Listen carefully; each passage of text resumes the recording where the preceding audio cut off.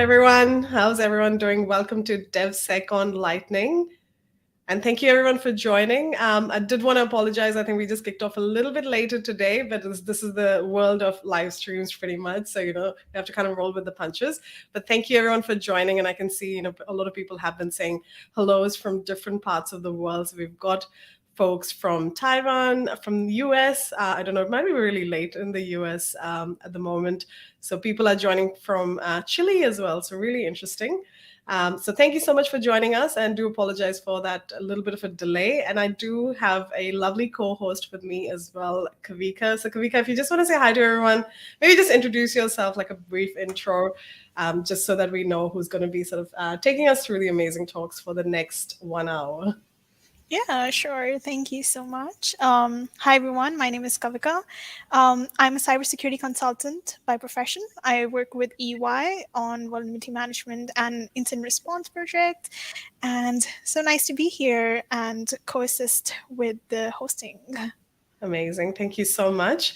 And for everyone who's joined in, obviously, this is a DevSecCon Lightning conference, as we know. So it's going to be running pretty much throughout the day. So we're kicking it off in APJ, which I feel is the best region, no bias there, but APJ, then we head over to EMEA and then finishing off in Americas. So, you can join us for the whole thing. Now, I know we got some questions around whether this will be recorded. So yes, it is being live streamed on YouTube, and it will be posted later on YouTube as well. So you can, go back to any of the talks as well. And we do have a really, really good lineup as well. Kavika, I don't know if you must have had a look at the agenda. Is there any talk that you're particularly interested in, or ones that you're looking forward to? Like, I definitely struggle to pick because I think all the topics are really good. But is there anyone that's really jumping out at you? Yeah, actually, I'm looking at the topics, and I'm quite interested with the defense is the best defense one, because I'm working on the defense side of things. So I'm quite interested in knowing more about it. So keen to hear. Amazing. No, definitely. Yeah. I think for me, I'm interested in like everything supply chain security related. So I know we've got a lot of talks about the open source security. I know we've got a talk on the SALSA framework, which will be really interesting as well. Of course, there's a talk on SBOM, and I think SBOM is one of those words. I think someone told me in 2022, if you say SBOM 3 times, I think a genie appears or something. So I'm going to try and not say it too many times, but I think we've got definitely a great lineup there as well. Just a few housekeeping before we kick off. So the talks will kick off at 3 o'clock Australian time. So if you want to, grab a quick drink, or, just have a bit of a break before, we get into all the fun stuff, feel free to do that. But just a few of housekeeping. So if you are joining on Hopins as well, there is a chat screen next to the main screen, and you should be able to type, any comments that you've got, especially when we've got the talks going. If you've got any questions for the speakers as well, just pop it on there. And also similarly on Hopins, there's also the agenda. So if you want to scroll ahead and look at, what's ahead, who the speakers are, definitely feel free to do that as well. So that's there for you on Hopins. And I'll be keen to hear if anyone wants to pop in what, like as Kavika shared, what talks they're particularly interested in, or any, area of security that anyone is really interested in. It's always good for us to know, and I guess we can, definitely have more of that in the future as well. We also have a Discord channel for DevSecCon, so you can find that, and I'll pop that in the chat as well while the talks are going through. So make sure you join that, after DevSecCon Lightning is over. That's one place, you can continue to have DevSecOps conversations. So, that's over there as well. So feel free to join us on the Discord community. Kavika, is there anything else you wanted to share with the audience from your perspective? Like, do you do a lot of DevSecOps in your day-to-day career as well at the moment? Actually, no. It is kind of an area which is very interesting to me, per se. And I have a lot of friends who are in DevSecOps. A few of them are giving talks as well. And I've been always fascinated by DevSecOps. It is kind of like a mysterious field for me. So it is actually a big pleasure that I am here listening to these talks. So Amazing. keen for it, yes. What about you? How about you? Have you done DevSecOps before? I think in phases, I think it's just one of those things. I don't think anyone has really done it in its entirety. And you kind of like with every organization. So in my Mhm. previous organization, I think we were just on the cusp of starting to implement it, but it was still kind of early days. And we do definitely speak to a lot of people who are sort of doing it. I think everyone kind of has their own definition of what DevSecOps means or what a perfect world in DevSecOps looks like. So it's definitely interesting to see, sort of how it's implemented in different organizations. So I wouldn't see that I've probably seen it in the organizations that I've worked for previously completely done, or to a point that I can say, yep, we've achieved DevSecOps. And I think it'll be interesting because I think our keynote that's going to be there after this actually talks about, what's DevSecOps going to be like in 2023 or 2022, or whether, it is perfect or not. I think it's very similar to cybersecurity, right? Like, I don't think we're quite there in terms of, have we solved cybersecurity? Not really, but we're definitely on a journey there for sure. I don't think there's like a particular solution for cybersecurity. I think it's an ongoing journey. Do you think that's the same with DevSecOps? It's an ongoing journey of people being aware and having their own definitions of a DevSecOps, as you said. Yeah, definitely. I think you're quite right. And I think complexities change as well. I think now, obviously, we're going from this transition of things being on premise to cloud and a mix of both, hybrid. And I think the definition of DevSecOps has definitely changed over the years, and it is getting more complex. And I think what I hear a lot of people say is the adversaries are getting, more sophisticated.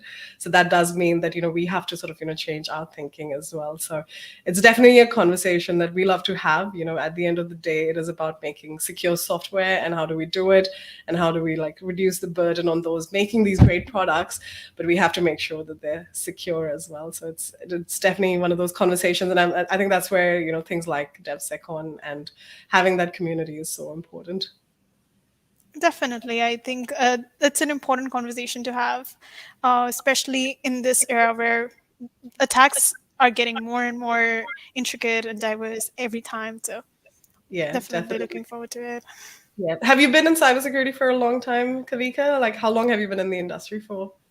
I've been in the industry for 2 years now, and every day is a new learning. I feel that even within the field that I'm working in, it's every project is kind of like new, different. Every client is different.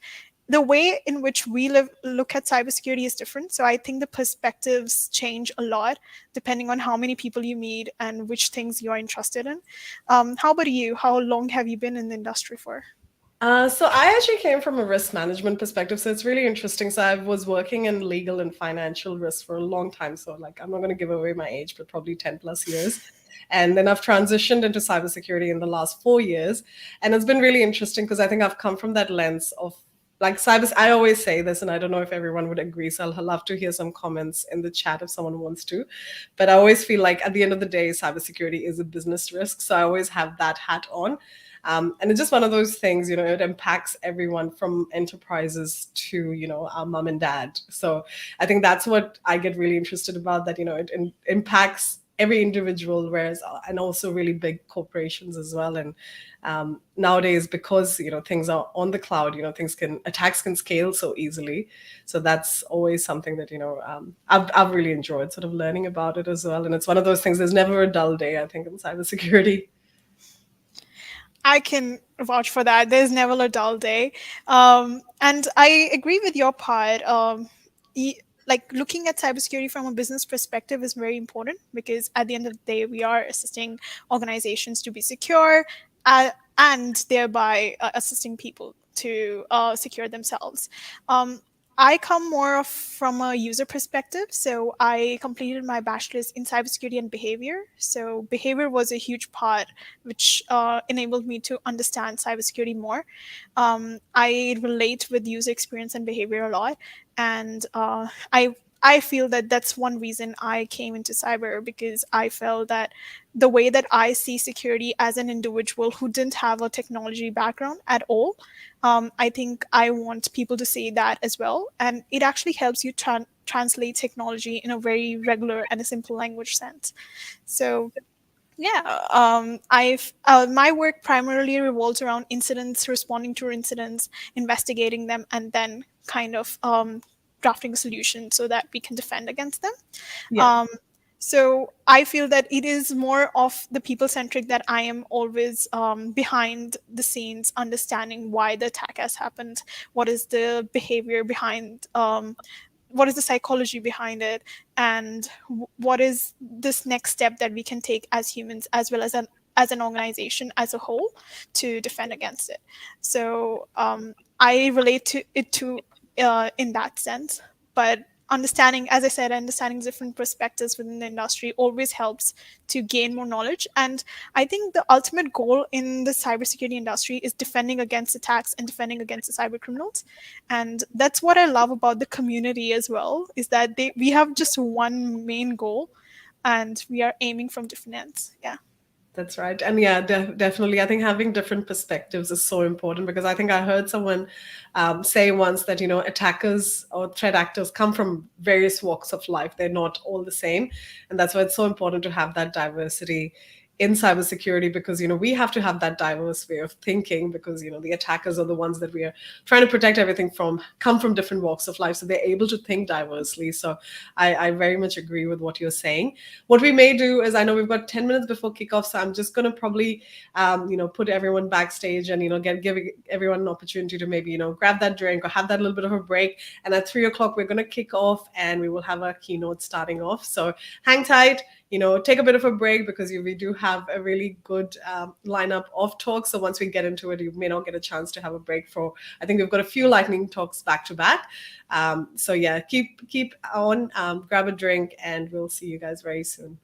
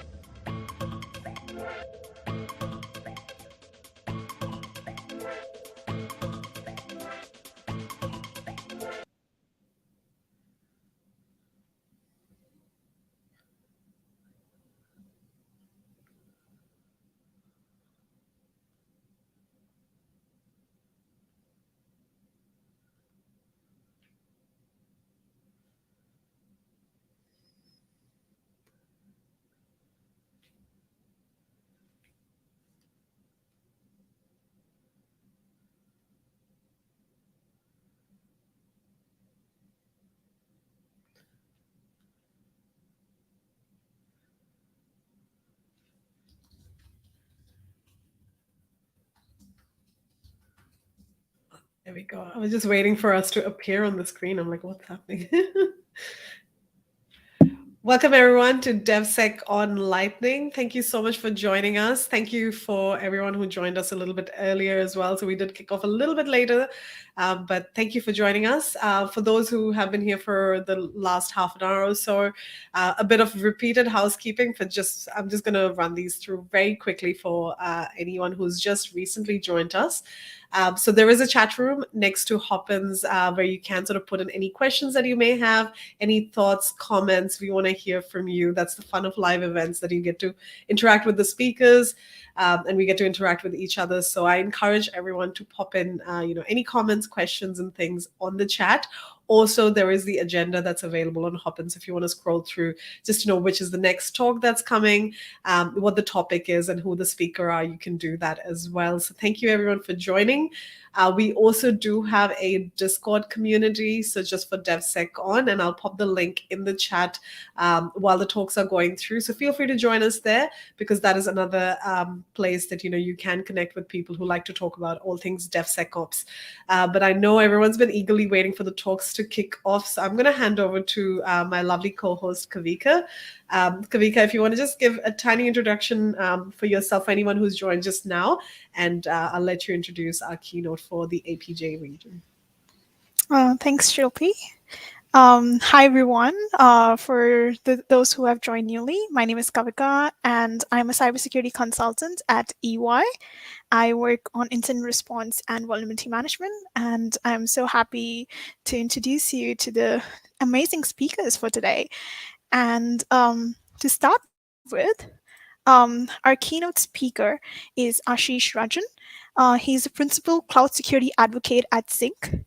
Ashish has over 13 plus years of experience in cybersecurity industry, with the last 7 focusing primarily helping enterprise with managing security risk at scale in cloud first world, and was the CISO of a global cloud first tech company in his last role. Ashish is also a keynote speaker and host of the wildly popular cloud security podcast, a SANS trainer for cloud security, and an outspoken opinion leader on all things cloud security and DevSecOps. He is a frequent contributor on topics related to public cloud transformation, cloud security, DevSecOps, security leadership, future tech, and the associated security challenges for practitioners and CISOs. His title for the talk is It's 2023, and there is still no DevSecOps. Please welcome Ashish for his talk for today. Yep. Amazing. Hi, Ashish. Hey. Welcome to DevSecCon. Hi. Nice to thank you for the intro as well. Hopefully you can hear me. Yep. Yes, we can hear you. I think the video is a bit slow, I think, what I realized. So Yes. please ignore the video. Yes, as long as you can hear me. Your mouth is not moving. Yes, I was going to say that. As long as you can hear me, I think that people can appreciate that, I guess. So this is the joys of working on a crappy internet, I guess, today. But I should make this work. But thank you for the intro as well, Kavika. Really an honor to be here. I've shared my screen, so if you folks want to share that on the screen as well. Yes, Sweet. I've got your deck live. So me and Kavika will just go over to the background, and we'll let you take it away. Yeah, I think it's going to be really freaky for people who watch the video and they're like, why is he saying something else? But we'll make this work. Thank you. Thank you, everyone who's joined. And I appreciate you focusing on my voice rather than my video. So I appreciate you hanging out. And it's an honor to be keynoting the APJ region for DevSecCon Lightning, which is my home region. I'm based out of Melbourne, Australia. And as Kavika mentioned, the talk for today is 2023 and there is still no DevSecOps. So I'm going to go, well, I think, okay, cool. It's still sharing. It's pretty good. So the first, basically, who am I? For folks who don't know who I am, my name is Ashish, and I have been in cybersecurity space for a long time, as was mentioned by Kavika. From an academic perspective, I did a master's in cybersecurity. I was a CISO just before. And for the past 3.5 years, outside of my regular day job, I've also been running a podcast called Cloud Security Podcast, which is ranked top 100 in US, UK, Australia, and I think France as well as of last week. outside of all of this, I also just happen to love men's fashion, and coffee is my thing. And on the personal note, my dog's right behind me as well. So hopefully he doesn't start barking. That's my fingers crossed for that as well. So good luck with my talk. All right. So for this keynote, what I had in mind was to explain to people, I guess, after running, like DevSecOps has been a concept since 2009. For people who have been there in the beginning, I used to run a DevSecOps Melbourne meetup, which we still do. And the idea behind that was, hey, give it another 3-4 years and everyone would have the answer for it.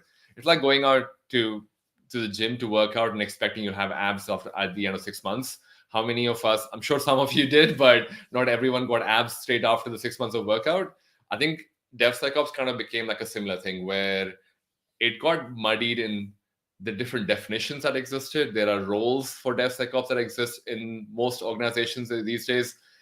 For people who don't know this, but DevSecOps is supposed to be a framework where it's a way of working where development as well as the operations team can work together. But it wasn't supposed to be like a DevSecOps engineer or a DevSecOps consultant. But humans being humans, we figured out a way to, I guess, ruin something, for lack of a better word. And as was mentioned earlier, that I am a bit brutally honest about most topics. So you might find that my definition of DevSecOps is almost a bit more purist, but it is kind of what the idea was. It's a framework defined for how can we work together as a community of developers and operations, and kind of including security in there became the whole DevSecOps model. Now, I've already called out the fact that the biggest advantage for folks who have been in the industry for a long time, kind of like myself, or maybe even longer, you would remember waterfall method and how we would wait 6 months or maybe 1 year sometimes for a project to finish before we even know that, hey, are we building the right thing? And is that still relevant? DevSecOps was that answer to, hey, how can we get quicker feedback loop for if I made something for an entire month, the entire shareholder that are responsible for funding the project, are they happy with where the project is going? Or are they even happy with the direction that we're going in? That was kind of like the motivation for it. Some of the components that people would hear about, and if this is the first time you're hearing about DevSecOps, I'll definitely encourage you to Google these acronyms that I call out. CI/CD, continuous integration, continuous deployment, agile practices, which is your successor to waterfall methodology, and basically AppSec checkpoints like your SAST, DAST, SCA, and the whole secret management, and then the list goes on. That was kind of like the main foundational pieces for what DevSecOps is supposed to be in terms of holistically. Again, this is a 10,000 feet picture, but you can go deep dive into some of these as well. Now, the next slide I wanted to kind of call out is for 2023, and we still have a vision for why haven't we done DevSecOps so far? Why are we still stuck with a DevSecOps consultant or a DevSecOps engineer role? What's stopping some of these? Now, if you were to just go on the internet and just Google for, hey, what do I look for when I do DevSecOps? You get these beautiful pictures where it looks almost, I love the one on the right, where it's almost like a straight path. You start with the planning, you go into the code phase, you build it, and by the time you get to deploy and you operate it, you're looking at something which is fairly straightforward, right? Even the one on the left-hand side as well looks like a very fairly straightforward drive, where you have the DevOps component and you're doing continuous delivery, you're using agile methodology to create beautiful products that have been tightly feedback looped and everything.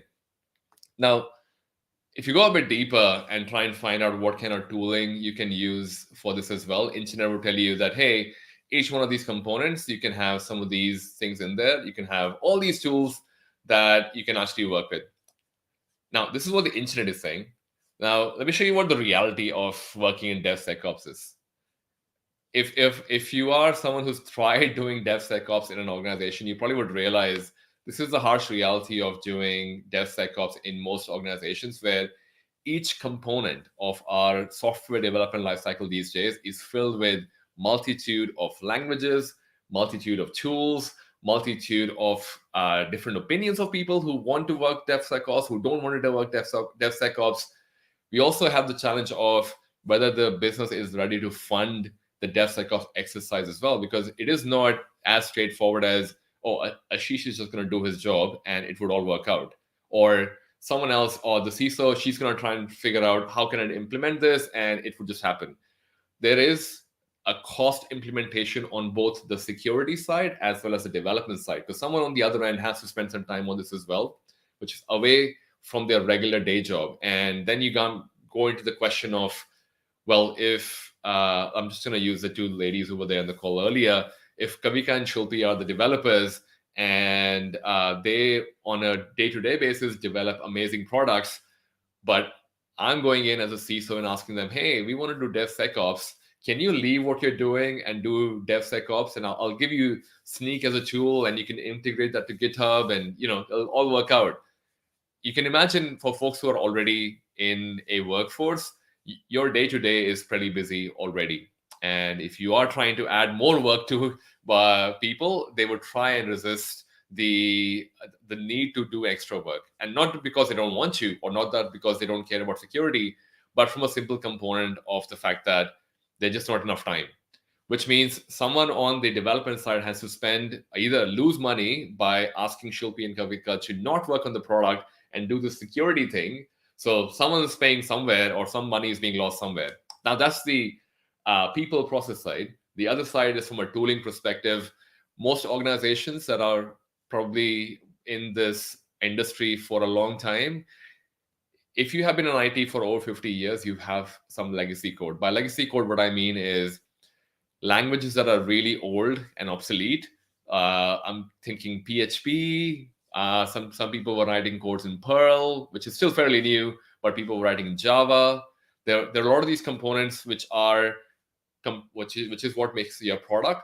And what we end up with is, in an organization, sometimes the application that you are thinking of, I guess, quote unquote, DevSecOps spying, if that could be a word. If you're trying to do a DevSecOps in any application, using that framework to build the two builds together, you might realize that DevOps is not really a thing because it's a really old application. You can't automate. You can't get feedback loops. You have to basically use a traditional way of knowing exactly what you're putting in. Now, that's the reality of a lot of the components that are going in there, which kind of brings me to, I guess, as a CISO, I had a personal experience where I tried doing DevSecOps in an organization and I failed. And I feel this is a safe space to talk about it. So I'm going to kind of list out some of the things that I found. Well, maybe let me start with my first experience, and then I can talk about why other CISOs that I've spoken to talk about why DevSecOps fails. So for me personally, we didn't have a resource in the team for doing, I guess, just someone who understands application security. Because when you do DevSecOps, whatever component you take for your application security checkpoint, unless you're starting with the security champions first, you probably need a technical person in the team who has been a developer in the past, who understands the developer workflow and can work with the developers to understand how can you work a DevSecOps solution that would fit in really nicely into what they're doing. Like, for example, you may use Sneak as a product for your SCA, which is software composition analysis, or maybe even for static code analysis. And you may buy the component for GitHub. You might just say, oh, I just need GitHub. I don't need anything else. I'm not sure if that's how Sneak works, but if that's how it was working, and you assume that, oh, I need GitHub and I'll get Sneak for my AppSec component, and that would be it. What you realize once you start working is that, oh, actually, my team does not even use GitHub. They use GitLab, or they use this is a great example. What if they use Fabricator? For people who haven't heard of Fabricator, Fabricator was a self-hosted, I guess, predecessor of GitHub, GitLab, from all the modern era it used to be. People are using Fabricator still in a lot of organizations. I think I was at AWS reInvent last week, and I met someone who's still using Fabricator as well. So it is still very much a thing, and it is self-hosted. So there is no, I'm going to go on a URL on the internet, I'm going to find it and be able to work with it. So to some of the tools that you might find for your application security pieces may not even work. So things like that, and you make those mistakes and you realize, oh wait, I got the right component, or maybe I asked the right questions, but I didn't understand how would a developer use it. So there was no integration. Now, I obviously learned from that, and the next time around I gave DevSecOps a shot. I made sure I had an application security person in the team.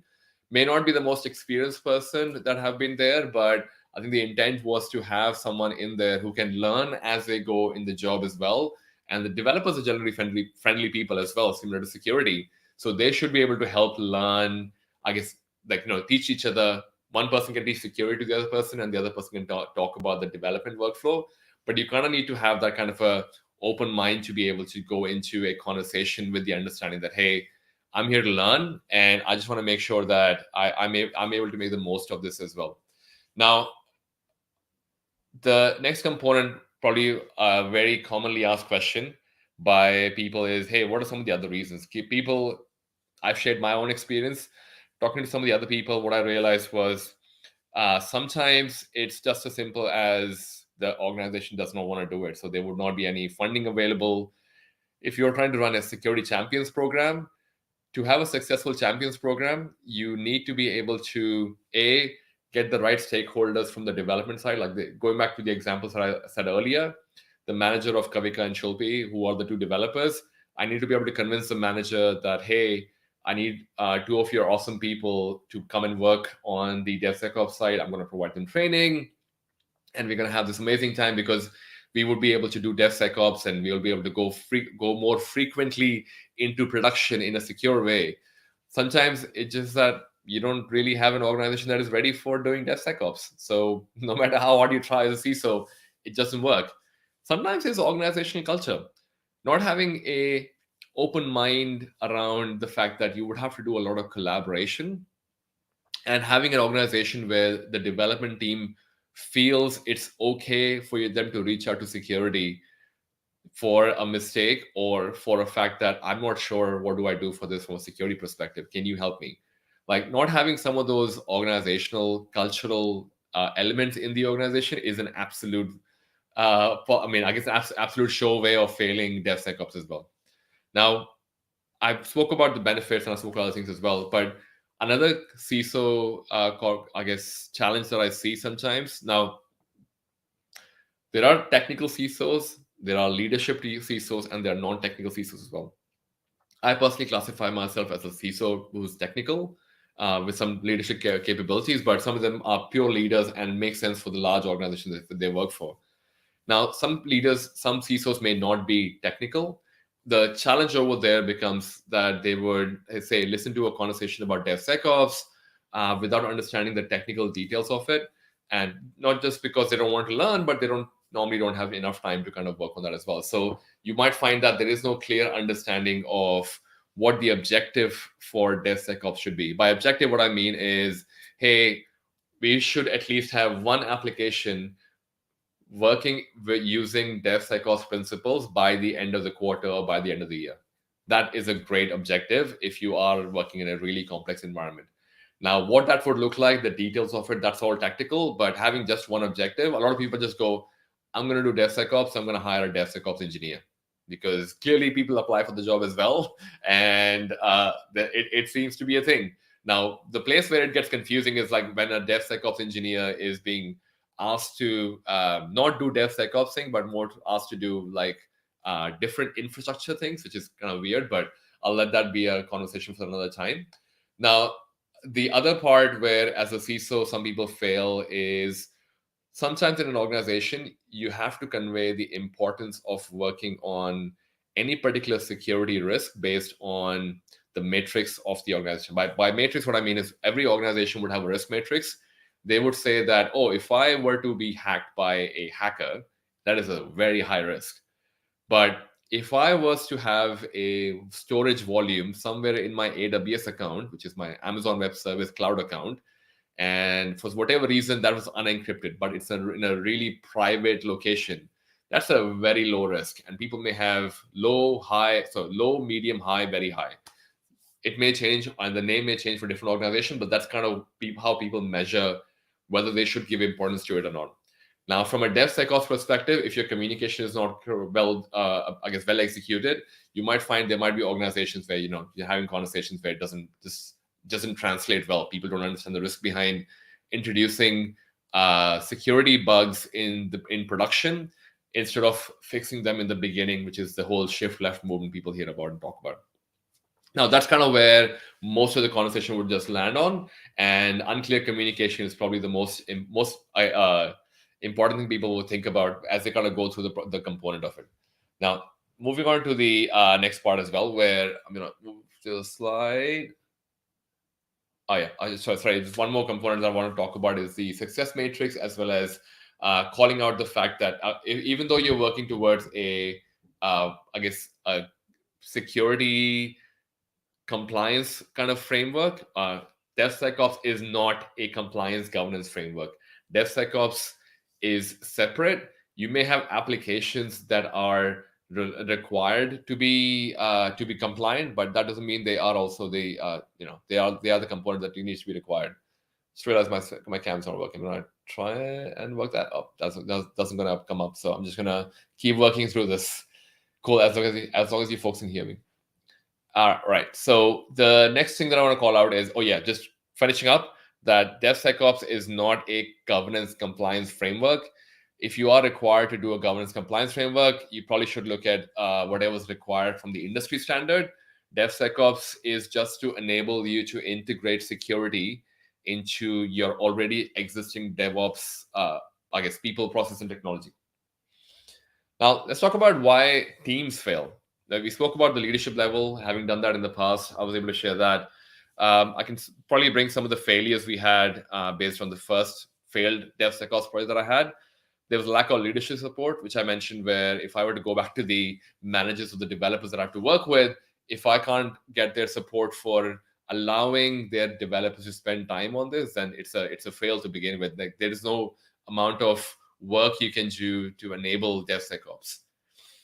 And poorly defined policies, procedures, and procedures means that if you are allowing people to have, allow them to have leverage to the fact that, oh yeah, you can do DevSecOps, but we only do one component, so don't worry about the rest.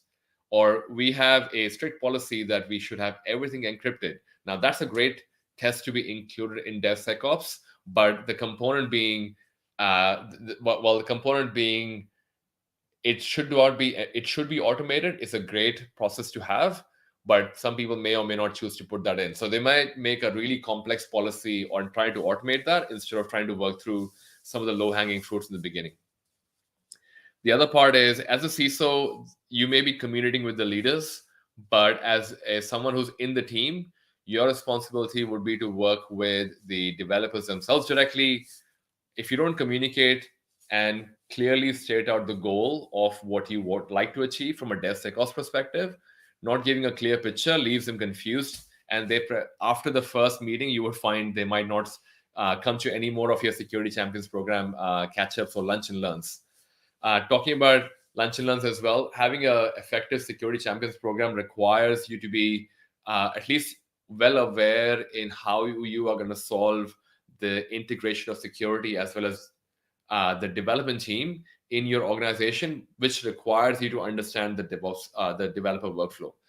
Now, as you go through this, I would also encourage you to kind of think about, hey, now that you thought about this in a different way, what can you do to, make this better? Last but not least is the fact that once you have deployed all of this, even though you have, say, the right communication, you've done the DevSecOps right way, you're not trying to have any kind of feedback loop. By feedback loop, what I mean is you've made up a program, you've told Ashish, hey, you're amazing, you're a Security Champions program member, and we're really proud of you, blah, blah, blah. You do a great job. Now, if you just drop the ball there and don't do any work with Ashish after that and just hope that Ashish would come back to you, that's not how relationships work. Security Champion program is also almost like building a community of security friendlies in an organization. So you have to work with them on a consistent basis. Now, whether sometimes it's literally just having a non-work conversation over a Zoom or a Google Talk or whatever online medium you use to communicate with person, or in-person conversation, but it's all about consistently building the rapport and relationship with all the security champions that you are going to work with on an ongoing basis to know when and how they need some help. Sometimes it's as simple as that. You're just not communicating enough, so they don't feel excited about it. And I think you would be able to come back to the rest of the bullet points as well. But in the interest of time, I'll let you kind of catch up on that. But I wanted to talk about this.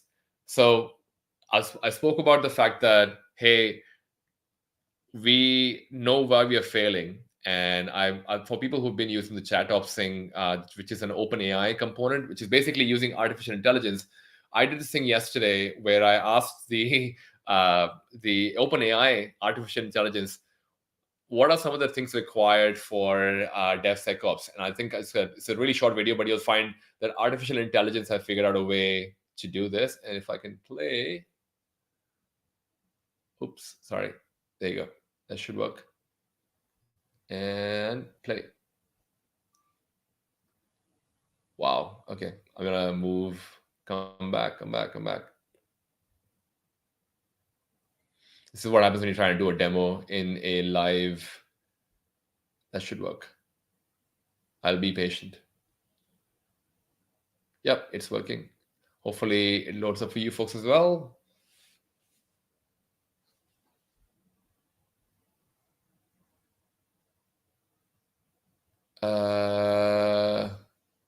Okay, I think it's going to take some time. But essentially, the idea was over there, most of the lists that I called out from a CISO perspective, as well as for it's literally supposed to be a video.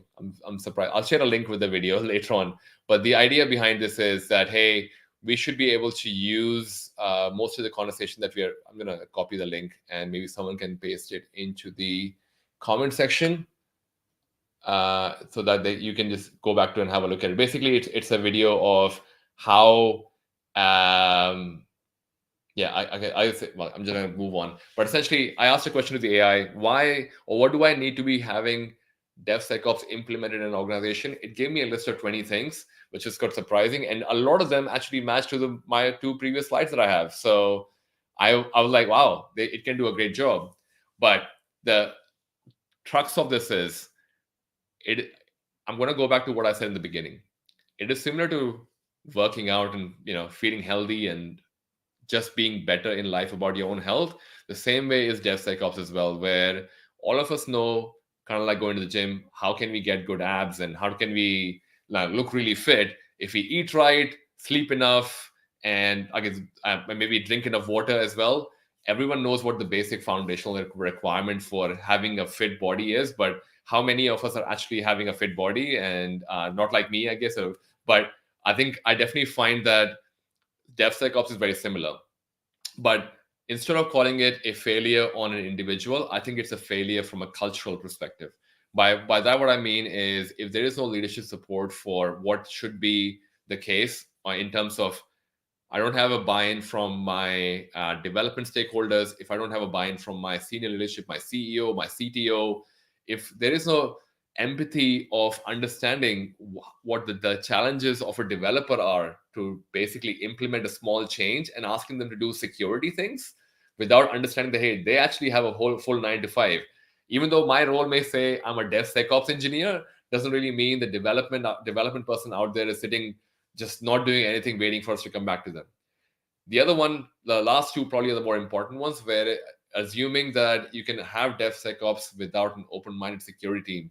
Traditionally, security teams have been called the no team, just because a lot of times, in a lot of occasions, people were finding that, DevSecOps, the security organization, is not even open to the idea of working with the development team, because it's okay to not know all the answers, and it's okay to be, I guess, learning new things with your colleagues in the organization. So it's okay to be humble about it. The last one, without an organizational culture change, that is not going to happen. So yeah, that's pretty much what I wanted to talk about. But what I want to leave you is with a question. What are you going to change? What are you going to change about your culture today? That's my question for you as you kind of go back from this. The one question that I care about, and I hope you care about as well, if you have a great culture, you should be able to go in and implement DevSecOps the right way. But otherwise, that's the link to the Cloud Security podcast as well. We talk about DevSecOps and cloud security as well. If you have any questions or any comments, feel free to drop them in. If there are any questions, I'm happy to take them as well. But otherwise, happy to come back to you folks.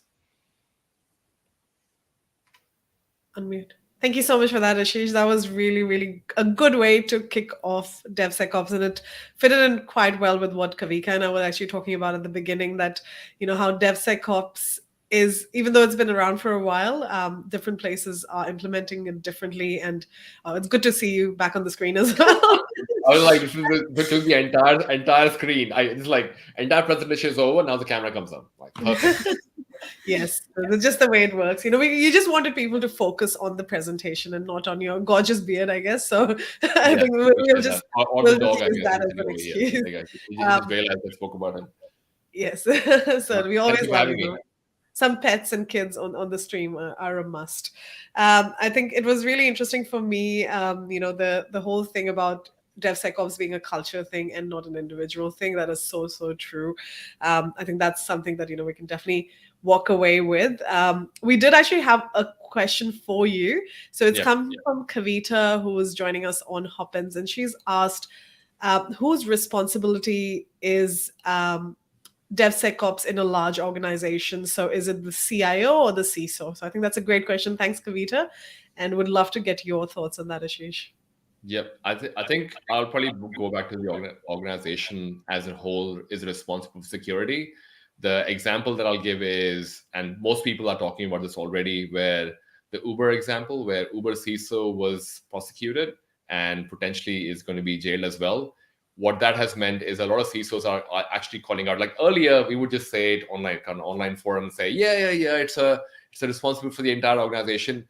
Now it's not just the organization, but also the board that is responsible for, say, funding the company. That they're the ones responsible for looking at what's the next round of funding going to be. So the board is responsible, the organization is responsible. So I'll probably say we have a responsibility as security people to convey that there is a better way to do security in the organization, but that we are a guidance tool. We are not the implementer, because our job is to support the CIO or the CTO to do better, make faster products, and always be ahead of competition. It's a responsibility of the board, the CEO, and the CTO to know that we are, at least based on the information that we have given them, if we have given them enough information to make the right choice, which hopefully is to go down the path of DevSecOps. So I'll probably say the responsibility ultimately goes all the way up in the chain. But if we are a smaller organization, most likely it's with the CISO to explain it the right way to the CTO. So ultimately, the CTO is responsible for it.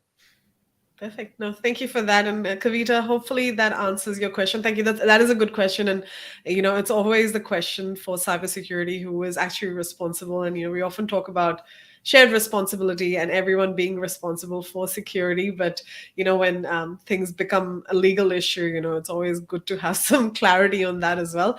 Thank you, Ashish. That was a really good talk and a great way to kick things off. We'll move you over to the background, but we do have the next talk pretty much ready to go straight away. So now we're going to head into our lightning talks. Thank you so much, Ashish. We're going to head into our lightning talks. And first up, we do have Mitch. So I will throw it over to Kavika to give Mitch an introduction and just what his talk is going to be about. Thanks, Shilpi. It was a very amazing talk. I really enjoyed it. So next in line, we have Mitch Parish. He is a security consultant at TrustedSec. Mitch has spent over 8 years at the U.S. Department of Homeland Security, focusing on physical infrastructure security. He now helps organizations secure the development and delivery environment through continuous security and secure software development and the adoption of DevSecOps principle. He is a Sync ambassador as well, and primarily focuses on security and DevSecOps. So welcome, Mitch. And his talk is based on Give Your Ops, secure your development environment with the tools around you. I'll hand it over to Mitch. Welcome, Mitch. Welcome to DevSecCon. Yeah. And I love the title of your. Are you a big Mukherjee fan? Is that one of your favorite shows? Yeah, and it's so relevant, and I thought we could have some fun with it and make it relatable instead of kind of the humdrum, the normal thing. So I've got some good memes sprinkled throughout here as well. We all need some memes. Yeah, we're gonna enjoy it. For sure. I'll pop over your slide deck across as well, and we'll just hide over in the background. So we'll let you take it away, and I'm looking forward to this. Awesome. Well, thanks again. Great to be here, DevSecCon. I am in the US, so it's a little late for me. but looking forward to it. So yeah, MacGyver Ops, securing your development environment with the tools around you. Thought I'd have a little fun with MacGyver. I'm obviously not Angus MacGyver, but there he is. For those not familiar, MacGyver was the star of a action series in the 80s. There was a reboot I found out when I was doing some meme research. Don't waste your time with that one. Watch the original one from the late 80s, early 90s. MacGyver was known for getting in situations that he needed to escape, and he would do so with anything he could find around him. He was the king of improvisation. He would use paper clips as the famous one, duct tape, anything that he could find in his environment to get himself out of a bind. So in that spirit, I wanted to talk about finding solutions to security problems with the tools you already have. The talk is primarily targeted towards smaller shops looking to increase security throughout the development and DevSecOps lifecycle. But with some of the tools and platforms I'll be highlighting, hopefully everybody will be able to take something away from it. So again, I'm not Angus MacGyver. There we go. There's me. Mitch Parish, I'm a security consultant at TrustedSec. We're a full service cybersecurity consulting firm. There I focus on cloud security and DevSecOps. Super exciting, never a dull moment. Really love it there. You can follow me. I don't tweet a lot, but I'm on Twitter, GitHub, @Viga. Awesome. So kind of the meat of the talk here. Everybody's familiar with, or at least most people are familiar with, the DevOps periodic table. It's kind of this mishmash of tools. Not all of them security related, but it does do a good job at highlighting just how many tools were presented for the problems that we face. So it's a bit overwhelming. There's a million tools. Like, how do we pick? What do we do? Essentially, an individual tool or platform for every use case, and as I say, useless case, kind of some nonsense ones always mixed in there. Oftentimes, organizations pick a tool for whatever reason, check a box. They never actually do anything with the feedback from the tool. They never fully implement the tool in their development workflow, so it doesn't become a valuable source of information. That feedback loop is never closed. Essentially, we've adopted a platform. The alerts go somewhere nobody knows, and we're doing security. So this talk kind of focuses on getting away from that idea and maybe looking around you and saying, hey, we've already got this tool. Can we leverage it in a way to increase security? Additionally, something I like to focus on, a lot of these tools pull developers out of their typical development workflow. They have to go to a SaaS platform or 10 SaaS platforms or other web UIs. That really drags efficiency down. So if you can at all, when you're looking at tools to bring in, stay within the developer workflow so that they're within an environment they're familiar with. They don't have to jump around. It'll really drive efficiency, and it will also get you some buy-in from your developers and from everyone involved. That hey, we can take this feedback, apply it quickly, or remediate quickly. Super, super important. And a lot of people I know when they're evaluating tools don't necessarily take that into account. They're looking more for slick marketing or feature set or something else. So if there's one thing you take away from this talk, please let it be that. Developer experience is hugely important. They're your primary, essentially, clients or customers that you're trying to build and implement this tool for. So look at it that way. They're the consumer. If it's something outside of their workflow, they're probably not going to want to use it, or they will grudgingly. It's the first meme. I'll talk a little bit about threat modeling, just because before we can talk about increasing security through the development lifecycle, we kind of need to figure out what we're protecting against and come up with some degree of prioritization so that we know what we're solving for. Threat modeling scares a lot of people. They think it has to be highly structured. It doesn't. It doesn't need to be necessarily a huge formalized process. It can be, especially if you're a smaller organization, it can be discussions, centered around your sprint reviews. It can be during feature development, just having the discussion, identifying the potential risk, and then performing some type of basic quantification of the probability will really help you go a long way, not only in feature design, but in looking for tools that will help you drive efficiency and drive security. To go out and buy or procure tools without first, figuring out what you actually need a tool for is sort of backwards and gets a lot of people in that that broken feedback loop that I talked about earlier. So just a couple, these are the basic questions from the threat modeling manifesto. If you're a small org, this is pretty much what you need. Gear's law, I'm not sure, this is attributed to Dan Gear, the computer scientist. It's obviously influenced by Clark's three laws.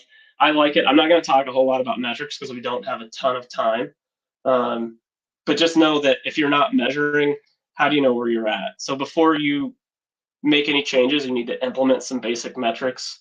It could be anything from mean time to remediation, deployment frequency, lead time to changes, some type of measurement or metric that once you introduce those additional tools or processes, you can go back and say, well, this slowed us down, this speeded us up, sped us up. That's late here. Yeah, definitely, like I said, not going to get too deep in the woods here, but make sure you're measuring, to some degree.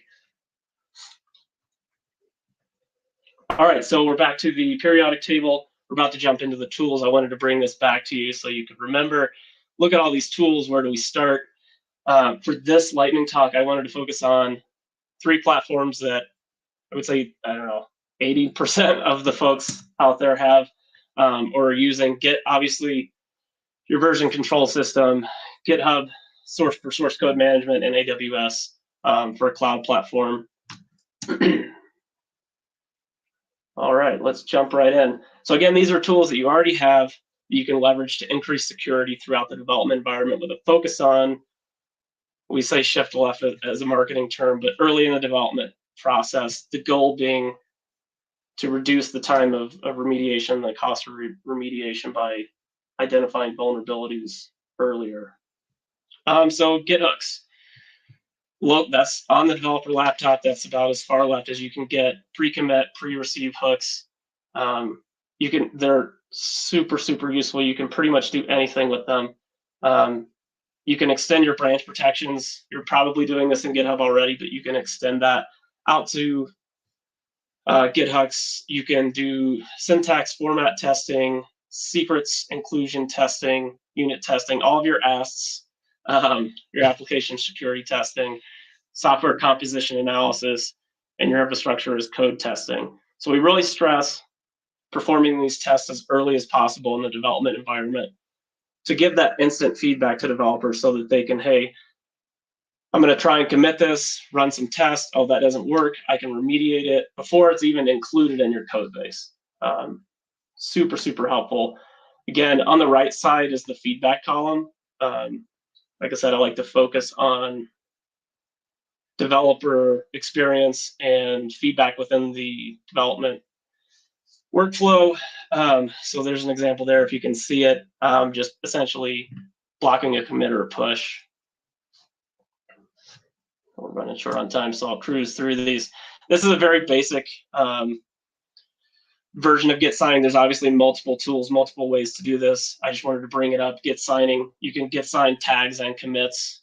Commits sometimes is a bit heavy for some development shops to just dive right in with commits. So if you're releasing via tag, kind of depending on your strategy for CI/CD and releasing, just know that when you sign a commit, you are creating attestation with the caveat of it's only as reliable as your key management strategy. So if you're letting developers, or if you as a developer managing your own GPG keys, know that you have to secure those. If those are compromised, then it kind of takes us out of the equation. Focus on GPG over SSH. GitHub allows both. GPG does allow for expiration and to revoke them. Again, feedback, local development environment, commit or push is blocked, and you can also see it in the GitHub UI. So moving over to GitHub, again, git signing tags and commits, the same attestation. Whoa, typo down there in the management strategy. You can do branch protection with these. GitHub has released a lot of new features around git signing, so I encourage you to check them out. Protecting branches, if a commit is not signed, no go on that. It's automatic on the web UI. If you're editing a README or whatever, you shouldn't try not to do that in the web UI. But if you do, GitHub's automatically signing that for you. And then I also wanted to mention the ability for to add an organization SSH certificate authority to GitHub. And there you can see the feedback right in the GitHub UI, so the developer is not having to leave their environment or workflow. Dependabot, enable it. Know that it's not perfect. Understand the limitations of it. If you are on GitHub, go on there, make sure that Dependabot works for your programming language. Make sure you're using lock files, because that's what's going to work the best, especially for transitive dependencies. But essentially, Dependabot kind of works as a sort of an SCA tool, software composition analysis. It'll give you your dependencies, your transitive dependencies. Again, no, it's not perfect. It's getting better. Something to definitely take a look at. Another tip for this one, I would say make sure you're prioritizing alerts based on most important. GitHub does a good job at not just saying critical, critical, critical at the top. They do some evaluation of whether or not you're calling a vulnerable function or not, and some additional things. So keep that in mind. Don't always sort by severity level. Code owners, super helpful. Kind of extends branch protections. Essentially sets requirements for pull requests based on ownership. So you can be really granular in your code reviews. You can say if there's an IAC folder within a project, the operations team or the cloud engineering team must approve this. If there's also some additional static website code in there, it goes to the application team. So really allows for some super granular code reviews. Built into GitHub, you put a code owner's file in the root of your project, super helpful. Again, feedback in the GitHub UI, recommend, Slack, Jira, and the GitHub audit log is also super powerful. GitHub Actions, most people are probably super familiar with this. This is GitHub CI/CD. Again, you can do all of your testing here. Your application security testing, SCA, infrastructure as code. You can also do secrets discovery. Look for verified marketplace partners. GitHub reaches out and verifies those partners. So I would start there if you're using any third-party actions. And then you can also use built-in capabilities with the platforms you're already using. So they're thinking of Docker Scan and Docker SBOM. Docker SBOM is a experimental feature, so just know that it'll be changing all the time, and there might be some hiccups there, but that'll be a super powerful thing too, to be able to provide at least that initial bill of materials for your container images back in the GitHub UI. Jump back over here. Sorry, I'm going to rush through these. This is the lightning talk. AWS, Elastic Container Registry, some super nice built-in features. Scan on push included. So if you're using ECR for your container image registry, you're already getting that scan on push. The enhanced scanning through Amazon Inspector, that'll do continuous scanning. Anytime a new vulnerability is added to the database, it'll scan your images again. Another couple features that I always like to point out to folks that I see they don't get used a lot: lifecycle policies and cross-region and account replication. Especially if you're doing enhanced scanning, you're getting charged for every container image that's being scanned. So if you've got a production account on AWS or a production registry, I would keep the minimal amount of images you need to be able to roll back and meet your SLAs. And then I would either use lifecycle policies to get rid of those images and clean them up, or I would also use cross-account or region, cross-region or account replication, store those images for historical reasons and not scan them. There's no reason to be paying for image scans of images that you're not currently using. And again, feedback console, CloudWatch and EventBridge, super powerful. You can pretty much send those anywhere. Inspector, again, kind of mentioned that with the container image scanning. AWS is working really hard on expanding Inspector. Recently, they've included Lambda functions, which will scan your Lambda functions during initial deployment and also continuously. EC2 for software vulnerabilities as well. And this support for Inspector is at the AWS organizations level. So super easy to set up, cover all of your accounts. But do be aware that there are some operating system and language limitations. So again, when you turn a feature on, you want to make sure first that your tech stack is covered, that your OS and language is covered by the feature.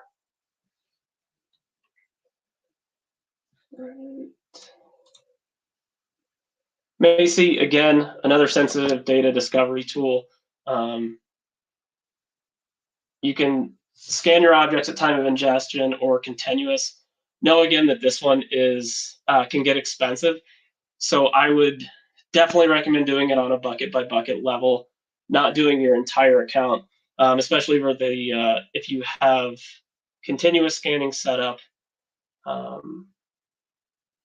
You're really going to see the cost, especially if you're a data-heavy organization. If you've got some big buckets. For the development world, if you're looking for secrets inclusion, like API keys or stuff like that, I would limit it to the buckets that you're using to store static websites or any other application code. Cool. Code pipeline, same thing as GitHub Actions. Obviously, it's a CI/CD platform, so super extensible. You can do all of your testing here. Again, Docker Scan, Docker SBOM, good examples of leveraging technologies you're already using and pull that feedback back into the development workflow. And again, for all these AWS services, the console, if you unfortunately happen to be in there, but CloudWatch, EventBridge, I always recommend leveraging this, especially for code pipeline and for GitHub Actions. Like, you want visibility on your builds. If a build happens at 2 a.m. and it's never happened before, it's nice to know, to have some visibility on that. Unless you're deploying 1,000 times a day, it would get annoying, but most folks aren't doing that.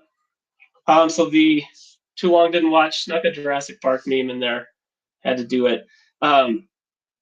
Implementing security in your development workflow in your DevSecOps or DevOps lifecycle, it's not a race, but it's not a race. So basically, you want to get over the fence. You don't want to be caught on the fence. So, pay attention, spend the time and effort on focusing on these things. And again, just to recap, know what you're solving for, threat modeling, knowing your applications, move with intention and measure things. That's the metrics bit. How do you know what you've done if you're not measuring? And investigate your existing capabilities before you go out and buy something new or add some complexity that might not necessarily be needed. Always do that. And then, again, feedback within developer workflow. Cannot stress that enough. You don't want to put these tools in place just to have your developers ignore it. So that is my #1 tip. And then finish up with MacGyver himself. I'll let you read that. If you have any questions or anything at all, always feel to reach out at me on Twitter at Viga. There's also, I linked way back here, if you do like tools. I do maintain an absurdly large list of DevOps tools here on GitHub, so.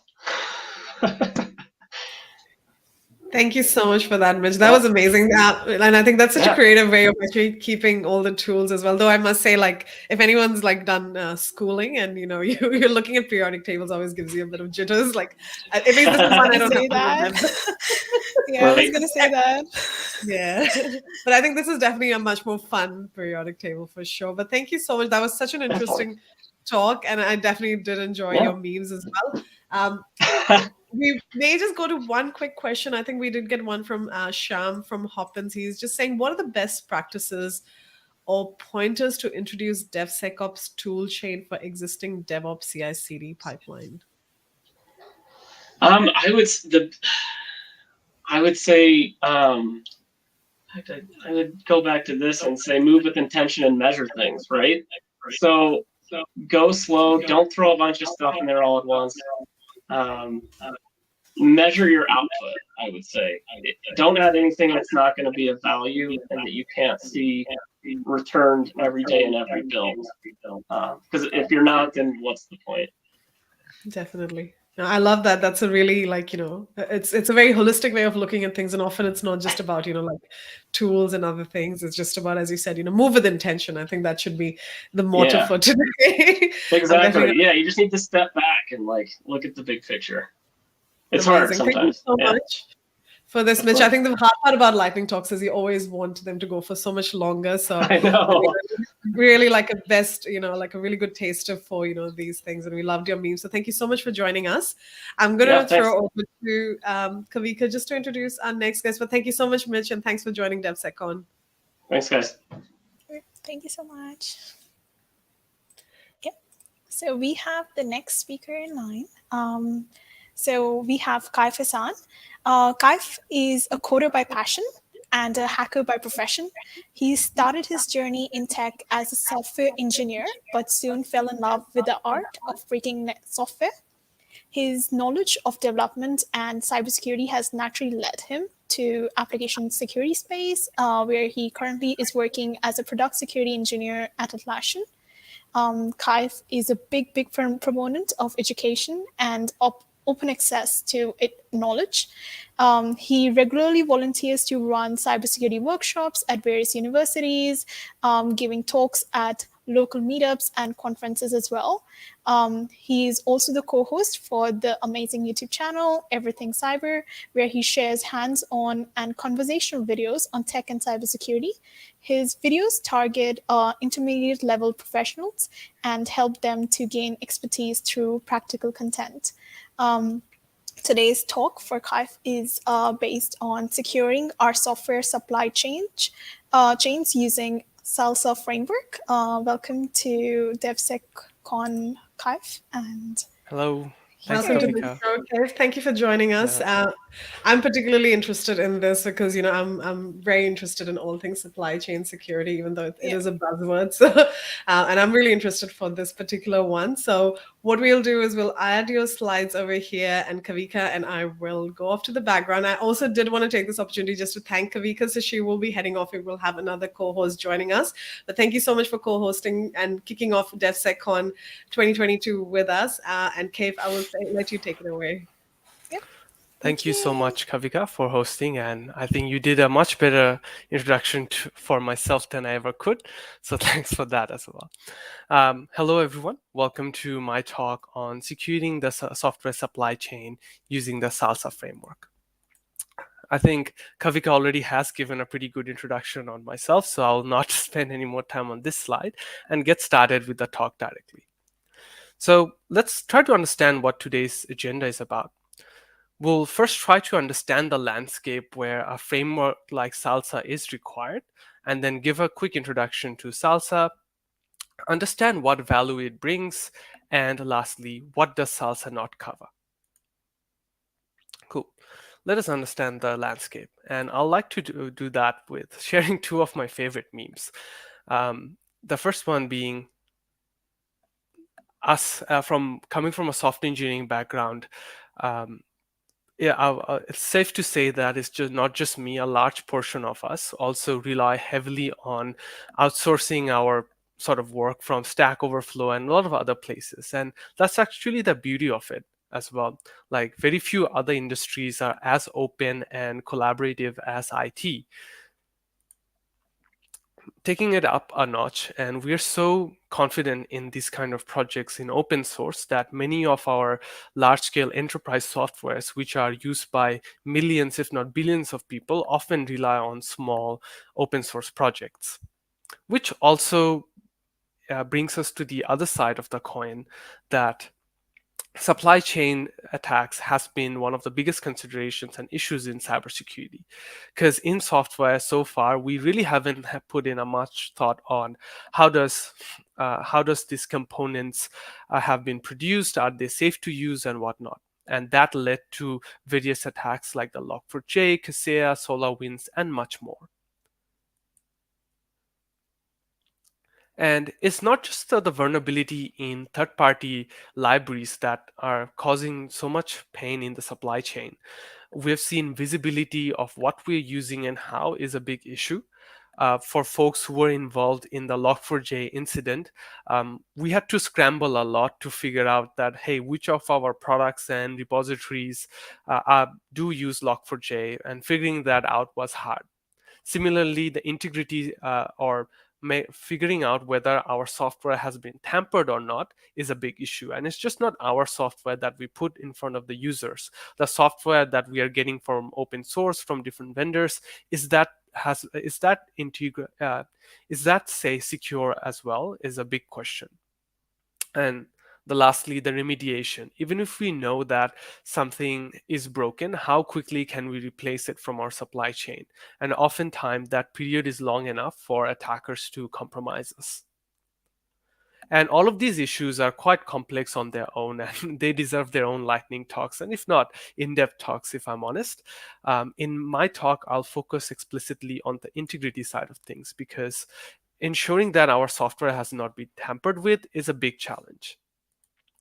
Let's look at the typical software development lifecycle. On one end, we have the developer creating the source, which then gets built and then packaged up for the users to consume it. And throughout this phase, there are lots of areas where tampering can happen. All these attack vectors make secure software development very, very hard, because is the build we created secure? Has it been tampered? Is the software we're giving to our clients and customers, has the attacker managed to slip in or do something with it?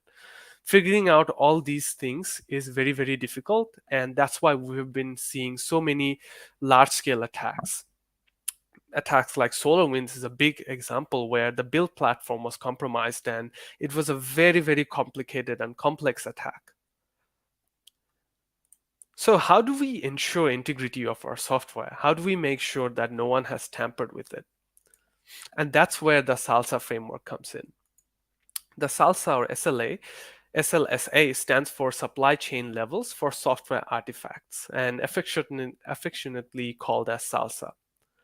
It is basically a checklist of standards and controls that prevent tampering from happening in our supply chain. And it's just not just a big list that we need to follow. It actually is like a roadmap that people can gradually use to secure their supply chain. And the best part is probably it's vendor neutral, and it's an industry collaborative framework that is led by the OpenSSF Foundation, which is backed by huge organizations like Google, Microsoft, Atlassian, and many other. So let's look at some use cases of SALSA. And the first one is obviously for organizations who want to make sure that their software hasn't been tampered with. And it's not just one size that everyone needs to conform. All the organizations can use SALSA according to their needs to achieve supply chain security and following the different SALSA levels. We'll look at them in a second. And zooming into that organization security, organizations can use SALSA to securely consume open source software. And it's not just open source software.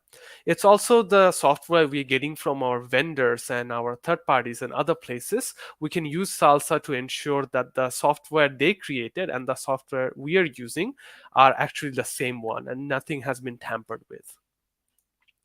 So how does SALSA actually does that? To understand that, we need to be aware of a few basic terminologies. Now, these terminologies are going to be used a lot throughout this presentation, as well as if when you explore Salsa by yourself, you'll come across them quite a bit. So it's quite important that we cover them. The first two major ones I'm going to cover are two big words, provenance and attestation. So what do they even mean? Provenance is basically some verifiable information that helps us understand whether a piece of software has been tampered or not. So it is information like where, when, and how something was produced. That's basically it.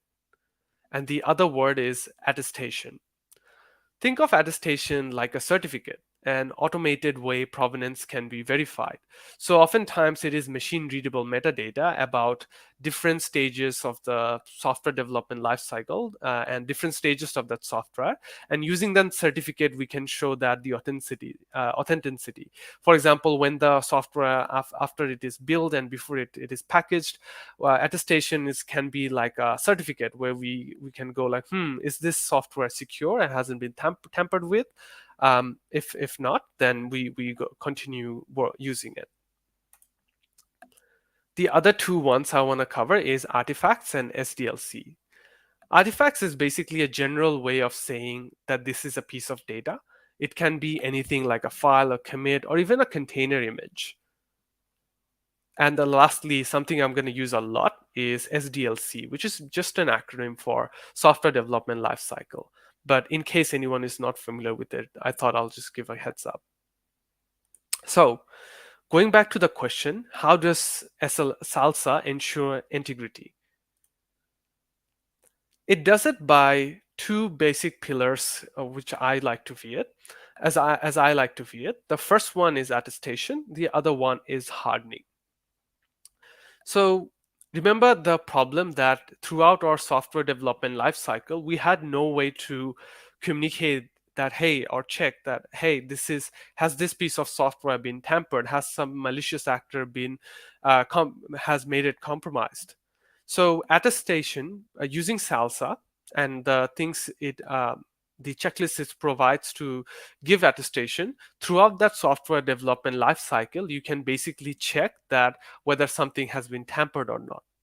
So throughout that life cycle, it's something similar to a certificate is generated that can be used to verify the integrity of it. And the Salsa steps prepares your infrastructure for those integrity checks. The other part is the hardening.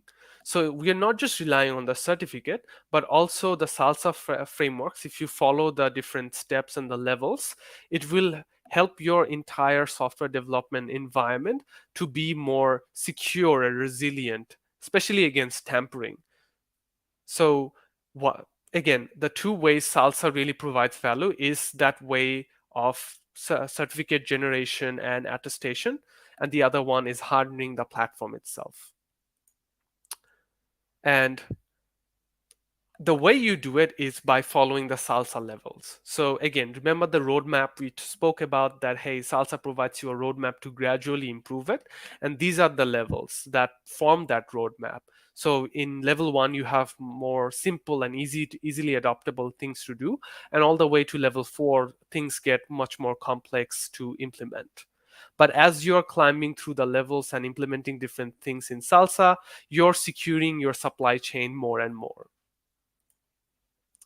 And if we look at all the different things Salsa provides you, this lightning talk will become a full-blown boot camp, honestly. So we won't get to cover every single aspect of it, but we'll see how Salsa provides the protections at different layer by some practical examples.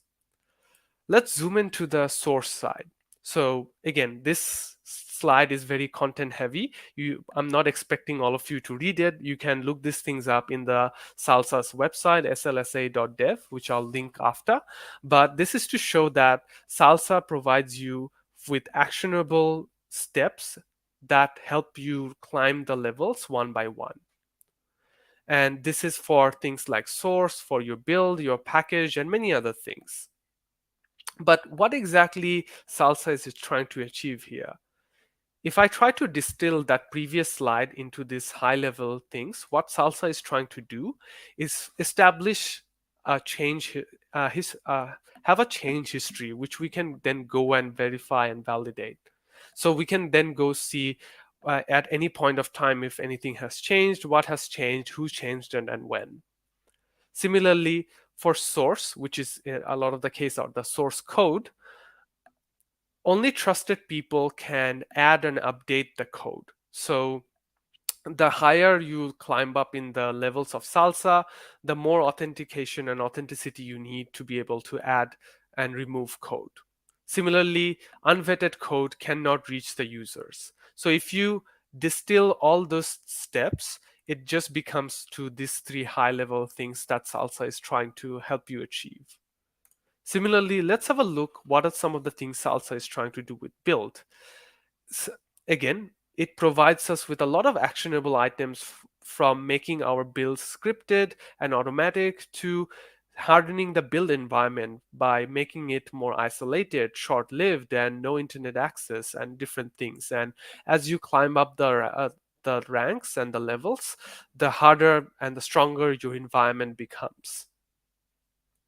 If we again distill those things, regarding the build, Salsa is just providing us these three key steps. The first one is automating the build process, so there's less scope of intervention, and someone can manually intervene and put in some malicious stuff and tamper with it. And it's not just the build process. Salsa focuses on the environment as well. So making the environment isolated from the internet, making the environment short-lived, and a few different other tactics, you can really harden the environment where your software is being built and packaged. And it's not just the hardening of the build process and the package. If you follow the Salsa steps and the checklist, it gives you the ability to check your builds throughout that process. What I mean by that is, let's say you have made a build, you can then programmatically or manually check, is this the build that I was supposed to get? Did anyone manage to put in some malicious piece of code or any dependency or anything like that? That can also be achieved. And all these is done via something called the provenance. The provenance allows you to verify all these things by giving you a common language to validate this externally and internally. So what it means is we can tell to our customers that, hey, this is how we are doing Salsa. These are the different steps, and this is actually what we're doing. And it's not just about telling it, they can also verify that the software you have created and the one they have is the same one. And how? That's where when you may achieve the things mentioned in the provenance section allows you to do that. And it's not just for the customers. We can also require Salsa from our vendors. We can ask the vendors to have certain Salsa levels, and they can show us on that they're maintaining it, and we can go and verify it using the provenance rules. So all these are great, but Salsa is not a silver bullet. There are certain things Salsa doesn't cover as well, and I'll cover a couple of things I've talked about so far, which is the source and build. So if you have things like not following the practice of least privilege, or if you have vulnerabilities in your code, Salsa can really help with it. Similarly, if the source control itself, like Git, is compromised, again, that's not something Salsa can help you with. That's an additional thing you need to secure. Similarly, with the build, if your environment, if you're not building from the secure environment and from somewhere else, all this effort you've done, it really becomes again fruitless. Similarly, if build platforms like I don't know, Travis CI or GitHub or Docker or whatever it is has some issues, again, that's something Salsa can't help with. Salsa is more focused on the tampering side and tampering only. Well, that's all I get to cover in a lightning talk. If you want to know Salsa in depth and you want to figure out how to establish that in your company, go to salsa.dev or just Google Salsa framework. You can also check out Guac, which is another framework coming, which pairs up nicely with Salsa. And I'll make one last shameless plug to wrap up my talk. Like Kavika mentioned, I run a YouTube channel with a friend called Everything Cyber, where I create similar long and short form contents like this. So things like hands-on labs, thought experiments, interviews with industry experts, and much more. You can find the social links for that, as well as the links to the slides, both PDF and Canva, in this QR code. Thanks all from me. Thank you for listening. And if you have any questions, feel free to ask them. Thanks. Amazing. Thank you so much for that, Kaif. It was really, I think Salsa is one of those frameworks. I think you did a really good job of like breaking it down in 15 minutes, because I think there is a whole website and a long ass document dedicated to that. So, but I think that was really well done. And thank you, a good mention for guac as well. I don't know how far they're going to take the whole Salsa and guac. I think nachos are probably I love it. I absolutely love it. Like all the namings. Yeah, at least it's easy to remember, right? Like we love our acronyms in cybersecurity. I do have Proma here joining us as well. So we previously obviously had Kavika co-hosting with me, and now I will have Proma co-hosting the next hour with me. But before anything, just wanted to say thank you for the talk. Kaif, it was lovely having you on DevSecCon. We'll move you to the back screen because we do have the next speaker. The fun thing about Lightning talks is, they're quick and fast, and, they come really quickly. But thank you so much for joining us. Thanks a lot. Hi, Proma. So just for the guests, if you just want to introduce yourself briefly, and then I'll introduce our next speaker, Soumen. Yeah, sure thing. Hi, everyone. It's nice to kind of be here today, and I'm so excited to be co-hosting with Shilpi today. Just a little bit about myself. Well, my name is Proma. I'm a second-year student at the University of Melbourne studying data science, and in the summer, I'm actually interning with KPMG as a data scientist as well. And yeah, so a lot of my interests and passions are to do with data science. However, being in this field means I have to educate myself on cybersecurity and secure development practices. So what a great way to do this than kind of indulge myself in these conferences. So I love this opportunity. And yeah, again, I'm just very excited to kind of hear the other talks. And yeah, that's a bit about me. Thank you so much, Proma. Yeah, and I guess like data is becoming such a big part of cybersecurity and DevSecOps as well. So, it is a good segue. But without much ado, I would like to introduce our next talk from Soumen Mukherjee, who has he's a software architect, and he's got more than 19 years of experience under his belt, mostly in product and application security. Done a lot of work in cloud-based security solutions, SaaS application, and other cloud platforms. And today he's going to be talking to us about defense being the best offense, which I love that title. So welcome on board, Soumen, and thank you for joining us on DevSecCon. We're looking forward to your talk. Yeah, thank you, Shilpi, and thank you, Proma. Wonderful to be part of this event, and great people. Shilpi, and is in particular, you are a rock star, by all means. So, I didn't pay you for this. I'm just going to put a disclaimer out there, but no, thank you very much. No problem.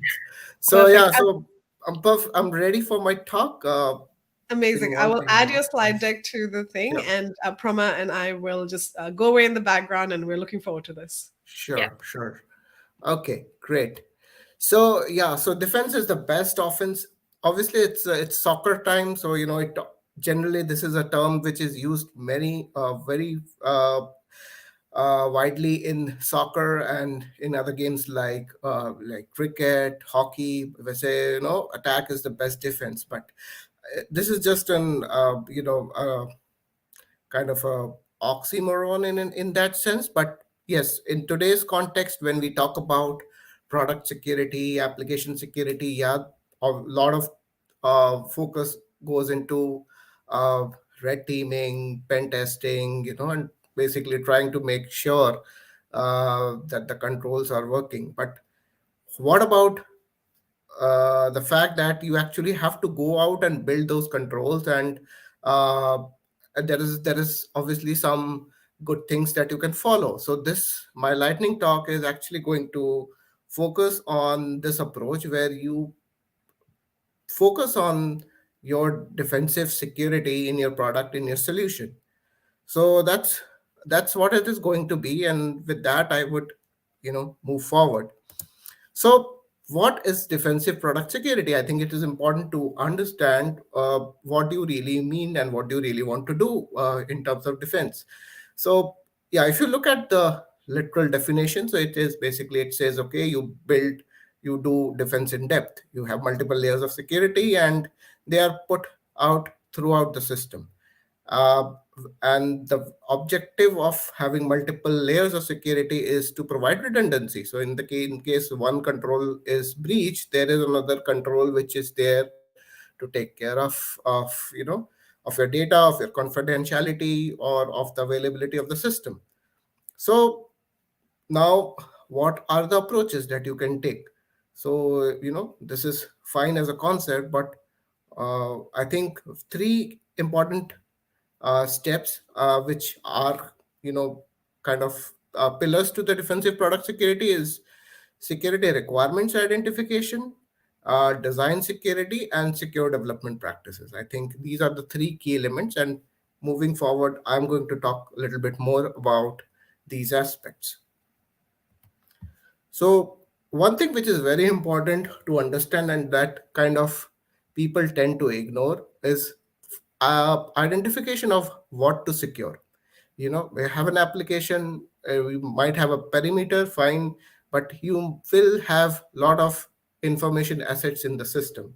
Information assets could be database, could be configuration values, could be endpoints, uh, could be anything which is at the boundary or providing some kind of status. So identification of the critical information asset of the system is, I think, very important. Another important thing is the identification of the doomsday scenario, which basically means, okay, what is the condition that is going to cause the most business impact? Okay, is it your system going down, or is it getting the system, the data breach? So exactly, you have to look at your system from the business angle and identify the doomsday scenario. Not everything is like super critical or super risky, but yes, definitely there are certain things which are uh, really that will always be on the top of the list, so you have to identify those. Then we talk about security baselining, again a very important concept. Not many are do this. In my view, they kind of try to jump this step and say, okay, we will build it ground up, but there is definitely a lot of advantage if you follow this a structured approach where you say that, okay, I will have a minimum set of security controls defined for my system. And again, the minimum set is different from system to system. So you might have a different set of minimal controls for let's say a restaurant booking solution, versus if it's something that caters to personal data or patient data, then obviously there's a lot more expected out of the minimum set of security controls. So I think that is very important to identify what is the bare minimum thing that you need to do in terms of your solution, in terms of your product, or in terms of your system. Security by design, yes, again, very important concept. I can talk hours and hours about this, but okay, just in one slide. The solution should be designed in a way that you can always add extra layers of security, or modify the way the security is implemented or enforced at any given point of time. It has to be flexible, it has to be configurable, in the sense you can't really say that I will do it later. You cannot put those controls later. You have to have it part of your design. So I think very important for everybody to understand that the security is best enforced from the architecture side. You can't say that my architecture is like this and I will build a security layer around it. It's security by design is like your immune system. You have to be strong from within to be able to fight all the external, you know, pathogens, viruses, and all that stuff. So I think that is what is important to understand. The core or the crux of security by design is that it is something which is enforced by the architecture. It is something that comes from within.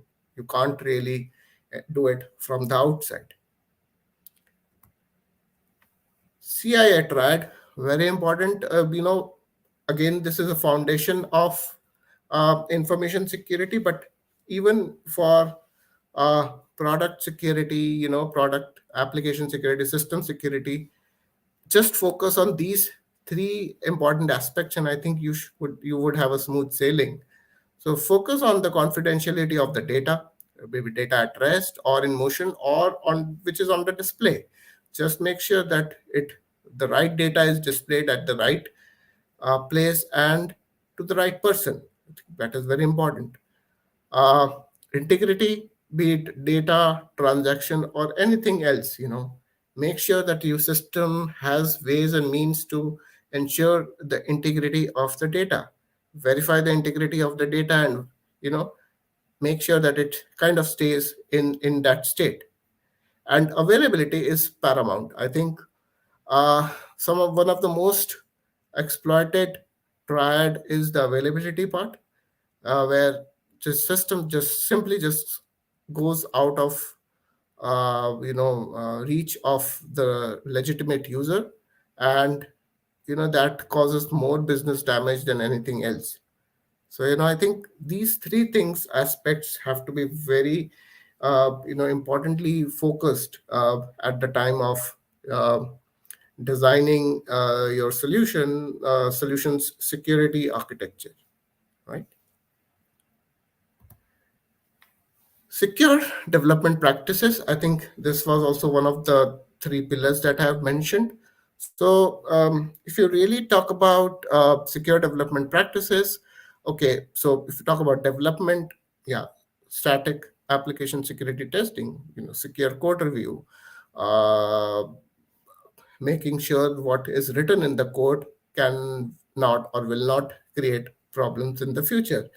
Uh, I think that is very important, and you have a lot of tools that you can use there. You use can use SNCC there. You can use the SNCC code plugins, the IDE plugins for taking care of your application security requirements for the source code. Vulnerability management, very important. I still see people, with even after all these supply chain issues and all those incidents that have happened over the last few years, I still see people, developers, downloading packages without giving a thought of how vulnerable the package is as of today, and what is the going to be the scope of it in the future. Many packages, they are currently not vulnerable, but they have not been updated either for the last few years, and that's a truth. They are not being actively supported by the owner of that package now. So do we really actually use such kind of packages? I would say give a thought, look for alternative, because if a package is not being supported, what happens tomorrow if there is a vulnerability that is detected? You are screwed up actually. So then testing, if you talk about testing, yeah, very important. DAST, make sure you use a DAST scanner for the UI. Your UI should be, it's like the skin of your system. Make sure it's protected. So it's, I think, very important. Uh, Fundamentally, I think that is something that we had we were like we have been seeing it for a long time, but so people tend to kind of downplay the value of DAST, but in my opinion, it is still very important step in terms of making sure your system is secure. First testing, good concept, but it really gives the benefit if it is done in the right way with the right tools and at the right places. So first testing, again, very important. Take some time, but do it. Chaos engineering, again, very important part of making sure your system is resilient against chaotic scenarios. Your system remains available. There are mechanisms in the system that can handle such chaotic scenarios, because typically for hitting the availability of the system, the attackers will try to create chaos in your ecosystem. So that is very important. Deployment, fine. You did everything, you validated everything, everything is running good. Now you have deployed. So what do? You continuously monitor them for vulnerabilities, make sure that you patch them proactively, and also do a good monitoring of the solutions. See what is happening in the logs, see the behaviors, watch out for spikes, watch out for some unusual set of requests and unusual stuff happening on your server instance or pod or cluster, whatever. But be a little vigilant. I think that is what is very important. So if you kind of do all these three things together in the right amount and in the right manner, I think you have a good and great secure system. Vulnerability management, obviously, again a concept, but yes, if you look at the life cycle, there's a discovery phase, prioritization phase, assessment phase, reporting phase, remediation phase, and verification phase. But very important that we do the vulnerability management, we have a proper governance around it, and we have a proper mechanism to do a vulnerability management in terms of software that we use, in terms of the supply chain of the software, and in terms of even internal components that we might be using in a solution or in a product. And yeah, security testing, if we talk about in a little more detail, go through a structured approach. Many people say security testing is all about pen testing. No, it is part of it, but there has to be some structure. Prepare a security test plan, very important. uh, when you I am still like old school. I still ask for security test plan. I still ask people to identify security test cases. Very important, because it cannot be ad hoc. Systems are not like that. You cannot just test them ad hoc. Focus on edge cases. That is where the problem is most of the time. And always prefer automation. It's a one-time effort, but once you do it, you are going to reap the benefits in the longer term. So conclusion, so to outline a defensive product strategy, it's basically a well-balanced approach of all the aspects outlined before in the slides. It's a multi-tiered approach, is always preferred for a product or a system security. And we have to raise the bar always. So do it iteratively, make best use of the agile practices, but raise the bar always. I think that is the key to have a good life with a secure product and a secure solution. I think if you follow these mantras, I pretty sure that your solution will stay secure and will really be resilient against various attacks and all the bad guys. So I think that is all, Shilpi, that I wanted to share. I would be happy to take questions at this stage. Amazing. No, thank you so much. Really, really enjoyed the talk. And I think I've loved your analogy with the immune system. Like, I think I've actually not heard that one from before, but I think I'm going to actually steal it. Being Yeah. strong from the inside, I think that's a Yes. great way to describe it. So I definitely Yes. have, enjoyed that. And the talk was good. I think I'm impressed by how people are being able to squeeze so much value in, just 15 Yeah, minutes. yeah, I think that is the beauty of the lightning talk. You have to really be concise, and so I really love this. Great concept, great execution. Thumbs up Amazing. from my Thank you. side. Yeah, thank you so much. And I did have a very quick question. So I've got a question from Randall here who's watching us on YouTube. How do you get Mhm. started doing this at a small company? He was working at a startup and he Mhm. thinks it would be tricky to convince other engineers to set this up. Yeah. So I would say if it's a small company, if you want to really start, just start with the secure development practices first. I think that is what the developers will easily correlate with.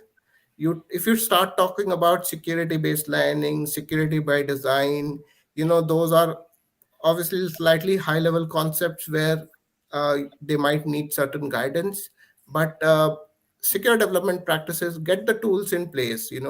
I think SNCC is exactly defined or designed for such kind of a setup where you don't have anything and you want to immediately start and immediately reap the benefits.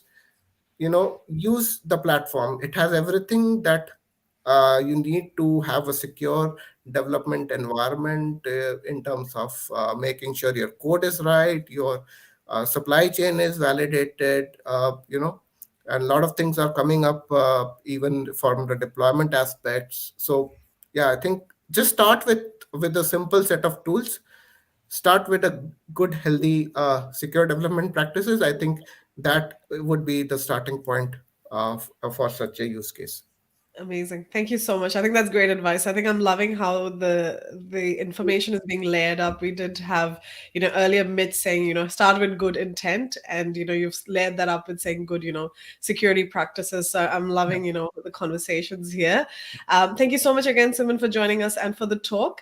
I will let Aproma introduce our next speaker. Yeah, Thank thank you. you, Simon. The talk was really lived up to the interesting title. So yeah, loved it. All right, moving on to the next lightning talk, we have Rohit Ghumare. And Rohit is a founder at Trainings and Internships, and he's also a hybrid multi-cloud intern. Rohit is very much a DevOps advocate, and he's also a community evangelist running multiple communities on various platforms to create awareness for DevOps and DevRel. He also often contributes to open source by presenting talks, writing blogs, and code contributions. And he's currently working on Service Mesh tech stack. There we go. And today his lightning talk is on sidecarless service mesh. Is it a dream or a reality? Right? Amazing. Welcome on board, Rohit. We are so excited to have you. And service mesh is one of those things that everyone's talking about in 2022. So I think Right. we're all really, really keen to hear more about this. I'm going to add, sorry, that's not your slide deck. If you could just add your slide deck to the thing, and then we can sort of share it as well for you. Sure. Let me directly go to the share screen and let me start my sharing my screen. Is it Amazing. visible? Awesome. Yes, we are all ready to go. So Ruprama and I will just go back in the background and we'll let you take it away. Okay. Thank you for cool introduction. So let's start with our today's session, which is like sidecarless service mesh. Is it a dream or reality? So what is this term? So service mesh, I guess many few people know about the same because there is like little talk and buzz going around currently for the eBPF service mesh and cloud native 2.0. So what is that things, right? So that's why I'm here. So that we will talk about them more on the same, and we will introduce on the same. So, talking about myself is like I'm developer advocate at Solo.io, which is company working on various things like your application networking, your API gateways, service mesh, and many things. So I'm little otaku, so that's why that emoji. Other than that, this is founder of communities. So I'm founder of various communities like Keep Up, DevOps community, Developer Relations community, Google communities, AWS communities. And if you want to connect with me and have a chat with me, and if you have doubts around the DevOps world or developer relations, you can anytime ping me, and I will happy to share the insights on the same. So other than that, talking about my company, it is like Solo.io. As we know, we have Glue products, which is like connect, which can you connect with your API gateways, Blue Mesh, Service Mesh, and it is open source products and some enterprise products. So depending on your use case, you can go ahead with the same. So let's move ahead. Like, what was the thing before the service mesh, right? So, microservices, right? So there are different types of microservices. But if you want to connect one service with the another service, there is like there should be secure overlay, there should be security, there should be some certificates assigned to it, there should be traffic, there should be packet sending. You call as a network packets, right? So if you are sending the network packets, there should be some resources, there should be various things to add, and in the professional world we call it as like business logic. We have to add some business logic, otherwise we will not get the use case solved, right? So before service mesh, there was like operational code and business logic was like tricky one, and it was really hard to separate them, and many problems happened. So what happens in the service mesh, we created some parallel between the both of them. So operational code and business logic is side by side.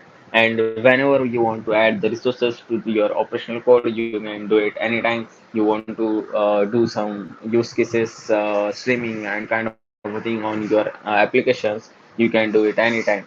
So that's why that is your service mesh. So let's deep dive into the same.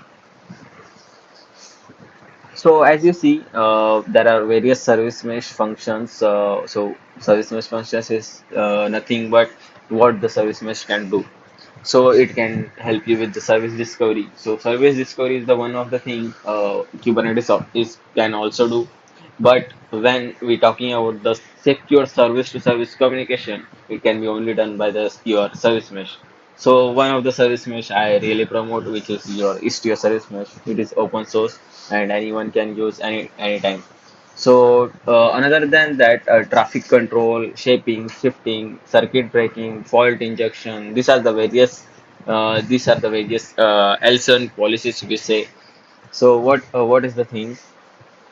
If you need some if you need some like if you're sending one packet to another service, then there should be some control over that traffic, right?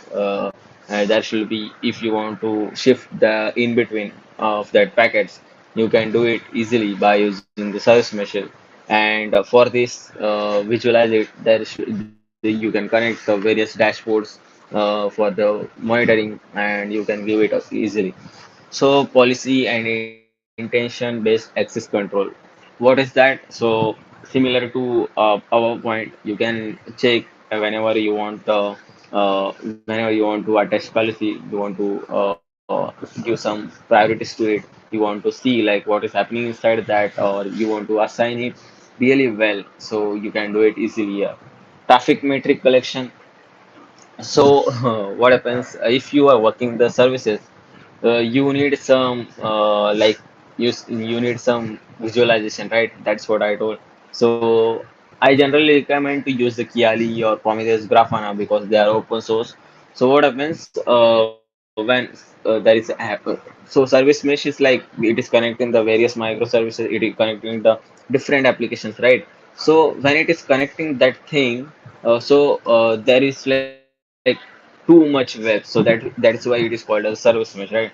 But to visualize it easily, you need some kind of dashboards, and to get this type dashboards up, you need some traffic metric collection. So if you get some traffic metrics, you can connect it to your visualization dashboard. So that is what you can do it easily through this service mesh. Another than there is the service resiliency, which everyone knows, and then is your API programmable interface.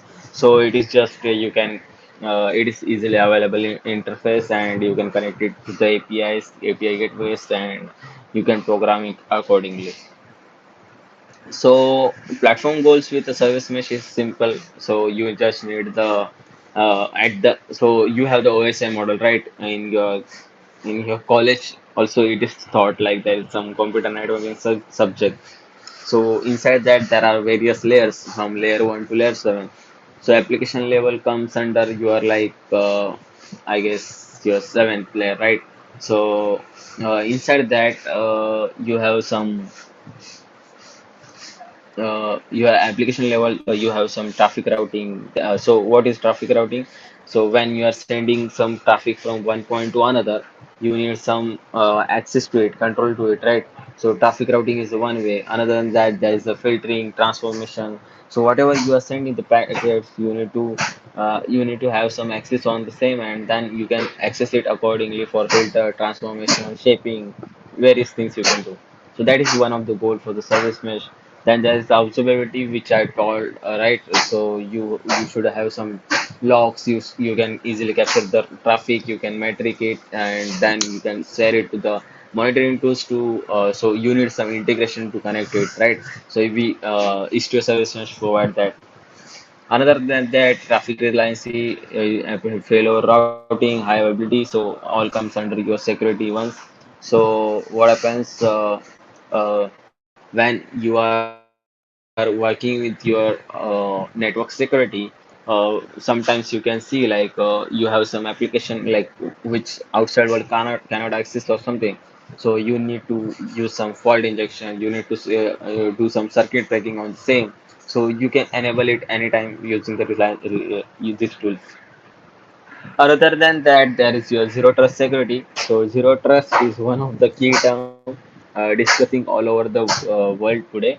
So what it is, you can check through our workshops. We are guiding the people on the same. So it is just some kind of secure communication. If you want through the microservices, if you want the certificate attached to it, you can. So in simple words, it is something like when you are sending the service one to service two, there should be a mutual TLS connection. So mutual TLS connection is one of the way to get your access secured, and that's why we use this Istio service mesh. So how the Istio works today? So it has like so it has some data planes, and data planes is connected to the control plane. So what happens? Data plane is sitting outside of your control plane, and data plane has the service, and service connected to the Envoy proxy. So we use Envoy proxy in the Istio. So what happens? Your service is connected to the Envoy proxy. So whenever any resource addition, any service addition you want to do on your service A, like you want to add any resources to it, you have to go through the Envoy proxy, which is your sidecar. So that is your sidecar. Whenever you are using anything to your service, you have to go to the Envoy proxy. If you want to assign some layer 4 proxies, layer 4 policies, and layer 7 traffic, you can do it only through the Envoy proxy. And control plane is the one who gets every information, it gets any metrics, and that here is the integration and kind of a things you can do. But Envoy proxy is the one who will send the metrics to that. Other than that, as you see, like control plane is sitting outside of your data plane, and sometimes it is really hard to get this thing hacked or something like security breach can happen, but it is possible because it is sitting outside, right? So because control plane is the one who will do everything for your services. He will deploy proxies, he will do the filtering, he will do the policies attachment and removing kind of a thing. So that's why we need some kind of thing to get this directly connected to the service, right? Because that is really hard. So as you see here,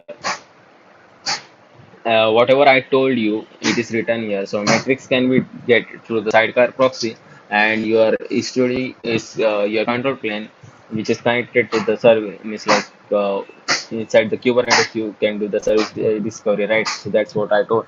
And history has every access of your sidecar proxy and your applications. So how the Istio sidecar model is working today. So as you see, application in the node, one node, there are different services, there are different applications inside it. So after applications, there is then you can add the resources to it. but resources can be added through your Nmap proxy. So it is really complex kind of a structure, right? So how complex you can see here.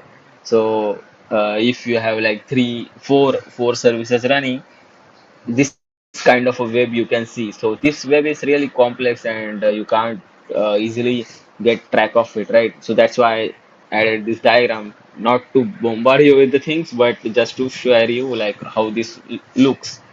So if you go step by step, you will see like policy translation and your service catalog metrics, and everything is connected to everyone through your ingress and egress. So what is ingress and egress? You will come to know if you are in the Kubernetes and Cloud Native world. Go slowly, learn really well one by one, and you will understand. So you can screenshot it and you can do various things for this. Other than that, what is the potential challenges in our current sidecar proxies? I mean, it's like current version of Istio, which is overhead cost because you have the various sidecar attached to various services applications. So it is increasing your cost.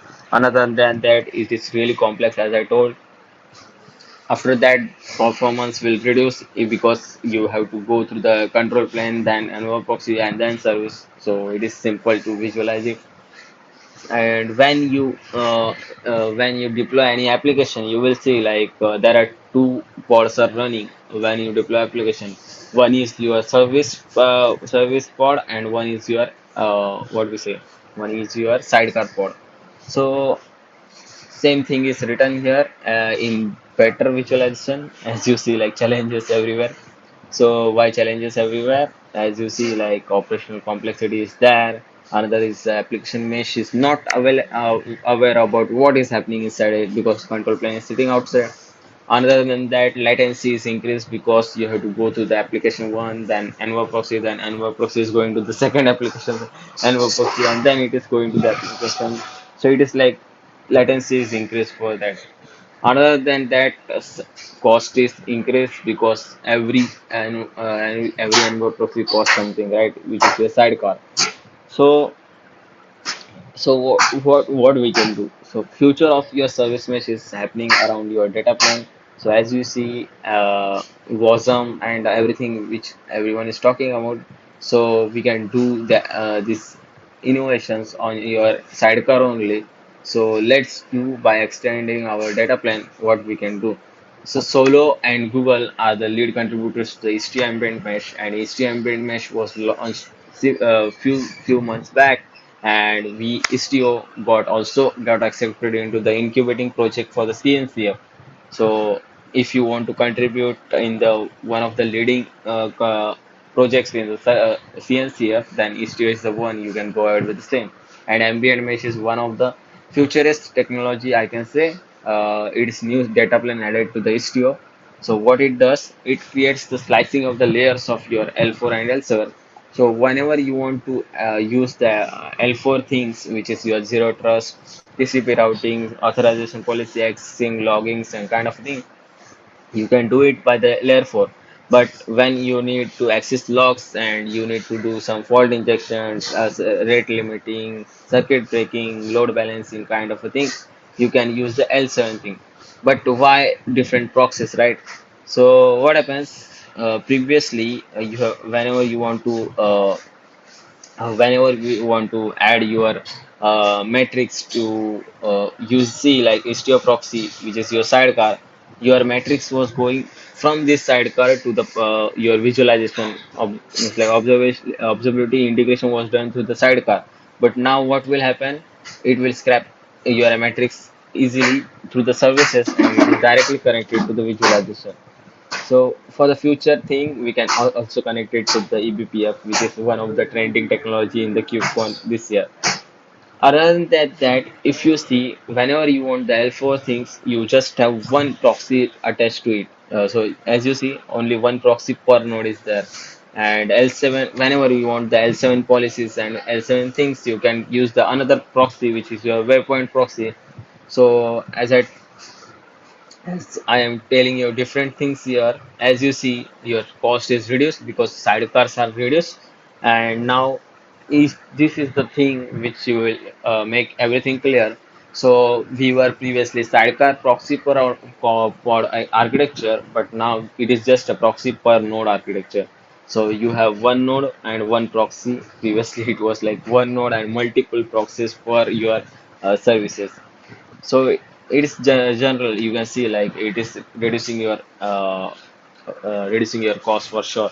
Other than that, it is also reducing your what we say.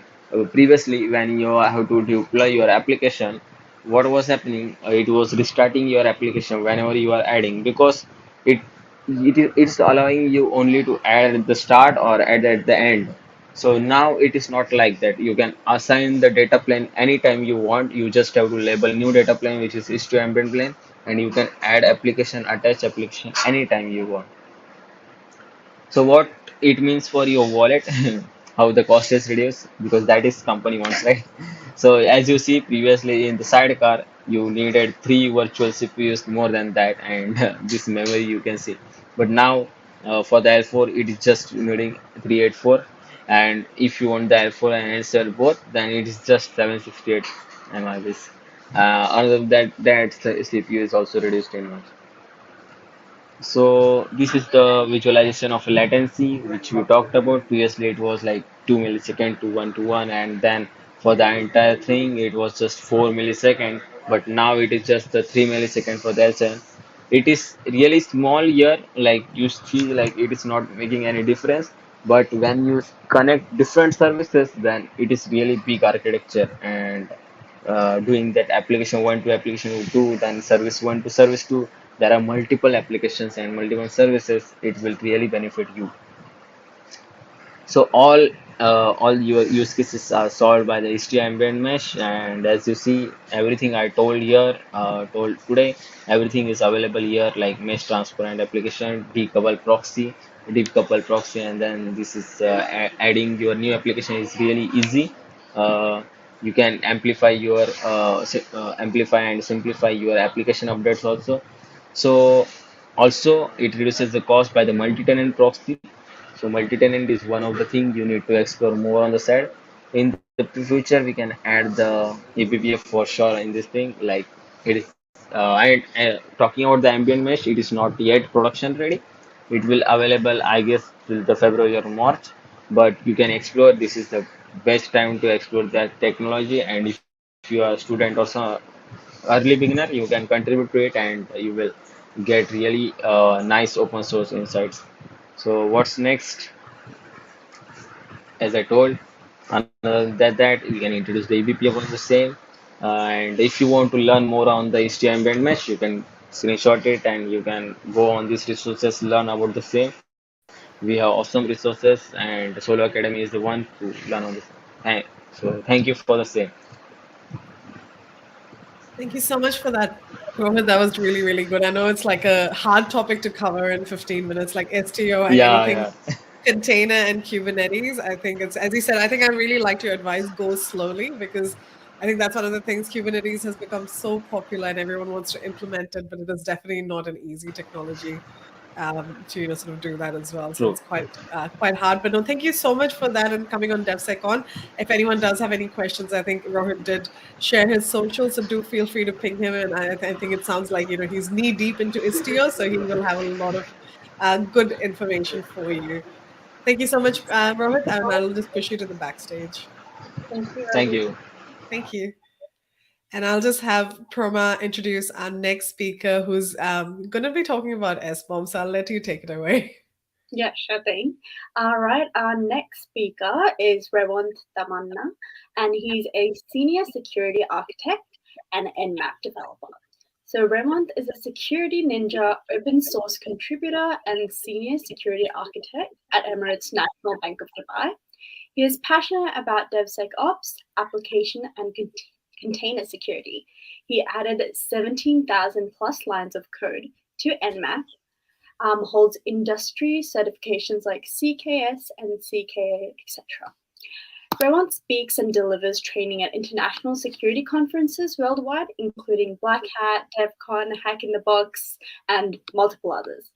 He was recognized as one of the MVP researchers on BugCrowd and identified vulnerabilities in several organizations. He also published an IEEE research paper on an offensive attack in machine learning and security. He was also part of the renowned Google Summer of Code program. All right, and Rewanth will be talking about the SBOM. SBOM, the inescapable way of tracking dependencies. Amazing. Welcome, Rewanth, and so looking forward to your talk. I think I was just telling earlier when we kicked off DevSecCon that, I think in 2022, if you say SBOM 3 times, like a genie appears. So I don't know if you agree with that, because it has become one of those words that everyone, it's become a buzzword, but it is just one of those things that is so crucial to, I guess, security as well. So I'm really looking forward to this talk. We'll bring up your slides as well, and Proma and I will just duck away in the background and let you take it away. Yeah, sure. Awesome. And thank you both for the amazing introduction and for speaking about SBOMs. So I'll just get started quickly. Just a quick introduction about me. I guess already they have introduced me, so I'll skip these slides. And what to expect. We'll discuss about why SBOMs are required and what it is and how you can use SBOMs. So the why.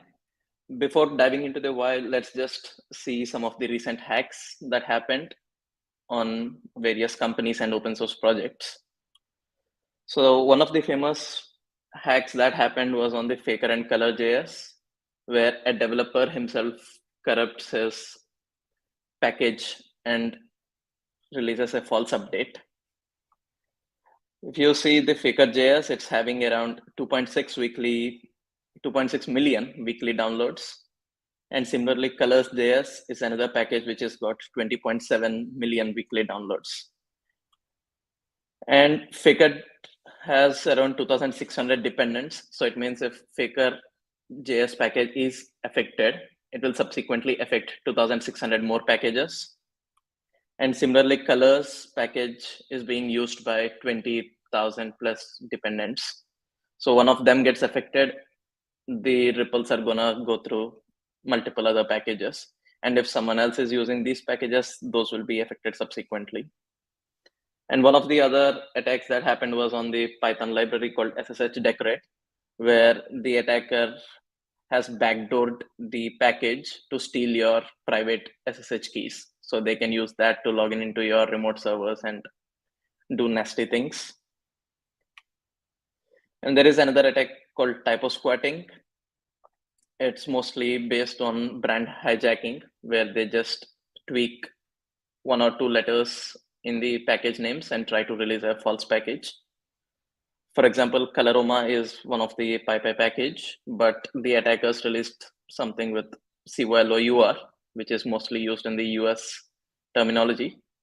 And this package has a malware dropper that will come onto your machine. Once you install this package, it will automatically install the malware on your system and tries to copy your crypto wallet numbers. Like for example, if you see here, this is the actual, it will replace the target's cryptocurrency value.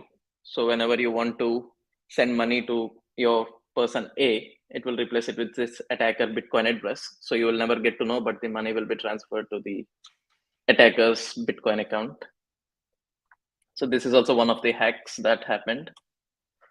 And Log4j is one of the most famous vulnerability that came in the recent times that triggered the entire start of supply chain security and its awareness. So I want you to observe the timelines. The issue was first reported on November 11th, and on December 1st, they first saw this vulnerability being exploited. And on December 13th, the first patch got released. So from December 1st till December 13th, the exploit is available publicly. And even on December 9th, it got exploded on Twitter. And everyone has access to this, but there was no patch available until December 13th. So from December 1st to 13th, the vulnerability was being exploited and people has no clue about it because there was no official patch on that. And similarly, since it got super famous, following on the other days, there were multiple other vulnerabilities that the researchers identified, and those have been patched after a while. So if you see here on December 14th, another vulnerability got published and it got patched on December 18th. So that's an issue. And there are the other hacks that happened in the past 2 years on these open source packages in Homebrew, PHP, CodeCow, VS Code, and multiple others. So this is one of the reference thing on by tag security. You can go here and read more about the other hacks that happened. So why do these supply chain compromises happen? What's the primary reason for it? I truly believe it's because the attacker knows your system better than you do. He knows more about what kind of packages you're using or what kind of services you are exposing, and you don't have any way to track these things, or even if you're tracking them, you need to have actionable points. Just having the information will not help. You need to make sure you're utilizing the information that you have so that you can take some active measures. So according to a research done by Wiz and EY, even after 10 days of the Log4j team released the patch, only 50% of the companies have patched their systems, and 50% or 45% of the companies still left their systems unpatched despite being a critical vulnerability. So why do you think these 50% of the companies did not patch their system? Is it because they're negligent, they want to get hacked or lose reputation? No, none of these are the reasons. It's purely because they don't know what to look for. They don't have insights on where this log4j is being used on their system, or any package for that matter.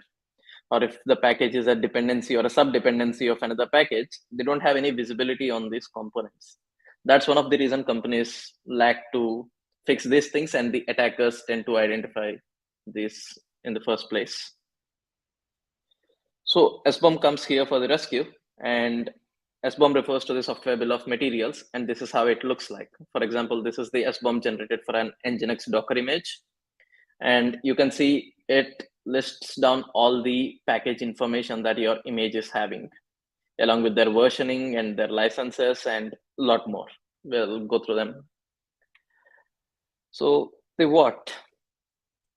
So just to give it a simple analogy, I'm sure most of you might love chocolate chip cookies. So when you want to make one, or when you want to understand how one is made, you need to have the complete list of ingredients, their source, the quantity, and how long you have to brew it, and everything. So SBOM is similar to this. Instead of giving information about chocolate chip cookies, you will have every detailed information about the software or the components that are involved in building the software, their versioning, their licenses, when they got released, and if there are any CVEs, if there are any vulnerabilities associated with those packages, it will give information of them as well. So how can you look for these packages, or how can you look for these vulnerabilities, or how can you generate these SBOMs? So there are several tools available on the public, and one of them is Trivy, made by Aqua Security. You can use this to generate the SBOMs. For example, here I'm just looking for the vulnerabilities in the images. I haven't generated the SBOM yet, and it shows there are around 1,258 vulnerabilities in a standard node image. So how can you get this information into an SBOM?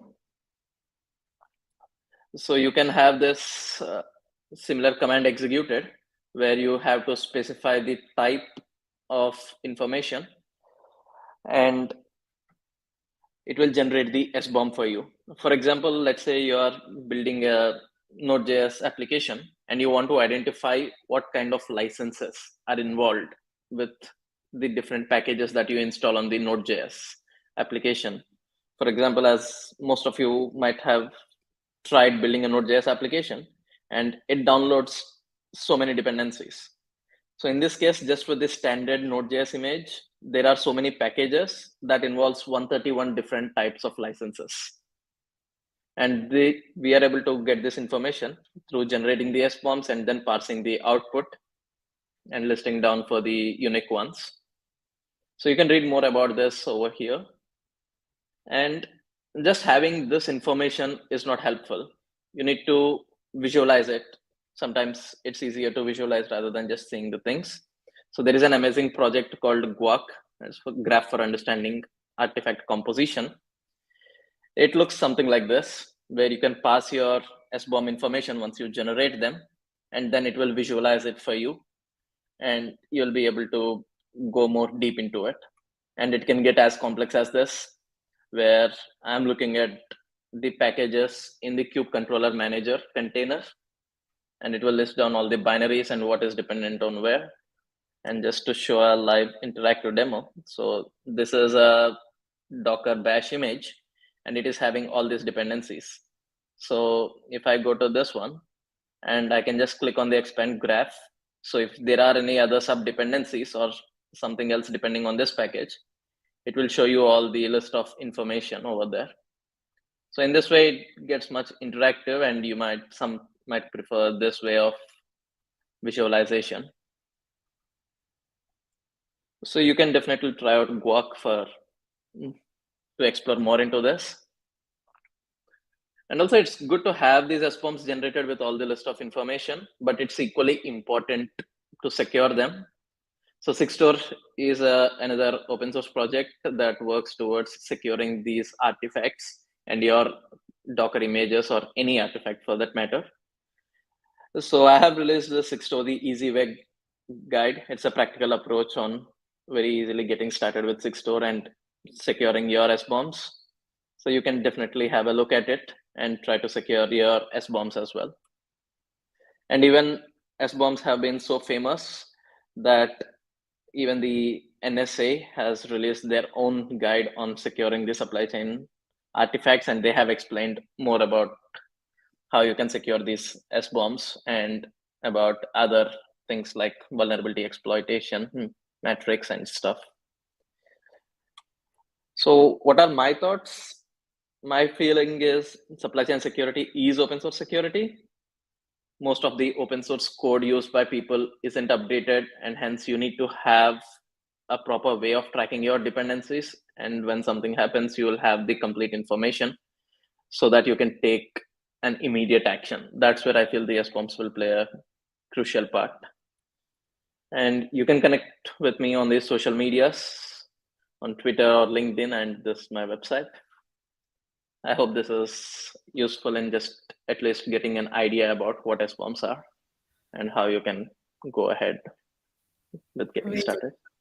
Thank you so much for that, Rewanth. I think it was really, really good. And I think we just had Kaif on the chat mentioning as well that it's good that someone's actually covering GUAC as well, because he just covered Salsa. So it actually complemented that really, really well. And not to stretch the analogy, because Salsa and GUAC, I always find that a bit funny. But and that was a really good insight. I think I liked, how you kind of explained the things with the chocolate chip cookie. I don't know about anyone else, but I'm not sure. I love the analogies.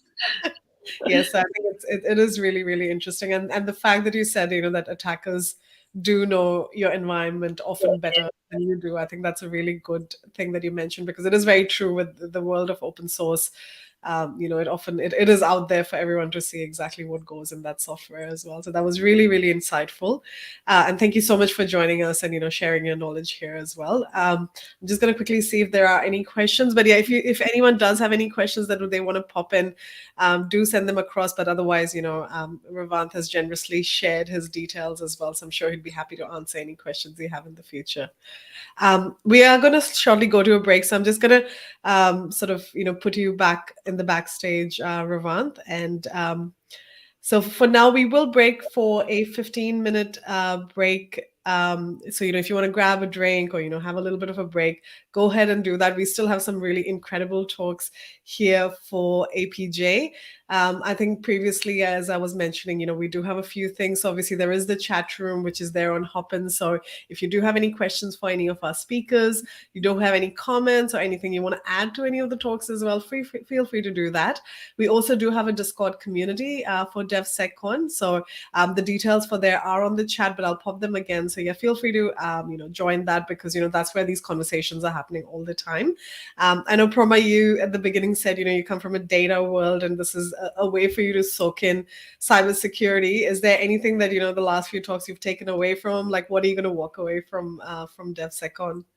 Yeah, no, of course. I think for me, everything's quite a bit relatively new, but I think it's just really nice kind of getting more exposure, and then I can kind of reach out to people if I want to learn more about it. So yeah, it's pretty new to me, but very excited to learn more. Amazing. Thank you so much for joining for co-hosting. So Proma will be leaving us now, and I will have another amazing co-host, Surya, joining us after this. Thank you so much for co-hosting, and thank you to all the speakers who've like shared their knowledge so far. As I said, we'll break for 15 minutes. So, grab a drink, have a break, step outside, and then we'll be joined by some really amazing talks that I'm looking forward to. Also, just quickly, these conversations will be available on YouTube, so you can go into the live stream now, but they will be sort of, chopped up and available later for you. So we did get a few questions about whether slides will be available, so you will have the talks to go back to on YouTube as well, but we will be back here in 15 minutes. Thank you so much, Proma. Yeah, thank you, Shilpi.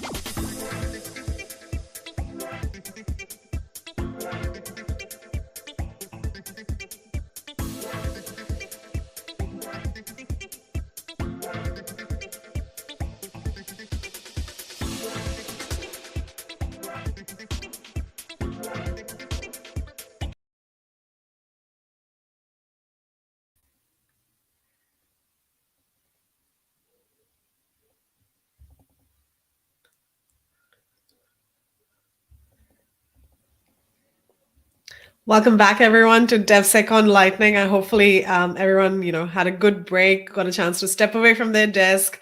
I think the thing with Lightning Talks is they are so quick and fast, and we have so many speakers. It is a lot to take in, but we do have Surya with us as well at the moment, so he will be hosting the rest of the APJ session with me. So welcome, Surya. Welcome to DevSecCon, and thank you for hosting this with me as well. Don't worry, Shilpi. Hi, everyone. Yeah, I'm Ghumare. I work as a security operations consultant at Fortean, and I'm one of the co-hosts of the Everything Cyber podcast. Pretty interested to see the transition into DevSecOps from coming from an operations standpoint of like detecting and remediating threats. And it's always great to learn new things. So I'm pretty excited for next talks. Yeah, amazing. No, thank you so much for co-hosting. And yeah, you're quite right. Like DevSecOps from an operation perspective is just another lens. And I think we began the conference speaking about, how DevSecOps means very different things to different people. And the keynote did share that, how we are probably not there yet in terms of, where DevSecOps needs to be and the challenges in implementing it. So we've been having some really good conversations here. For everyone who's joining back, I did make mention of the Discord community that that we have got. So, if you do want to talk about DevSecOps after DevSecCon, that's a place for you to hang out in. DevSecCon also does have their chapters, so each in many different regions. So in APJ, we do have a DevSecCon in India as well as in Australia. So they do run chapters, and the talks are sort of available online, and they are streamed live as well. So apart from this, big conference that is held, there are also chapter programs that do happen. So make sure, you sort of keep on top of that if you do like to talk about DevSecOps. Also, towards the end of the event, we will be talking about the awards, so the DevSecCon Leadership Awards that you guys have all been nominating on, and there have been lots of voting. So we do have the winners that we will be announcing at the end of the APJ's live stream. So keep an eye out for those as well. But without much ado, I will hand it over to you, Surya, just to introduce Jeff, who's going to be our next speaker. Yeah, it's pretty exciting. So we have Jefferson, who works as a Zero Trust architect at Okta and is a trusted advisor among existing and new customers throughout APJ. Jefferson provides consultative solutions on how organizations can secure the different identities that exist within the ecosystem in a frictionless approach. Before Okta, he worked with multiple technology vendor organizations, thus allowing him to use this breadth of knowledge to help companies adopt a zero trust architecture model. And he'll be giving a talk on security with a phishing-resistant multi-factor approach with the title Harder, Better, Faster, and Stronger. Amazing. Welcome, Jeff. I must say, I absolutely do love the talk, and I'm really, really excited for it. I think the title is, quite eye-catching. So well done on picking that. If you did want to just share your screen with your slides, we will pop them on, and then Surya and I will leave you to do your thing. Thanks, Shilpi and Ghumare. It's great to meet everyone. I think I'm happy to be part of this DevSecCon event. So I'll start sharing my screen now. Let me know if you're able to see it. Amazing. I think we are in business. So Surya and me will just duck away to the background, and we'll let you take it away. Cool. Thanks, guys. Yeah, so good morning for everyone in Europe, I think, because it's your day still starting.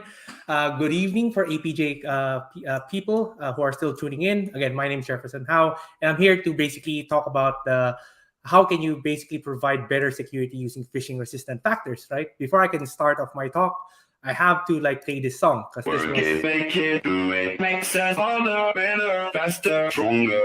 so that's where the inspiration of that title came from, right? That song. Again, let's go to the meat of the topic because I only have 20 minutes, right? So first thing foremost, right? Again, the agenda, right? So what I'm going to talk about is what are phishing attacks? Why are they happening? What is it doing? How is it happening? Then the next part of the section, what are we doing from a security security company? What are we doing to prevent phishing attacks? And basically, given I work for Okta, how can we prevent them from happening? Or how can we avoid phishing and prevent them from happening, right? And lastly, just key takeaway or summary. So first things first, what and why and how, what are phishing attacks? So phishing attacks is basically a simple yet dangerous and effective way to get data from any individual. Again, given that everyone recently done Black Friday or Cyber Monday, I think you might have received some sort of phishing attack on those days, right? So what phishing is trying to do is an attacker or a threat actor is trying to trick potential victims from sharing sensitive information or sending them money or doing account takeover, right? So this is why, as you heard, right, that Uber or the Twilio hacks that recently got reported started with a phishing attempt. And the problem with phishing attempt, it's very common these days, and it's very easy to lure people because the threat actors are trying to become creative, right? So let's first understand what are the different phishing approaches, right? So there are several phishing approaches.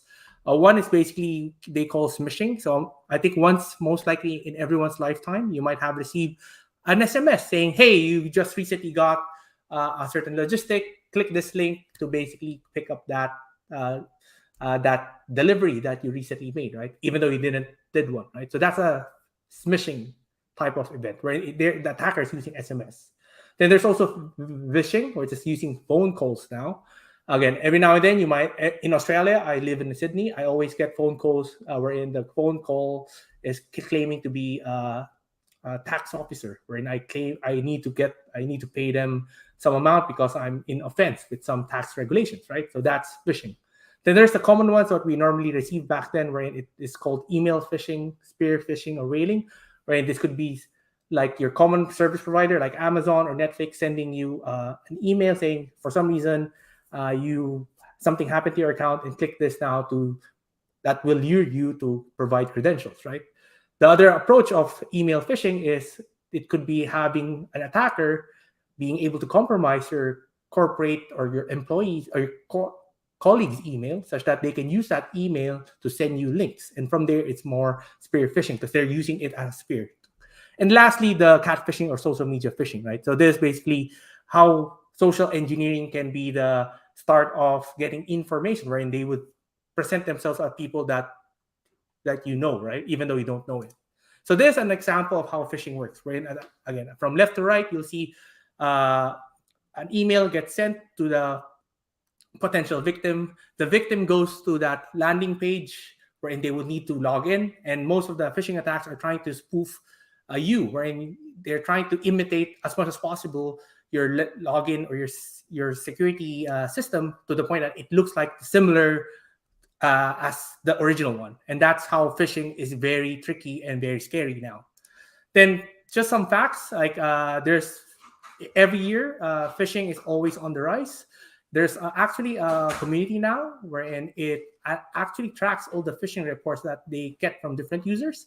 And from there, they're able to create a report wherein it entails how many people were phished, what were the impact or the damage that was happened, which industry was basically phished a lot, right? So that's why you can see that's where the source of this report came from. But one thing stands out. Every year on year or month on month, everything goes up.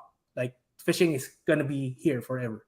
So what are threat actors doing now, right? Because I think everyone here is a DevSecOps or would say that I'm very IT literate, security literate to that point that I can actually be able to detect if there's a phishing site or not. So, but the challenge is that, again, threat actors or adversaries are being creative now. So what do?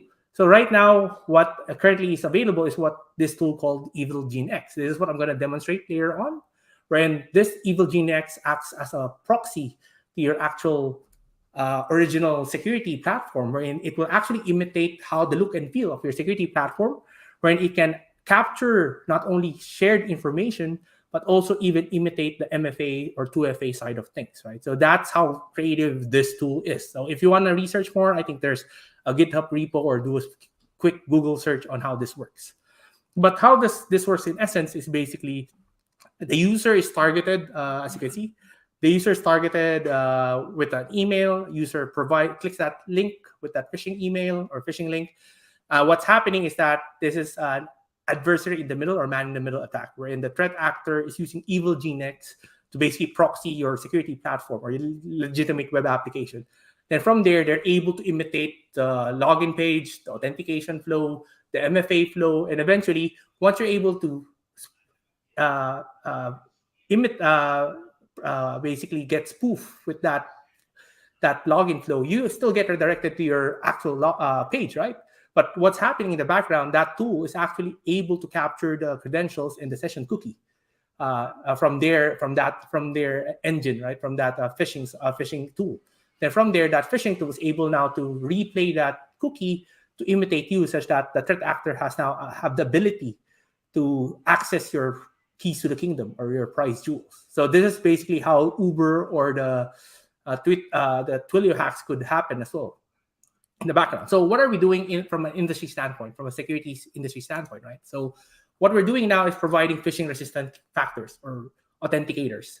So the three major factors of a phishing resistant factor is it uses no shared secret. So what happens now, you don't need to provide an SMS OTP or a push notification confirmation to basically do that MFA challenge. What we're doing is using a cryptographically signed and private key stored in your machine, which could be stored in your hardware security module or your secure enclave, such that you'll be able to guarantee who you are and prove authenticity, and also make sure that MFA factor that's using this capability that's delivered via FIDO2 or WebAuthn is also upholding the highest security level or assurance level, right? It's origin bound, meaning that every time you enroll that phishing-resistant authenticator factor, it's only acknowledged and registered to the origin where you registered it. So meaning that if you registered it on an actual legitimate site that you control, that factor will that phishing-resistant factor will only work on that site.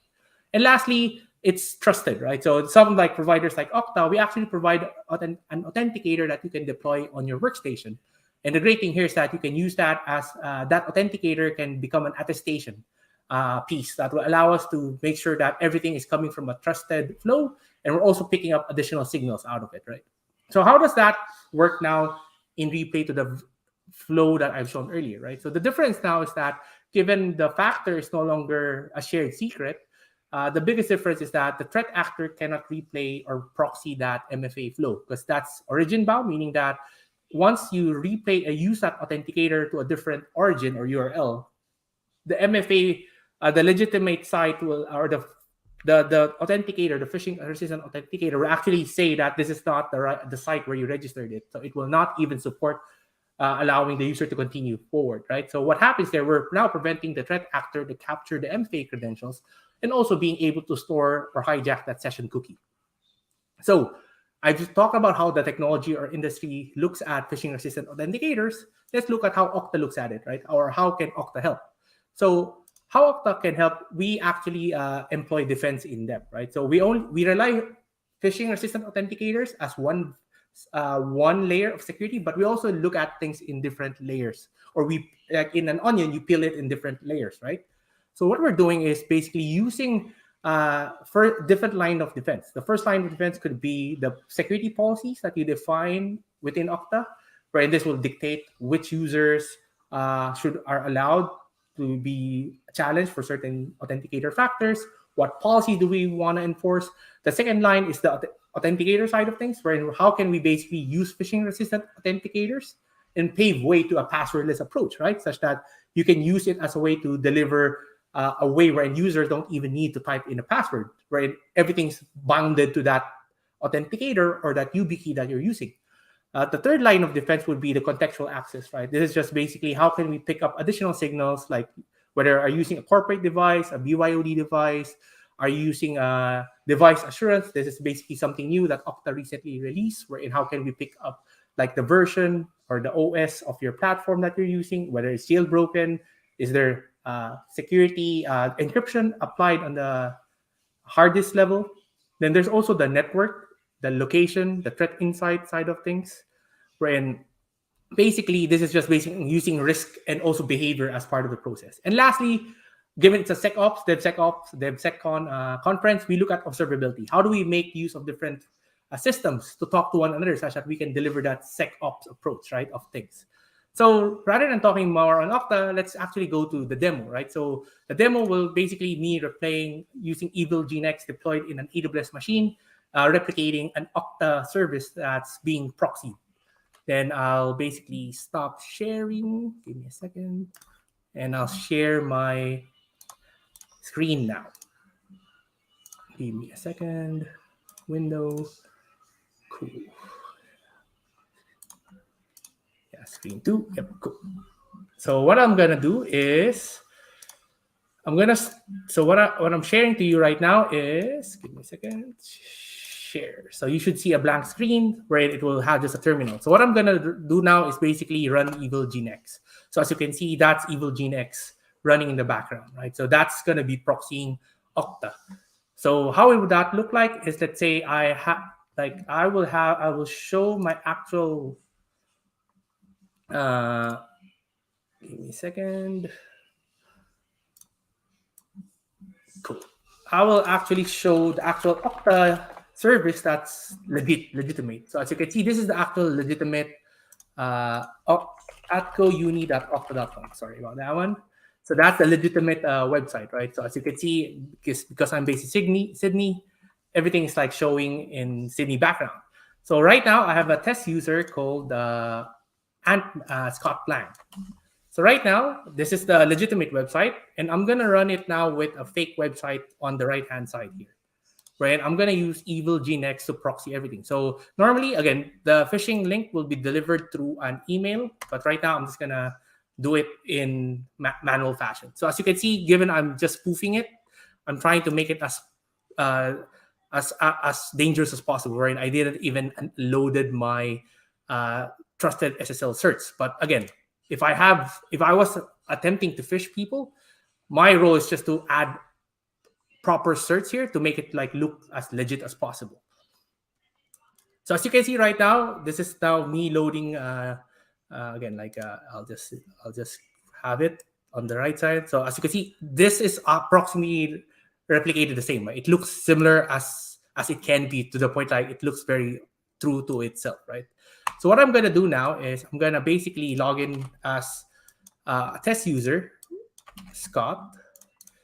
And on the left hand side, you can see, right, that's basically Evil Gnex running, right? So right now, I'll just show how you can basically, how Evil Gnex can phish users. So I'm now being asked for a password. And as you can see, the password is captured. Now this is the craziest part, right? So if I actually proxy the push notification as well, as you can see, I'm able to deliver a push. And the problem with this one, this is also, with this approach, attackers can now do phishing bombs, or sorry, MFA fatigue, where they'll just keep pushing MFA to the user to the point that automatically the user will just submit to that phishing bomb, right? So automatically, as soon as I was able to log in, I was able to, again, log in successfully to Okta. And now, if I actually go to sessions, I'll just stop there. I can see that I'm able to, I'll just cancel this one. Yep, cancel that one. So as you can see, I'm able to hijack Scott's session now, what's happening in the background. So how do we prevent this, right? So to prevent this, what we can do is basically apply phishing-resistant authenticators, right? So when I mean phishing-resistant authenticators, what we want to do is, rather than using a password to log in, I can actually still use like what we can do is basically use an authenticator that Okta provides. And this authenticator is what we call Okta Verify, right? So Okta Verify is an authenticator that gets installed in the user's machine, and automatically that becomes like the way how we can challenge user for authentication. Right now, it's preventing the user to log in now, because the authenticator is able to verify that this is a fake site, right? So what's happening now, we're not able to proceed to even to log in, right? So what's also nice is that if I actually share the system logs from Okta's side, again, right, we're able to basically capture an event that is saying that the user has been phished. Give me a second. I think there's a lot of things happening here.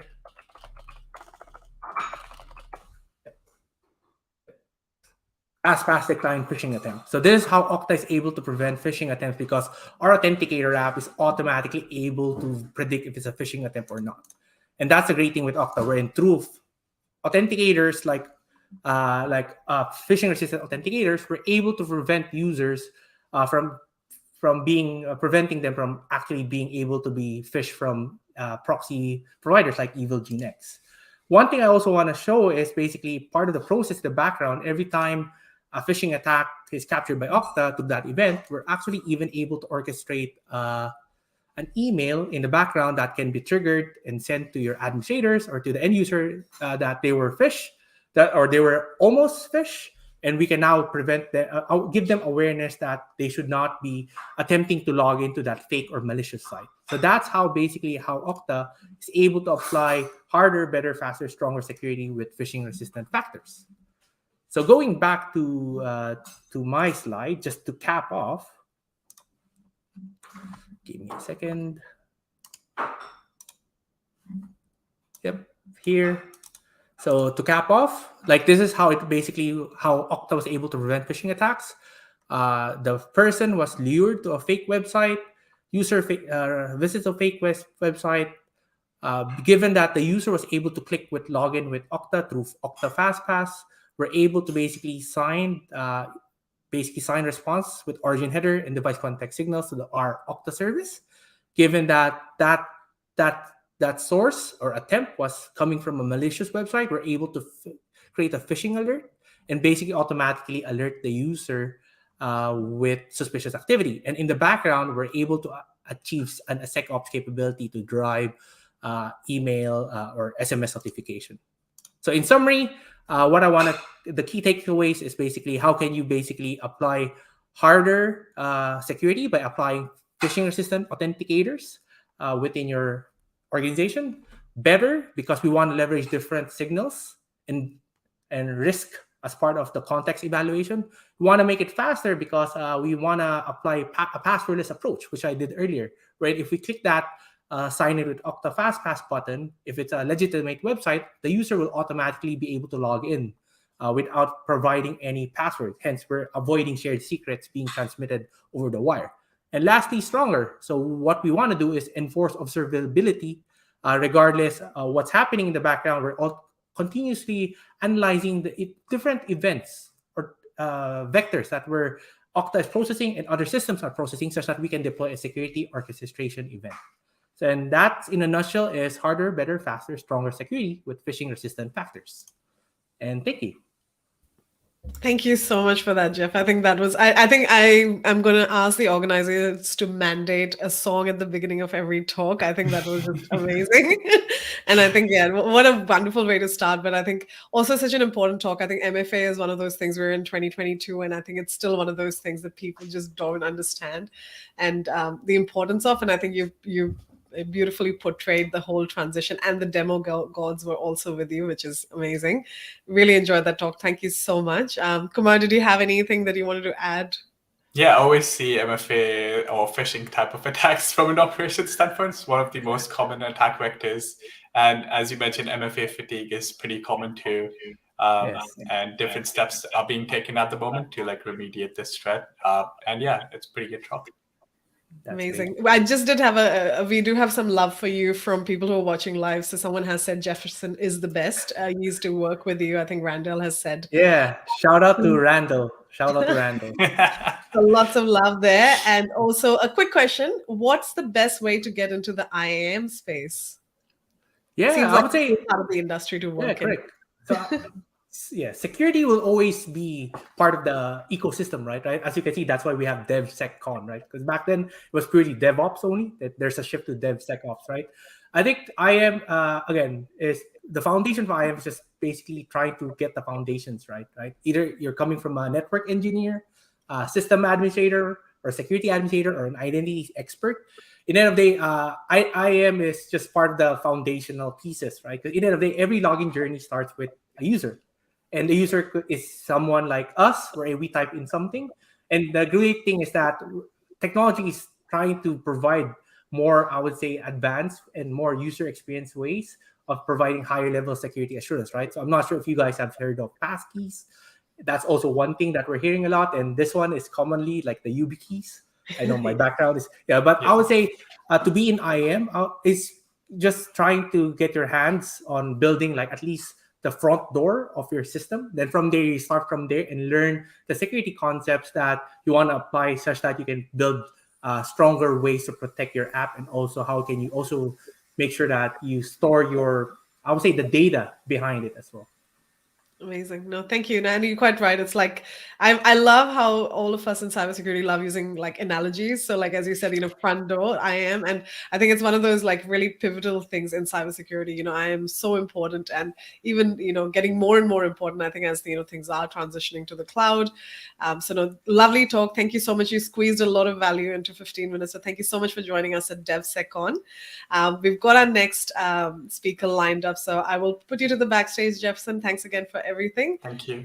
And Surya, if you wanted to do the honors of introducing our next guest. Yeah, sure. I'll be introducing two lightning talks at once. So first we have Shantanu Kulkarni, who's a cloud security engineer at CMD Solutions Australia. He has strong hands-on experience in software and security engineering, as well as building and running systems on Kubernetes and AWS. He's passionate about all things cloud, DevOps, and security. And his talk is on how to start with DevSecOps on Kubernetes. It's a pretty interesting talk. Amazing. I think we'll be all right to just have the one introduction, and I think Randall, you can do the one once Shantanu finishes his talk.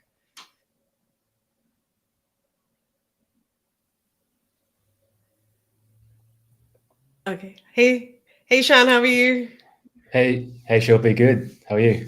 Thank you for joining us, and we're looking forward to your talk about DevSecOps and Kubernetes as well. I think two topics that everyone's talking about, and I think Kubernetes is hot no matter where you go. So we will put your slides up here, and Surya and I will go to the backstage and let you take it away. Awesome. Is my screen visible? Yep. Awesome. Cool. All right, cool. I'm just gonna get started because I can't see the StreamYard. But yeah, hey everyone. My name's Sean. I'm a cloud security consultant. Do a lot of cloud security and platform engineering these days, although I used to be a software engineer as well. I'm working an AWS consulting partner here in Sydney called CMD. It's part of a broader tech consultancy group called Mantle Group. And I'm also founding a DevSecOps orchestration platform called Nullify on the side. And yeah, I guess like the genesis of this talk was, in my experience working with customers, both from startups all the way to enterprises, I really found that like container security is something that especially greenfield customers have difficulty starting with. So maybe they're like experienced building containers, like containerized workloads, or maybe they've just started containerizing their workloads and they're just getting started with building on Kubernetes. Overall, like they're having a bit of difficulty in conceptualizing security and how to secure their Kubernetes environments. So yeah, that's kind of what I aim to give to everyone today, is whether you're like a security engineer, a cloud engineer, or even just like a software engineer, how to start like a level 100, how to start thinking about container security and how to get started right away.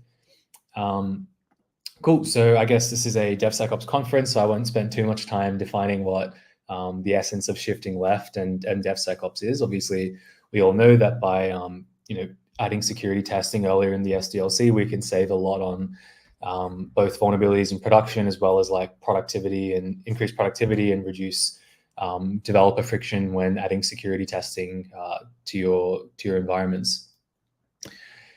Despite this, like when I go and I work with customers, who are especially ones who are experiencing a lot of scale, like they have, let's say 500 developers for every one security engineer, consistently observing this builders to security ratio disparity, which, as I mentioned, grows as the organization grows as well. So like obviously DevSecOps is great, but there still remains kind of persistent silos, particularly between like CloudOps and SecOps teams, as well as the DevOps and AppSec teams as well. And ultimately, what you get is just like these cultural silos where the developers are doing their own thing, the AppSec teams are not really understanding how the devs are working, and the CloudOps teams who are like working very much like async and a bit out of sync with what their developer teams are building in terms of like cloud infrastructure as well. So yeah, like everyone is kind of struggling to speak the same language. And while this is like a generic problem, I think a really good symptom of this is container security, or at least it becomes evident when you look at how container security is being approached in a lot of modern organizations. So as we all know, developers are now responsible for like securing their own code and infrastructure. Like this is a direct, I suppose, implication of the cloud operating model.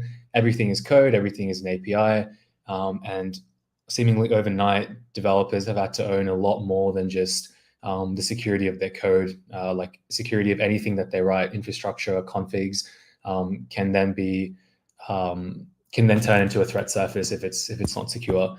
So kind of given this, if we drill down deeper into like how containers, I suppose, exemplify this change, containers really change the application security model. The way that we build containerized workloads is very different. Like we never patch running containers in place. We always like rebuild and redeploy.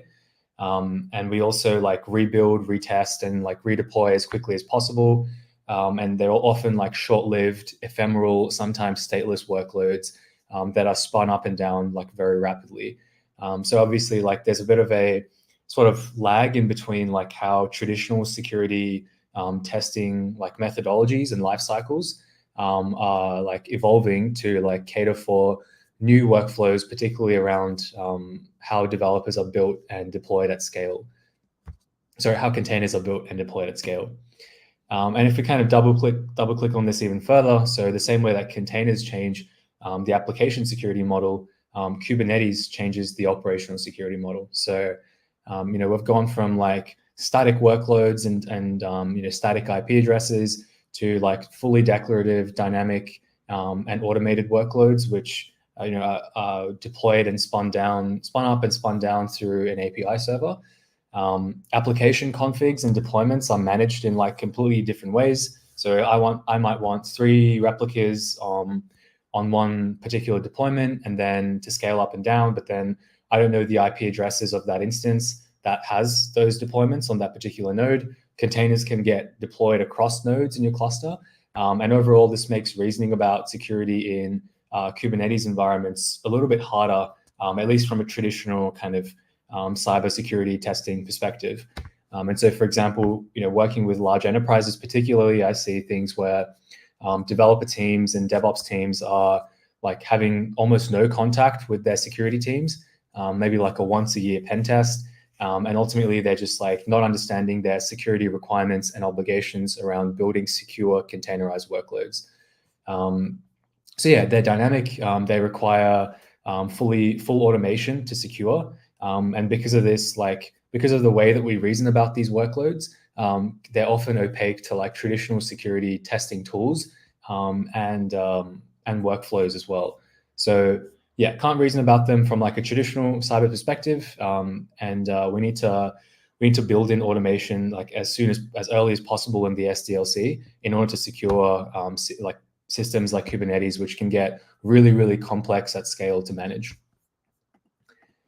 So I don't know if anyone else agrees with me when looking at this, but this looks pretty scary at a first glance. This is a data flow diagram published by the CNCF of a generic Kubernetes cluster deployment. So 1 control plane, 1 deployment, and 3 worker nodes. So no multi-tenancy and nothing kind of particularly complex or difficult. But you can see in even such a simple sample deployment of a Kubernetes environment, there's a lot of trust boundaries, both at the container runtime as well as like the container orchestration layer as well.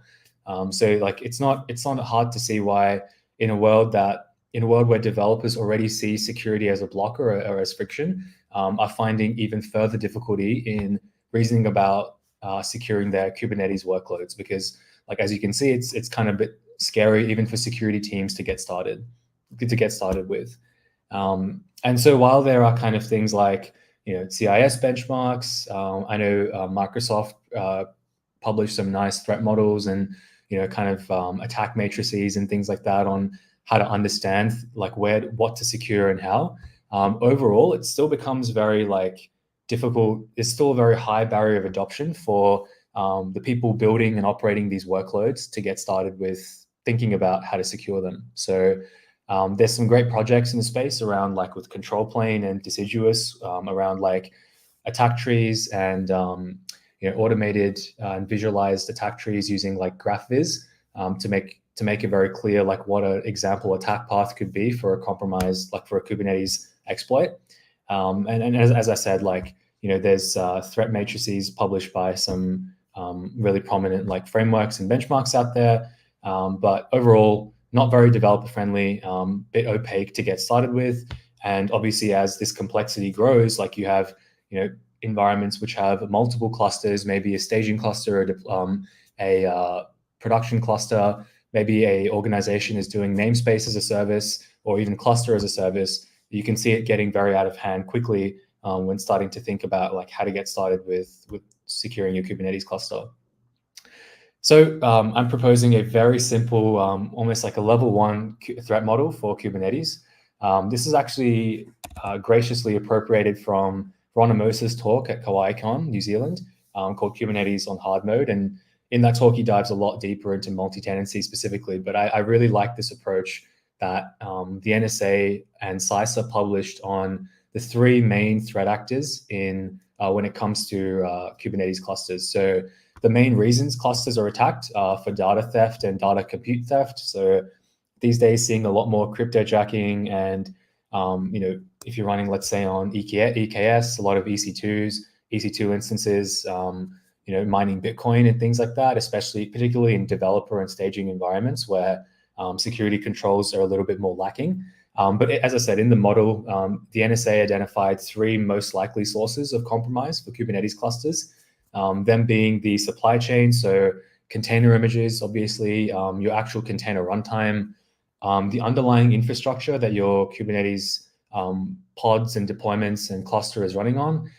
The threat actors is the second one, so bad actors, someone out there performing remote exploits, usually with stolen credentials, but often sometimes just through like really, really weird things like exposed API resources. So I suppose recently there was quite a high profile breach with Tesla, and also I believe Google separately, where there was a Kubernetes dashboard just like openly exposed to the internet, which I thought was pretty funny. And you can kind of from that see just how little thought is being put towards securing workloads as they're built. So yeah, threat actors, and this can be not just stolen credentials, as I said, but exposed like data exfiltration through control plane resources. So improperly secured API servers on Kubernetes, which you can then enumerate and exfiltrate data from around the container runtime. And I would actually also put like secrets found in containers through this as well, because that's often how privileges get escalated and exploits actually get crafted as well. So everything like from your containerized apps, everything running in your data plane, this is all fair game, like that's exposed externally. And then the third one, which I think is thought about a little bit less, is insider threat. So, we all know that head of SRE or cloud ops, someone who has full cluster admin, users who are one privilege escalation away from root access to a node. And even also like thinking about service providers. So obviously like cloud service providers publish like shared responsibility models on like what they are responsible for securing, and often anything below the infrastructure of your compute is abstracted away, but you still have to remember like they have access to your cluster and your cluster runtime as well. So like starting with that threat model and then moving a bit further to like mapping that threat model to some controls, still not obvious. I mean, I look at this, which is from the CNCF landscape for cloud native security, and for cloud native, like the cloud native CNCF landscape, and you can see there's a lot of different tools in the space which often overlap, and it's also not clear like right away which types of security testing should I be performing, when should I be performing them, who should be owning them, and who should be managing like these different tools at different stages. So so starting with that threat model that I defined earlier, mapping it to 4 very basic threat surfaces. So starting at the very bottom, the code that you're actually building that gets built into your containers. So this is your application code, as well as your infrastructure code that defines the cluster config, but I'll get to that in a second. But focusing purely on the code of your actual workloads, this is everything that is built into those containers, including dependencies, libraries, open source libraries that you're dependent on, internal packages that you're publishing internally, and any code that you're publishing internally as well. Obviously, then the next layer up, once this gets built into a Docker image or a OCI image, container image, getting built into some sort of artifact or build artifact that gets then run in the container runtime. So obviously, this threat surface is very much focused on like how are you making sure that artifact is as secure as possible. It's not containing hard-coded secrets, and the auditability of the changes to that artifact is very well defined, which I'll also get to in a second. The next one up, obviously, is the cluster. So started with the code. The code gets built into a container. The container will get deployed on your Kubernetes control plane, and this threat surface is mainly around making sure the configuration that defines your Kubernetes cluster is not insecure by design. So you're not doing things like running containers as root, and you're not doing things like having overly permissive service accounts in your Kubernetes cluster as well.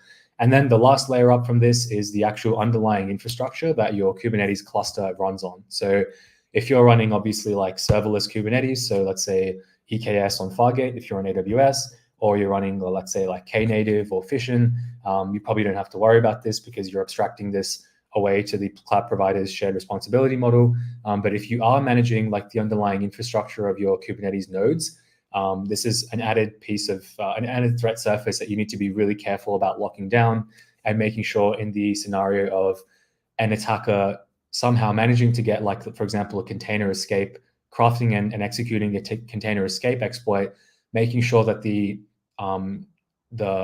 infrastructure, the host runtime is locked down so they can't actually do anything, even if they manage to escape the container runtime into the host. So yeah, mapping those three threats, so insiders, supply chain, and bad actors, to threat surfaces, code, container, cluster, and cloud.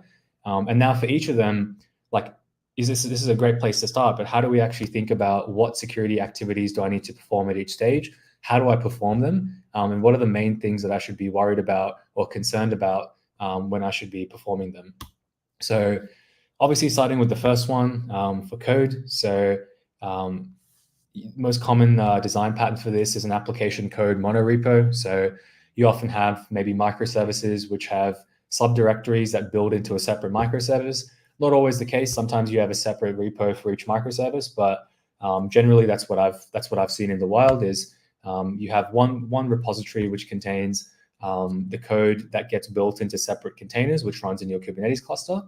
Again, sometimes this can be contained in the same repo with the Kubernetes manifest files that deploy these things into your cluster. But just focusing right now on the application code, I guess the priorities here and the objectives here are to make sure that you're failing as fast and as early in the SDLC as possible. So you're integrating very natively into developer workflows and code review processes, and you're making sure that the universal security gate for merging into master, which is that code review process every time a PR is raised, some sort of static code analysis or SAST is being performed at that particular stage. So there's a lot of tools out there that perform this, obviously Snyk, Nullify, Mend, a lot of combination of open source and proprietary offerings out there that you can use to integrate in the code review process to run SAST. IDE plugins is another great way to do this. Snyk obviously have a great offering in terms of how they integrate natively into developer IDEs. Me personally, I feel like this is a little bit too hard basket for a lot of organizations, especially when they are not standardizing the IDEs that developers use. So maybe some devs are on Vim, some are on VS Code. So oftentimes your safest bet is to make sure you're running some sort of SAST before you're merging into master. SCA is obviously another thing here. You should be making sure that the packages before your container is built are not introducing any new vulnerabilities into that container artifact. So you can kind of see the flow here is every time an PR is committed, whether using Nullify or Snyk, run some sort of static code analysis on the PR, check for common weaknesses and enumerations, and then after it's been reviewed, merge in.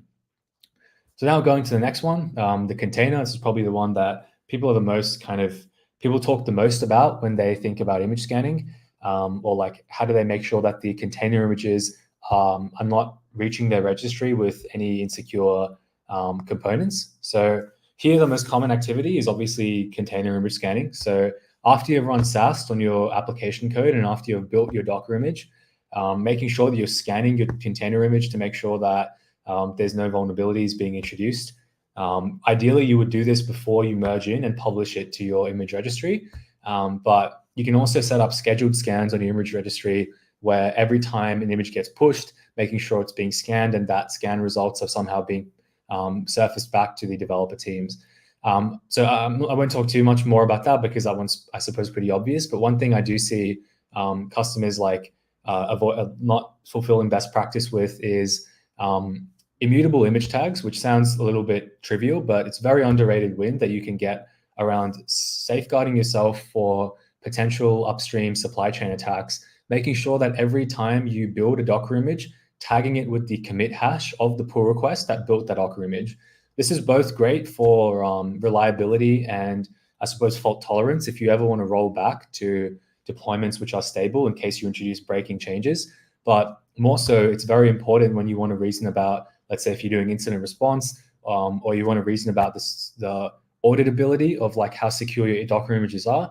Very hard to do that if you're constantly just overriding the latest tag every time you push into your registry. So making sure you have immutable image tags, and then if you're mature enough, going a step further than that even, and actually signing your container images with the hash of the commit as well. And then also dynamic analysis. So this is a bit more novel, but if you're importing, this is particularly if you're importing third-party images, particularly from vendors. So when you perform SCA in the previous step, you can probably scan your Docker files and make sure the base images you're importing are secure.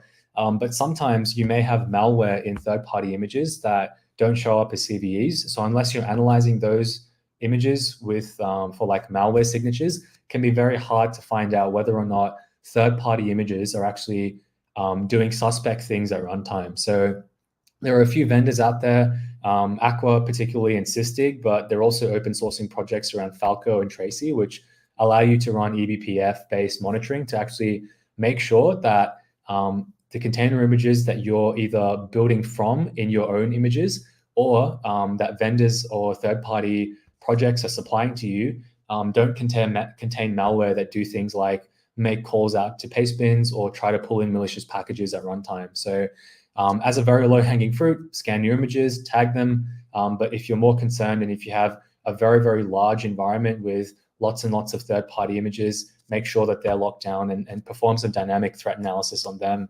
and make sure that they're not doing anything weird at runtime as well.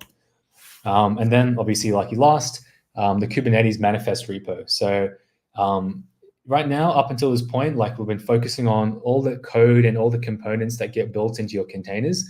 But what about the configuration of the cluster itself? So how do we make sure that we're stopping misconfigured or insecurely configured resources from being deployed into production or staging clusters to begin with? So again, here, the best thing to do is a very low-hanging fruit is to perform static code analysis or SAST on those IAC templates. So plenty of different ways to do this. Chekhov is great. Kublinter, plenty of SAST tools out there that have really, really nice rules for making sure that your Kubernetes manifest files aren't doing insecure things. So things like deploying containers as root and making sure your RBAC is really locked down, making sure that service accounts aren't overly permissive as well. And this is something that I see people overlooking. And then when they then run point-in-time scans, maybe using Kubescape or Kubebench, they find a lot of their resources are out of compliance or insecure. They could have just picked that up and they spend time remediating it, but they could have just picked it up before even deploying those manifest files into their production cluster. So if you have some sort of GitOps setup, if you're running Argo CD, whether it's push-based or pull-based deployment, same concept as your application code SAST. Whenever you make a PR to change configs in your manifest files in the YAML, make sure some sort of static analyzer is running on them. And then if you're more mature enough to have a staging production, pre-production or staging cluster or namespace where you actually stage changes to run, let's say, integration tests against those workloads, don't hesitate to actually run tools like Kubebench or KubeHunter, which actually run on live Kubernetes deployments against your Kube API server. And they give you benchmarks against things like the CIS Kubernetes benchmark, or they actually find out through breaking means. So obviously don't do this against your production clusters, whether or not you have any exposed vulnerabilities through the Kubernetes API. So I've seen some 10.0 CVE scores of 10.0 from things like Istio or Envoy proxies, things that you can pick up in pre-prod and staging if you're doing some things like cluster scanning and benchmarking using some of those tools. But yeah, that's it. So that was the last threat surface after container. And yeah, I guess, sorry, one more is cloud, which is the underlying workload. So make sure that your underlying infrastructure that the Kubernetes clusters are running on. So here, make sure you're running SAST on all your infrastructure as code. So whether you're running Terraform or CloudFormation, make sure you're not having things like overly permissive security groups, overly permissive IAM policies. Same concept as previously. You usually have a combined repo with your manifest repo, but if you don't, if you have a separate repo, make sure you're running IAC SAST like Chekhov, TFSec, or CFNNAG, and making sure you're not deploying any infrastructure as code that is insecure by default. But that's it. Obviously, reach out to me. My Twitter handle is in my tag. Obviously, reach out to me on LinkedIn. And if you want to find out more about the stuff we're doing at Nullify and orchestrating DevSecOps, feel free to reach out as well. And yeah, thank you. Amazing. Thank you so much for that. That was really, really interesting. And I think, it's just, again, one of the things with Lightning Talks, it's so hard to sort of capture everything you want to say in like 15, 20 minutes. So I think you've definitely done a good job. And I particularly liked, how you started off with that really complex diagram and you gave a simple alternative because really I think Kubernetes is very, very complex when you actually go to do it. I think it's marketed sometimes as being a simple solution, but when you actually have to implement it, there is a lot to it. So I think you've given some really great advice over there. We may have to jump on to our next talk. Shantanu, thank you so much for the talk. And, he's shared his details. So if anyone does have any questions, please ping him on his details, and I'm sure he can discuss all things DevSecOps and Kubernetes. We do have our next speaker. So Surya is going to introduce. Thank you so much, Shan. Thanks, guys. Thanks, Shan. Yeah, so the next speaker we have is Randall. He runs the developer relations and community at Snyk, where he works on security research, development, and education. In his spare time, Randall writes articles and gives talks advocating for security best practices. Randall also builds and contributes to various open source security tools. And Randall's realms of expertise include Python, JavaScript, Go, web security, cryptography, and infrastructure security. And Randall's been writing software for over 20 years and has built a number of popular API services and open source tools. And he'll be presenting on an introduction to Paceto tokens. Welcome, Randall. So excited to talk. I haven't heard about Paceto, so I'm definitely looking to learn something new over here as well. And you've got your slides, so I'll add them to the live stream. Also, I know, Surya, you've got to head off, so I just did want to say thank you so much for co-hosting and, adding your operations lens on security as well. And hopefully, this has been valuable, but thank you for co-hosting with me as well. Thanks, Shilpi, and thanks, everyone. All right. And thank you both. All right, so let's have some fun, everyone. This is a lightning talk, so I am going to talk extraordinarily fast, but feel free to write questions down in the chat. I'll try to get back to them when I can, but I'm going to try to keep this to 15 minutes or less, ideally. So what are we talking about today? Well, we're talking about Paceto. And what is Paceto? What does it mean? Well, Paceto stands for Platform Agnostic Security Tokens. Now, hopefully you've heard of JSON Web Tokens before. These are basically the upgraded version of JSON Web Tokens. Now, I don't know about you, but for the last week or so, I've been playing around a lot with AI. And one of the cool things I learned you can do is you can actually ask the AI, what are Paceto tokens? And brilliantly, it'll actually say, hey, Paceto, which stands for Platform Agnostic Security Tokens, is a secure and compact way of storing and transmitting data. Paceto tokens are designed to be easy to use and implement while also providing a high level of security. They're based on JSON Web Tokens and use modern cryptographic techniques to ensure data stored in Paceto tokens is secure and tamper-proof. And guess what? The AI is totally spot on right, but it can't do as good a job as I'm about to do walking through the whole thing. So let's get into it. So also, I had an amazing introduction. Thank you so much. Like the host said, I'm Randall. I work at Snyk. I do DevRel and community. I do a lot of security and building stuff. You can learn more about me if you check me out on Twitter or follow the Snyk accounts. But let's get right into this. So first of all, what's Paceto? Well, Paceto, you can think of it as really just a blob of JSON data that can be securely transmitted over the internet.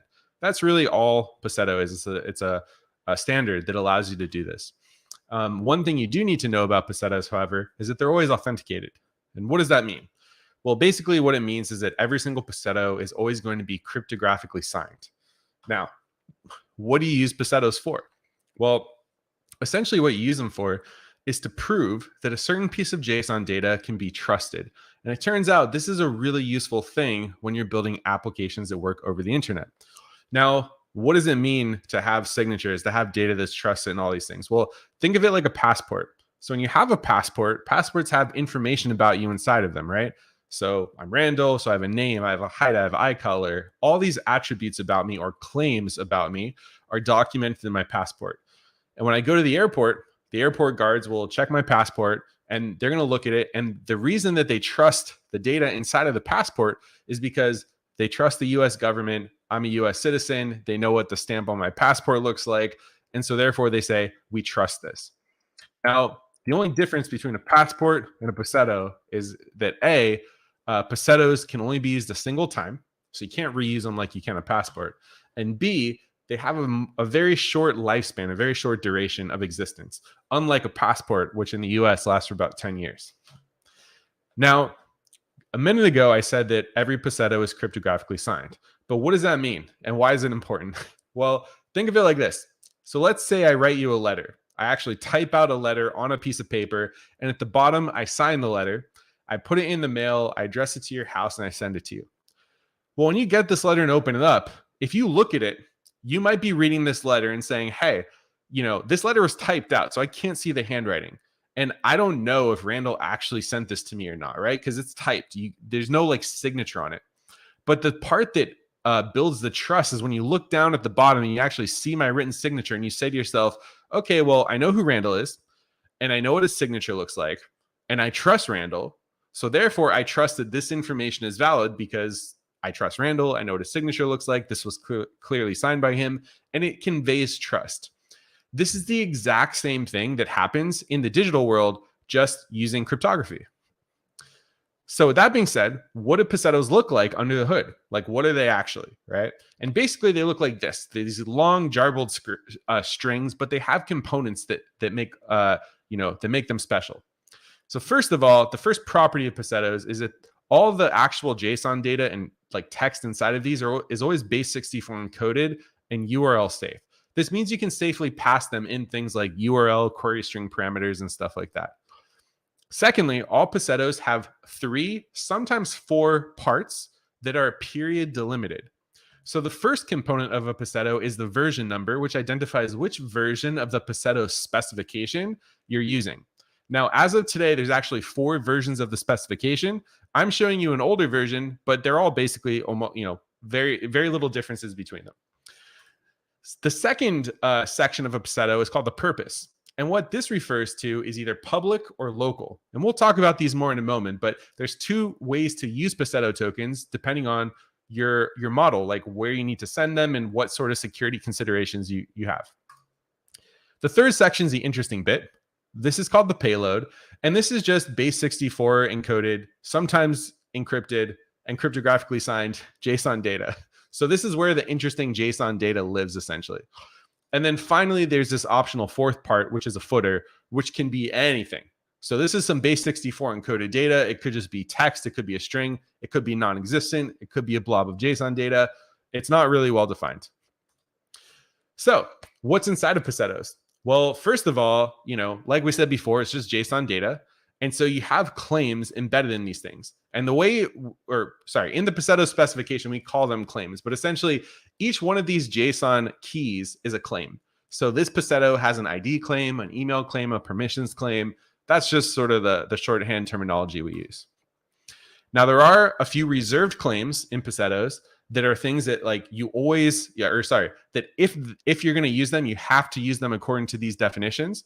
And there's a number of these. So for example, there's the ISS claim, which it's called the issuer. And that basically says who created this token. So it's really useful when you're doing certain types or building certain types of apps. There's also an expiration claim, an issued at claim, etc. So there's a lot of these core things you can use to properly communicate with people using the same standard. So what are the different types of Passettos?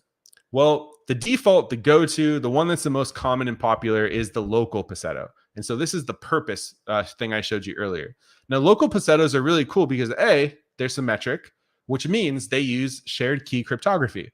Now, we're going to talk about this more in a moment and show examples, but local Passettos are great because if you have a system where you can securely store a secret key or one or more systems, this is the one you want to use. And the reason why is because local Passettos are also encrypted. And so that means the JSON data that goes inside of them can never be read by anyone without a secret key. They're also really simple to use and easy to manage. And so that's another benefit. Now, the other type of Passetto you have are public Passettos. Now, as the name implies, these are asymmetric and they use public key cryptography, hence the name. Now, public Passettos are not encrypted. So there's no way to encrypt the data, which means that anyone who can get a copy of this token can actually see the data inside of it. Now, that's okay for certain things, but if you need encryption, then you have to use local Passettos. And then finally, public key cryptography in pretty much every circumstance is relatively complicated. And so that's, sort of a trade-off of using these types of Pacetos. So how do local Pacetos work? Well, the main idea is you have two things you need to care about. First of all, you have a blob of JSON data. And second of all, you have a secret key, like a passphrase, essentially. And when you combine those two things, you create a Paceto that's encrypted, like we said before. And so what that means is if an attacker gets a hold of this Paceto and tries to inspect it and see what's in there, they're not going to be able to see anything. So they're sort of out of luck unless they have this key. Now, the way this works is the secret key is needed to both create the Paceto and do the encryption, but that same key is also needed to decrypt the Paceto. And so that's why we call it shared key cryptography, because both parties, the party encrypting the data and decrypting the data, needs to share that same key. And so usually what that means is it only works in trusted systems. Like if you're building applications on an internal network and you have like trust between your platforms, that's one way to do this. So what are some use cases? How would you actually use this in the real world? Well, a really great example is having a website with a download server. So for example, maybe you're running a video course website and you're teaching people some courses. Like for example, one of our presenters is going to runs the Web Security Academy and has a bunch of students and they do some amazing stuff. And maybe he wants to sell videos for his courses. And so this could be a way to do that. So in this scenario, what would happen is the user would say, hey, website, I want to download this MP4 file. And then what's going to happen is the website is going to validate this request and say, okay, well, you're logged in, you bought the course, you can download it. And so we're going to redirect you to the download server to download a file. And the way they're going to do that is by, first of all, both of these services need to have this shared secret key. Second of all, the www service is going to generate this Paceto token and include some data inside of it. So it might include things like a purchase ID, the permissions that this user has, like they're authorized to download video 1, video 2, video 3. And then they're going to redirect from this service to the download service. And in the query string parameters for that request, they're going to include both the Paceto token as a URL query string parameter, as well as the video file that the user wants to download, the file name. Now, the download server is going to receive this request, parse out that token and file parameter. It's going to decrypt the token using the secret key. It's going to verify the purchase ID. It's going to verify the permissions and say, okay, well, the user wants to download video 1 and they have the permission defined here and we trust that. And so therefore, we trust that they can do this. And then finally, the download service is going to let the user download the file. So this is an example of how this can be used in the real world. Now note, this token is being used a single time only, and it only exists for a short period of time during the redirect. That is important from a security perspective. Now, what about public Pacetos? How do they work? Well, in this scenario, you have three things you care about now. You have the same JSON data, and you have you still have a secret key we call a private key, but you also have this other key called a public key. And the public key is meant to be shared publicly. And so there's nothing you have to keep secret there. The only thing you have to keep secret is the private key. And the way public Pacetos work is you create the public Paceto by combining your JSON data with your private key. So you don't need your public key to actually create the Paceto. You only need your private key. Now, if an attacker gets a copy of this Paceto, like I said before, because it's public, the data is not encrypted. And that means an attacker can read all the JSON data. So one thing you want to keep in mind when using public Pacetos is, again, whatever JSON data you put in there should not be super sensitive information. Now, when you're using any form of public key cryptography, the private key is what you use to create a token, and the public key is what you use to validate that the token is valid and hasn't been tampered with or changed in any way. So the public key is used for validation and integrity. It's like looking at that signature, that stamp on your passport, but it's not encrypting anything. Now, how do you use these in the real world? A great example is website authentication. So many of you might be familiar with OAuth or OpenID Connect. Paceto is a really great use case for initializing these flows. So for example, a user might go to a website and say, hey, I want to log in, get redirected to an authorization server. The authorization server is going to say, hey, what's your username and password? The user gives it to them. The authorization server is then going to use its private key to generate a Paceto token for the user. Then it's going to transmit that public token back to the web server. The web server is then going to parse that token out, validate it using the public key of the authorization server, And note that in this scenario, the private key only needs to be known by the authorization server. No other parties need to know about it, which makes it particularly great in these scenarios where you don't have trusted web applications talking to each other. And then, yeah, finally, you would then create a server-side session that's secure and keep the user logged in. So this is like a good example for how to use public Pacetos. So why are Pacetos better than JSON Web Tokens, and why were we talking about this? Well, the way you should think about Pacetos is that they're essentially like JSON Web Tokens, the good parts, right? So it takes a lot of things from the JSON Web Token spec and gets rid of the bad stuff and just leaves a little bit of the optimized stuff that helps you. Now, in a really quick nutshell, you might be wondering, well, I've heard a lot about JSON Web Tokens. They're used all over the place. What's wrong with them? And the answer is that, first of all, they're really widely misused. And so people use them in all sorts of security contexts that cause problems. Secondly, they force implementations to strictly process the algorithm header, which can cause forgery issues. Third, there's a lot of poor cryptography choices that were made by the designers of the specifications that allow you as a developer to sort of shoot yourself in the foot. So for example, using RSA with PKS makes you vulnerable to padding oracle attacks. Using RSA with OAEP padding is bad because cryptographers have been recommending people move away from RSA for years now due to complexity and potential vulnerabilities. Using elliptic curve Diffie-Hellman with the Weierstrass curves introduces risk of invalid curve attacks that would allow attackers to steal secret keys. And then in some scenarios, the JSON Web Token specifications just allow you to use the wrong cryptographic choices entirely, which is like a massive issue. And so basically, Paceto was created to fix a lot of these issues. So how do you get started? Well, if you want to check it out, you can go to the website paceto.io and play around with it. There's an RFC, there's lots of developer libraries and a lot of different programming languages. There's great articles linked to there and presentations. There's tons of useful resources. If you prefer watching videos, definitely go on YouTube and search Paceto. You'll see some of my talks and some other people that have given a lot more research on the subjects. And yeah, thank you so much. Hopefully you enjoyed this. If you want to learn some more fun security stuff or just hang out with me, I have my personal site linked. I have the Sneak website linked, my Twitter, Sneak's Twitter. Follow us everywhere. And yo, thank you so much. Thank you so much for that, Ranil. That was really, really good. I didn't expect anything less, but that was really nice. And I always love the artwork that you've got. But I think it was really easily put through as well. As you said, it's just JSON Web Tokens without the bad parts. So I think I'm just going to remember, like that's my takeaway for what it is. So thank you for putting that through. I'm just going to have a quick look if there are any questions that have come through. But otherwise, Ranil's done an amazing job of plugging in all his socials. So I know he loves talking about this stuff. So hit him up with any questions that you do have. But thank you so much for joining us, Ranil. And thanks so much for the talk. Thank you. Looking forward to hanging out later. Take care. Thank you. Perfect. So we've got our last, but definitely not the least, talk for the APJ region. And usually, we do have, an amazing talk. So we do have Bartosz Petruchka, who is a software engineer and also the founder of Dev Academy. He has taught 1,000 of developers around the world, has spoken at many international conferences, and he's also worked with a lot of great companies like Credit Suisse, UBS, and I think the list goes on. And today he's going to be talking to us about 7 must-know steps to making modern web apps ultra-secure. So I'm going to bring Bartosz on board.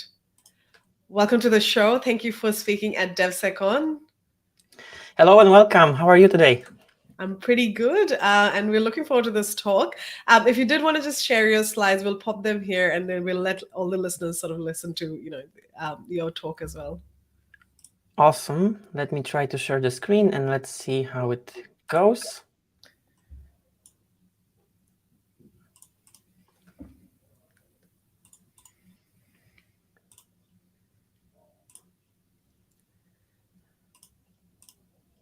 Also, just while you're bringing that up, just a note for anyone watching this at home, and we do have quite a few people who are joining us live. Thank you for all the questions that you're bringing on.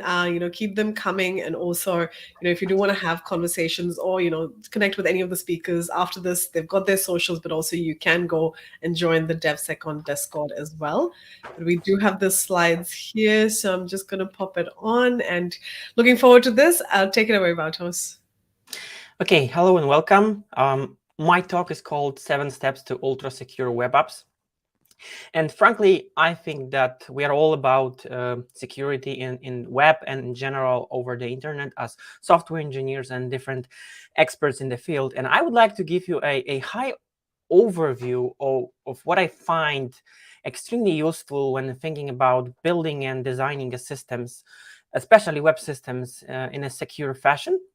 So my name is Bartosz, and thank you for the nice introduction. As already mentioned, I've been working in the field for over 10 years for many different companies, master degree, and recently I became a Snake ambassador, and I run Dev Academy, and Web Security Academy is one of the projects under Dev Academy. So we are pretty global with students almost around the world and every continent. So it's pretty amazing. This is just one slide to give a little bit of credibility. I've been also doing a lot of education around like another guys. So all of that is done. And let's start with the steps. I have 7 steps. And in my opinion, the very first is to actually understand the web security model, because we can code stuff, we can use libraries, Passetto and JSON Web Tokens, but if we don't build the fundamentals understanding of where are we actually located, then it's going to be hard for us to continue and design and think about security in the first place. So there are things like same origin policy, content security policy, sub-resource integrity, cross-origin resource sharing, hashes, nonces, signatures, and all those things together actually tie a landscape on which we actually operate, designing, making decisions, on what tools to use, on how to implement things, what are the lurking dangers actually we need to take care of. So, same origin policy is fundamental, which actually then tells us more about things like course. And then, a lot of developers are throwing out the hair because, there are errors in the background. And, it is the first thing you just Google and then you look for the quick solution. But unless you actually know why the things happen the way they happen, and it's going to be always a shortcut. So first, very important step, get all those things, play with it, make some hacking, make some examples, try to break things in, and then once you feel comfortable, you can move on. And the next step that I would like to say here is actually learn about common security vulnerabilities, because there are common, already known techniques that actually allow to break, and they happen very often, even in 2022. And there is a nice document called OWASP Top 10 from the OWASP organization. It is Open Web Application Security Project. And they actually, from time to time, update the document. And they classify 10 security risks. And let's start from like one, which is still valid, but extremely deadly.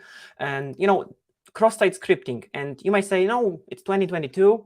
Why do we still think about it? Because it's still a real thing. I mean, we know Angular, we know React, and we know front-end frameworks that take care of all the sanitization. But still, in my opinion, relying only, okay, you know what? Angular prevents from cross-site scripting. I should not know about this, nothing. But if you have some advanced features and, some snippet of the code via, I don't know, reflected CSS, XSS, or stored XSS creeps into your code, then an attacker can steal your cookies, for example. Or, if you have HTTP secure cookies, maybe you have some critical information in your local storage or session storage. And then, using the cookies, then they may impersonate you. And then if you have e-commerce, maybe steal money and do some harm. So, and practically, if you understand, it's not that hard just to understand, okay, I need to make sure that any other code which I somehow allow to run in the context of the website, which brings me to the first step, that there is something which is a secure context of your website, then I'm going to be practically trying to prevent this kind of issues.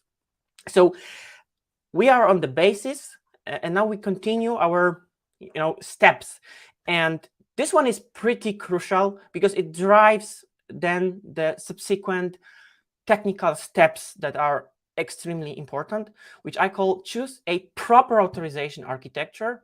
And the decision has to be made mostly based on non-functional requirements. What I mean by that is, first of all, there is one perspective from the origin or deployment point of view, and another one is from the state perspective. So, these are non-functional requirements, and they derive the subsequent decisions. So from the origin or deployment perspective, you may have so-called same origin websites. You have, your origin, your domain, your website is available, a backend and front end and all the services under the same domain and port and origin. So basically, the user makes a request and receives a website from a single origin, and we can actually make this nice context, use cookies. For example, in this context, the cookies are perfect. And then, you may have set the cookies to be secure, HTTP only, and hardening the session information inside this context.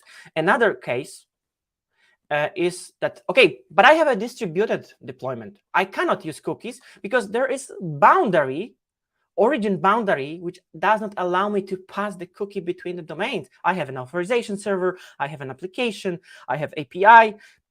So I cannot actually use cookies because they would not be able to be read by the different domains.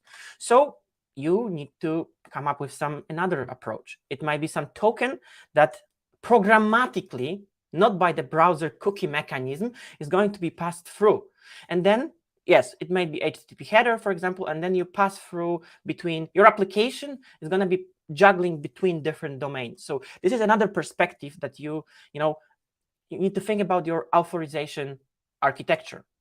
Another perspective, I'm saying all of this to make you aware that it's not one fits all. There are different contexts and different considerations. And another perspective is a state one. So you may have, as simple as that, a user state. Every piece of information about the login user, permissions, and stuff is living on the server side. And the only thing that jumps between the server and the client is the session ID. Right? So basically, pretty simple, but again, it depends on what you need to do. Is it possible to store the state on the server side? And then I'm going to jump into one of the Randall's best topics, I guess, is using JOTS or Pacero. And this is a different perspective on the context, because now you may be in extremely distributed system or any other constraint that says, you know what? It's hard for me to issue a server-side session. Maybe in this case, I would start with Pacero or JSON token, and I will put something inside of the token and then put it into the client. And then, I can make it a little bit more stateless, and I have to care about many different aspects, like Randall recently mentioned in the previous talk. So then you can put the user ID and other stuff that you need to maintain between the different HTTP hops to pass to the client and the server. So it's, as I mentioned, it's not that one fits all.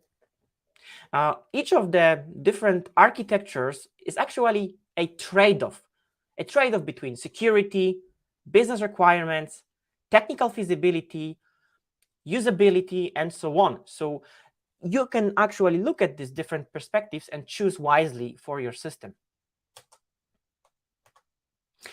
Number 4, once we are progressing with this process, you may actually consider a secure, role-based, permission-based authorization implementation.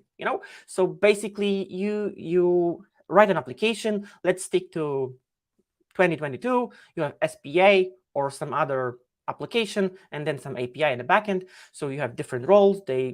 And those roles represent the set of permissions. They may share an account, for example, and different roles log into the same account. It may be, for example, Mike, who is the owner, and Paul, who is the reader. So you can imagine that Mike can only read stuff, and Paul can read and write because he has the role of reader.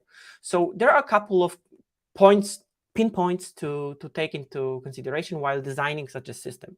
So first of all, we need to consider domain modeling for multi-account system, how we actually put stuff into the system from the domain perspective, how we put things together that our system is actually capable of implementing the features that actually we want them to have, from the requirements perspective. Then how we manage those permissions, right? How we design a secure REST API, how we make sure that there is a REST endpoint or GraphQL endpoint that actually is secured from the role perspective, that it's not only the UI but also the backend, because we may use any other client in the place of SPA that is going to make a request based on the specific requirements, and you may totally bypass the things that are implemented in the front end. Then you may have this user of object if you are using session ID, how to put stuff and then pass it back and forth between the client and customer. Things like middlewares, interceptors, routing guards, how to put those things together. Components as well. From the front end side, you would like to see particular parts of the system based on the permission or the role. So if you build like a component-based SPA, then different components have different permissions based on what the user is actually eligible to do, and much more. So this is like number 4. Number 5, we have some cool stuff in our toolkit, but it's not enough. Then we would like to add additional layers, and I will just name a few of them, like 2-factor authentication or multi-factor, like one-time passwords in the form of SMS, for example, iris scan, fingerprint. Basically, it's another factor that makes the system expect not only the username and password, but a second factor, because password might be compromised. And you will be surprised how easy it is to implement OTP with, for example, Google Authenticator that allows you to actually generate a one-time password, which is time-based. So, for example, it may be valid only for 30 seconds. And then as soon as you receive it, and actually, this is a cool part, there are systems that allow you to generate OTPs offline. You don't actually need to connect your device, like phone, to actually get a valid one-time password that is going to be accepted on the backend. So it's pretty insane, because you may think that, okay, when sending an SMS, I need to have a wire connection of my phone. But with some implementations, which are decent and used widely of OTPs, you don't even need to connect somewhere. It's going to be using some cryptographic magic to generate valid OTPs on your smartphone. So 2-factor authentication. Then you may have something like login throttling. I bet you have seen that if you log into some decent website and try to type your password several times in a wrong fashion, it's going to say you need to wait, because it's too many wrong trials that you actually executed. And we don't want to risk that you are actually an attacker trying to brute force or guess the password. So login throttling, like you can just block the trials to prevent brute forcing dictionary attacks or credential stuffing attacks like that. So you may want to think about it, that there are people who may try to use your system in a way that might be threatening to the system security. And then additional sanitization and validation must be a must, both on the front end and especially on the back end. We don't want to allow the system to accept every possible input, because it might be crafted exploit or stuff that the system may actually undesirably execute or make some harm. So proper sanitization and validation of the input is a must, especially when we think about the system that is front-end and back-end decoupled. The back-end is a must place to actually make some additional sanitization and validation for sure. Then we have logging. I mean, this is also important aspect, but there are different aspects of that. you may start with a simple one, like access level logging, and which is pretty simple. You just need to use some interceptor or middleware, and you log every HTTP request with timestamp, URL, and API. So this is like the front. But also, if you go deeper in the application, it's good to make the system accountable of the events from the application perspective. So you need to think about what are the meaningful application level events for the system, accountability, like who, when, and what did in the system. Like, okay, who logged in, who registered, who made a transaction, what are the details actually around this event in the system, that if we would like to look inside and make some retrospective, we can actually know what happened and we can make some decision based on the analysis. So this is a different level of logging what happens in the system from the application perspective. And then finally,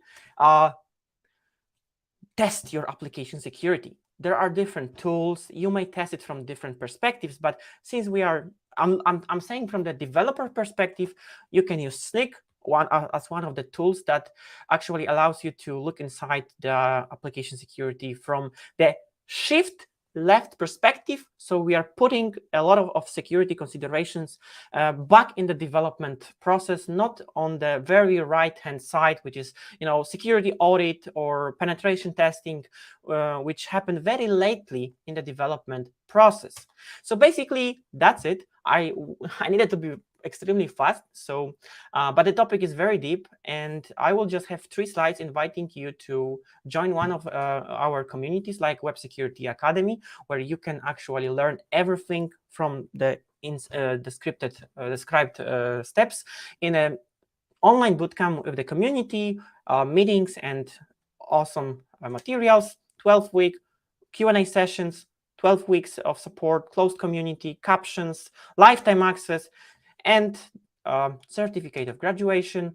And the cool part is regarding new things that we are doing, I'm about to release a brand new module featuring Snyk from the developer's perspective that explains to you the DevSecOps for developers, and awesome things like static code analysis, static application security analysis, that we are going to be hacking in the application that we use for learning. And this will end up soon in Web Security Academy. And nice, this is my last slide because I'm really happy to be hacking in the space. And if you go to httpscanner.com, it's going to be a free tool. It's going to be a free tool to help you scan your HTTP security. So, there are things like HTTP security headers, like content security policy, all the things that I also mentioned in the beginning that contribute to web security model. We are working with my team, UX designers, developers, conceptuals, and researchers, and me on the new brand new tool that is going to be the 2022 Go for web security for free, to help you inspect what is happening in your website. httpscanner.com. So for now, there is if you open this, you will see the poll, the survey that I need to gather as much information as possible to create some useful tool. You can jump on our community server or whatever you like, but this insights will help us create something free, something cool, something useful. And thank you very much. Visit httpscanner.com or Web Security Academy, or jump to some socials. And that's all from my side. Thank you. Amazing. Thank you so much for that. That was really, really good. I think I'm definitely looking forward to, what you're going to be doing with, and Snyk, the Web Academy thing that you're going to be building. I think that's going to be really exciting. So I'm definitely looking forward to that as well. And I liked how you said that, not everything, one size does not fit all. I think you're so right there. And, just calling that out was really, really important. So definitely love the talk. Also, you're getting a lot of love from all the live streams that we've got. I think we've got Liren, who has mentioned that he thought it was a great rundown of the important web security concepts. So thank you for the talk. Also, I will give a huge shout out to the work you've done with Web Security Academy, because it is so good. And I will vouch for it. Like, if any of you are trying to get better at web security, like, you will not find a better teacher than the guy in front of you right now. So go sign up for the next session. When is the next session going to start, by the way?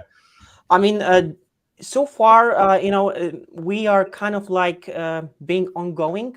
So I mean, it's different when you have a session and when you have the ongoing. So far, when you jump, you are I call it a self-paced mode, but we have all the things like sessions, meetings, and stuff like that. So I mean, it's not like so far it's not scheduled. You can watch on your own, but we have like monthly calls, meetings, and Q&As like being held periodically, more like on demand rather than forcing you to make a group of people working together. So it's basically ongoing without much of a constraint on our side so far. But sometimes from time to time we would like to make like a group going. But it's not planned any by means this year. So feel free to jump on self-paced mode. Very cool. Very cool. Well, if you're watching this, go give it a go. It's amazing. You will not regret it. Thanks. Amazing. Thank you so much for coming and sharing your knowledge with us. And as Randall said, it sounds like you've got a lot more to give to the community. So definitely do follow Bartos and all the awesome work that he's doing. Thank you so much. Thank you. Perfect. And speaking of awesome things, I think, and I know we've been plugging in the DevSecCon Discord. So another cool thing that happens there, and I know, Randall, you're quite involved in that, is the book club. So we've had Tanya Janka talk about her application security book. We've had a few book clubs, and that's where we, discuss, chapters of all these books and kind of do a deep dive. So that's been something really cool. So as I said, I know DevSecCon conference happens once a year, but you've got DevSecCon Discord where we're constantly talking about really cool DevSecOps things. Also, there are currently 18 DevSecCon chapters across the globe. So they're across 6 continents. So there possibly is one in your city. I know in APJ, there's one in India and in Australia. So if you're loving this and you want more, you know where to go. So you've got to check out the DevSecCon chapters and the DevSecCon Discord and Randall's book club as well. Is there anything you want to share more about the book club, Randall, that I didn't cover off? Well, I'm extremely biased because I just so happen to be the one running the book club. But I'm obsessed with learning about security stuff. I've been really into it for years and years and years. And so I think we only started it back in September, I want to say, but we started this DevSecOps book club. And every week we just meet in Discord. We share our faces and we just talk through a couple chapters of whatever the book we're on is. We've been through a couple books so far. We're currently reading oh my God, I forgot the name. Designing Secure Software by Lauren. I forget his last name, but it's a super great book. And yeah, if you're interested in learning more about DevSecOps and just getting into some of that stuff, you will not meet a nicer group of individuals. So come hang out with us. Definitely. And I can vouch for that as well. And there's lots of really good conversations that happen there. People ask some really good questions. So it's almost like hanging out with a lot of people, a lot of good developers and security folks and just learning from each other. So I don't think you can really go wrong there. Now, we are wrapping up APJ, and thank you, Randall, for joining me and being my co-host. I was going to be a bit lonely there for a bit, but thank you for staying late. It is, for anyone's context, it's midnight, past midnight where Randall is, and so thank you for staying back. We will have EMEA kicking off in the next 3 hours, so everyone has a chance to recharge. If everyone in APJ still wants to continue, there's EMEA, and then there's Americas happening as well. So there's lots of cool stuff coming up. But we have had DevSecOps runs a DevSecOps Leadership Award every year, and we have had the nominations and the winners come through. So that is something we wanted to share with you all. And Randall is going to be doing the honors with me as well. So if you want to share the screen, and we can go through the amazing folks in the world of DevSecOps. Okay, no, I'm nervous. I don't know about you, Shilpi, but every time I see these things, I get extraordinarily nervous because there's a lot of pressure and a lot of people submitted for each of these categories. People are dying to get these results. And so I feel just nervous even talking about them. Yeah. Do you want to kick off the first award and we'll sort of go through it together? Yeah, sure, definitely. So I'm like you as well. And I think I'm always you've seen so many Oscars and things where they always read out the wrong person as well. And I definitely don't want to be that person. And don't forget, these are way more prestigious than the Oscars. Okay? Yeah, for sure. Brad Pitt is never going to win a DevSecOps Inspiring DevSecOps Individual Award, right? It's a completely different ballpark. Yeah, doing DevSecOps is much, much more harder, and trying to make it fun is much, much more harder. So, like, these individuals, and again, I think as a community, there's so much good work that happens. So there are more people, we know, who do a lot of great work, and for next time, I do encourage everyone to nominate people, because often, we don't nominate people that we do recognize. It's just one of those things that just passes by. So if you know someone, a leader, a team, a contributor who's doing great works, keep an eye out for these awards next year and make sure you do nominate them. But firstly, we're going to talk about an inspiring DevSecOps individual. So this is rewarding unique achievements by a forward-thinking individual who has contributed significantly to the industry and the community. So we had some really great nominations. We had Lena Smart, who's the CISO of MongoDB. We had Keith Batterham, who's the application security lead at Context, and also Mani Thangamani, who's the senior security engineering at Telstra. So congratulations to all the nominees and anyone else who had been nominated. These are the finalists. And let's do the drum roll. I know I'm not good at sound effects. And the winner is... Mani is the winner. So he's a excuse me, senior security engineer at Telstra. And what we have about him here is containers in less than a decade have surged forward as cutting edge technology that transforms how we deliver application performance at scale, involving the implementation of security tools and policies for containerization assurance, i.e. protection of infrastructure, software supply chain, runtime, and everything in between. And Manny has been involved in implementing and testing a solution, guiding application teams, and helping to build and manage secure containerized services in the cloud by adhering to security policies and best practices. He conducted security assessments to identify risk areas and ensure gaps are remediated, encompassing governance, compliance, and risk management of the containerized applications through clear, consistent, and regular communications with all stakeholders, ensuring that Telstra's security requirements are consistently met and carried on as part of the overall security strategy. And I think it's fair to say that is not an easy job to do by any stretch. And so the people like him that are in the weeds every single day, pushing things through and making these security programs happen, especially these like large, massive corporations. I mean, there's a ton of work that goes into that. So massive shout out to Manny and congratulations on winning the most prestigious award in probably all of Australia right now. I would potentially for sure. say. Yeah. And Telstra, being such a large organization, obviously, I think it's one of the biggest telecoms here. It is hard driving these things from a cultural perspective, so I can definitely appreciate it. Sounds like, Manny, you've been doing a lot of amazing work, so congratulations. Thank you to anyone, the person who's nominated Manny as well, and congratulations to all 3 finalists and every nominee. Everyone's doing amazing work, and we love to see people get recognized. So congratulations, Manny. I think the next award or the next category we've got is the Outstanding DevSecOps Community. So I think DevSecOps as a community is an incredible community to begin with. And there are a lot of little mini communities within this community that are doing some awesome work. So who are the finalists in this one, Randall? I'm keen to see. Well, first of all, just to clarify, this one is going out specifically to recognize the hardworking contributions made through education and community building via DevSecOps meetups, programs, and events overall. So there's a ton of things that go into that.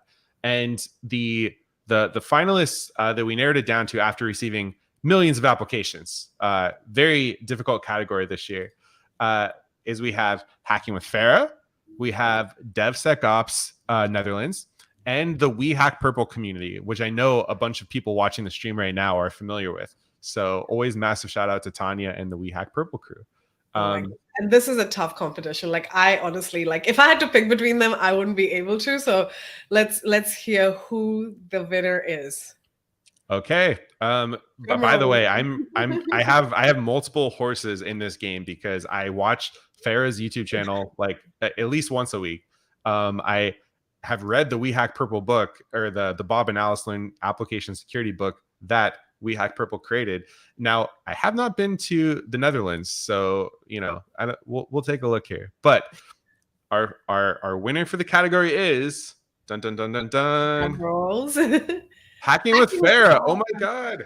Congratulations. That is amazing. I know like Farah is doing some amazing work. I love watching her YouTube videos as well and how she really breaks it down for like people getting into security from a lens. I think she's and I think this is what a lot of people do is, you know, they teach others while they're learning, and it's just the most beautiful way to give back. So congratulations, Farah. This is amazing. So Farah is the face behind the community she built. She is strongly communicating and advancing for security, DevSecOps related practices. She's an inspiration as an individual in cybersecurity. So that's who Farah is. And, you know, we're very, very happy that she's won this award. And make sure you go subscribe to her YouTube channel if you are not already. Is one of my all-time favorite YouTube channels. It's absolutely incredible. I always learn something new. And yeah, she's just incredible. Not much else to say there. Congratulations, Farah. Congratulations. And again, congratulations to all the nominees and the finalists, you know, everyone doing amazing work. And if you do know of a DevSecOps community for next year that you want to nominate, you know, this is where things can end up. So, you know, just a reminder, you know, make sure you put in those nominations.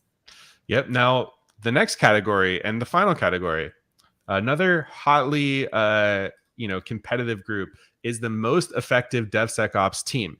Now, this award is going out to teams that have made significant improvements to improve and create a robust DevSecOps program, solution, transformation, or culture within their organization. And as I'm sure a lot of you know, working in the security space or being a developer at these larger companies, it's really hard to make changes sometimes, you know? Like it's hard to make change anywhere, but especially when you're introducing new practices and tools and new KPIs and introducing concepts to people, it can be really difficult. And so this award is, I think, particularly interesting on the business side, just because there's so much that goes into it. And I know for a fact the companies that are nominated here have done an amazing job with some of these programs. So it should be pretty exciting. Yes, I'm excited to see who the finalists are. All right. So our finalists are, and I will let you take these ones, Shilpi. Yeah. So it's CNCF SIG Security, Citibank Application Security Team, and the SIG Store team.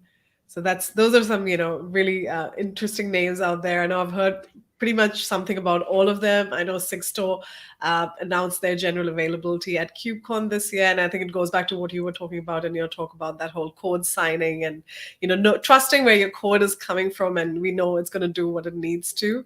You know, I haven't really heard too much about what Citibank is doing, but, you know, like it'll be good to hear, you know, what their application security is doing. I can imagine being such a large bank, they would have a lot of challenges at their end.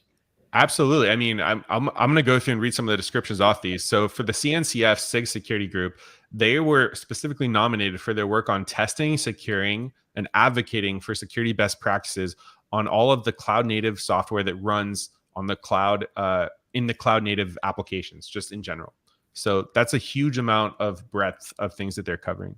Citibank was nominated, specifically James Holland, their director of application security, and their team within Citibank for their innovative work around dealing with open source software supply chain issues at scale. And I mean, Citi is a massive corporation, and I can't even begin to imagine how many vulnerability warnings they're getting when they're scanning their software. You know, I'm sure they have, you know, hundreds of thousands of developers around the world, you know, writing lots of software using tons of dependencies. And I'm sure it's just a very difficult thing to do. And, you know, finally, the SIG Store project was nominated for attacking the problem of signing artifacts from a usability point of view and really moving the needle, shifting left and empowering developers to have a powerful set of tools for signing and verifying their software.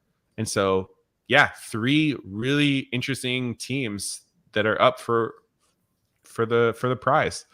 Yeah, So those you are ready some to awesome finalists, and I agree with you, Randall. This sounds like they're doing some incredible work in this space as well. So I think it would have been a hard choice to pick the winner, but, you know, as these things go, there is usually a winner. So let's find out who that is. Okay. All right. This is all you, Shilpi. So if you did not win this one, don't blame me. Blame Shilpi for this one. Okay. Don't Send blame the me. comments directly to her. Okay. Here we go. And the winner is Citibank Application right. Security Team. Congratulations, Citibank. And I think, as you mentioned, I think James Holland was the one who was sort of particularly flagged for this. So congratulations, James, Holland, and the application security team for all the innovation that you guys have been doing and dealing with the open source software supply chain risks at scale. So that is a big challenge, I think, globally, and as a cybersecurity community we are dealing with. So it'd be really interesting to hear what are the things that they actually have been doing, and maybe we can learn something from them. But for now, I think kudos are in order, and just wanted to congratulate the team at Citibank.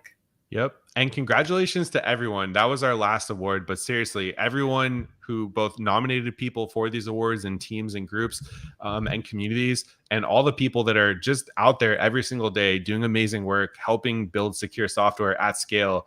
It's not something easy, you know, and we're all part of the DevSecCon community, which is why we're here. And we all know firsthand, like, it's a difficult job, and it's always about learning and working with other people and really just honing your craft over years and years. And so, you know, massive shout out to everyone. You're all amazing in my eyes. So congrats.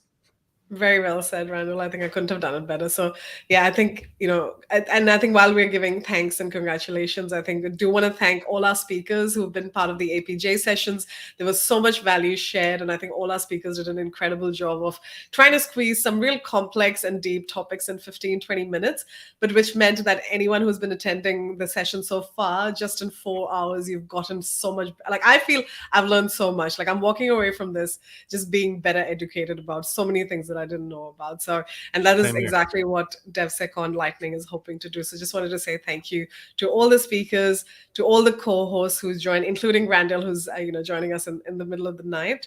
And just wanted to remind everyone that there is DevSecCon Discord that's there. So if you want to continue the conversation and you just haven't had enough, make sure you join the Discord community. There'll be conversations happening there.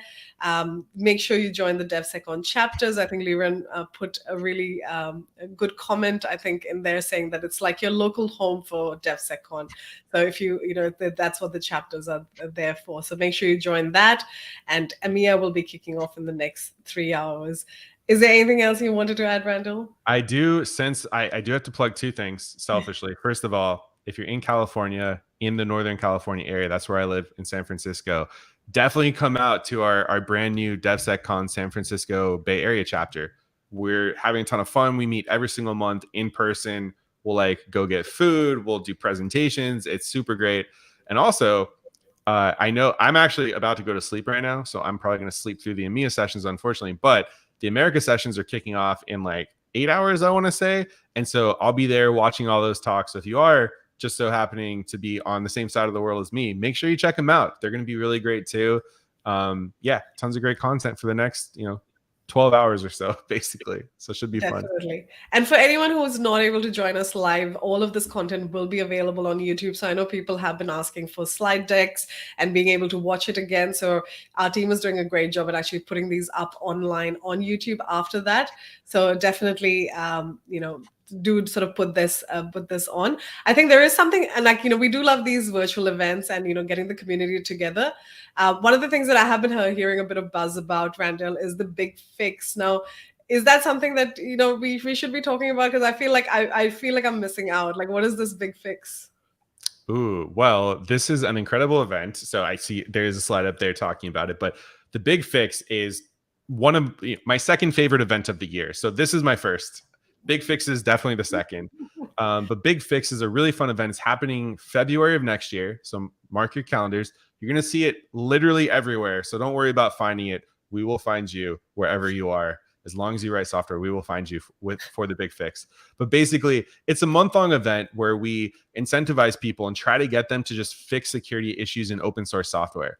And the whole idea is really based around how do we contribute back to the open source community and teach people who may have literally never thought about security in their entire lives. How do we give them the tools and empower them to go and fix security issues in open source projects? It's a super fun event. You get a t-shirt if you fix at least one security issue. There's also a bunch of activities happening throughout the month and giveaways and products and all sorts of things. And the very last day of the month, the last day of February, it culminates in this really fun 24-hour live stream. And in the 24-hour live stream, there's all sorts of activities and presentations and engagement opportunities. But it's just a super fun event. There's a leaderboard. It's competitive. try to fix as many issues as you can and be the best, security fixer in APJ, let's say. But it's going to be awesome. And I will be there fixing a bunch of open source stuff. So hopefully I'll see you there too. Sounds amazing. Like, I know last year, like, everyone loved the event and it was all the buzz. So I'm really, really looking forward to it. And I think it's a perfect fit for everyone who's been at DevSecCon, because, we spoke a lot about, open source and vulnerabilities and, software scanning and all of these things. And the big fix is like just a really good fit with all of that as well. So definitely, check it out. And as Randall said, if big fix will find you if you're in software, so you will see it popping up everywhere. But no, thank you for talking us through that. Thank you for everyone who's joined us live or who's watching this later on, our speakers, as well as our hosts as well. Thanks to the community, and we will see you next in EMEA, and if not, in the America session. Bye, everyone. Thank you, everyone. Take care. Bye.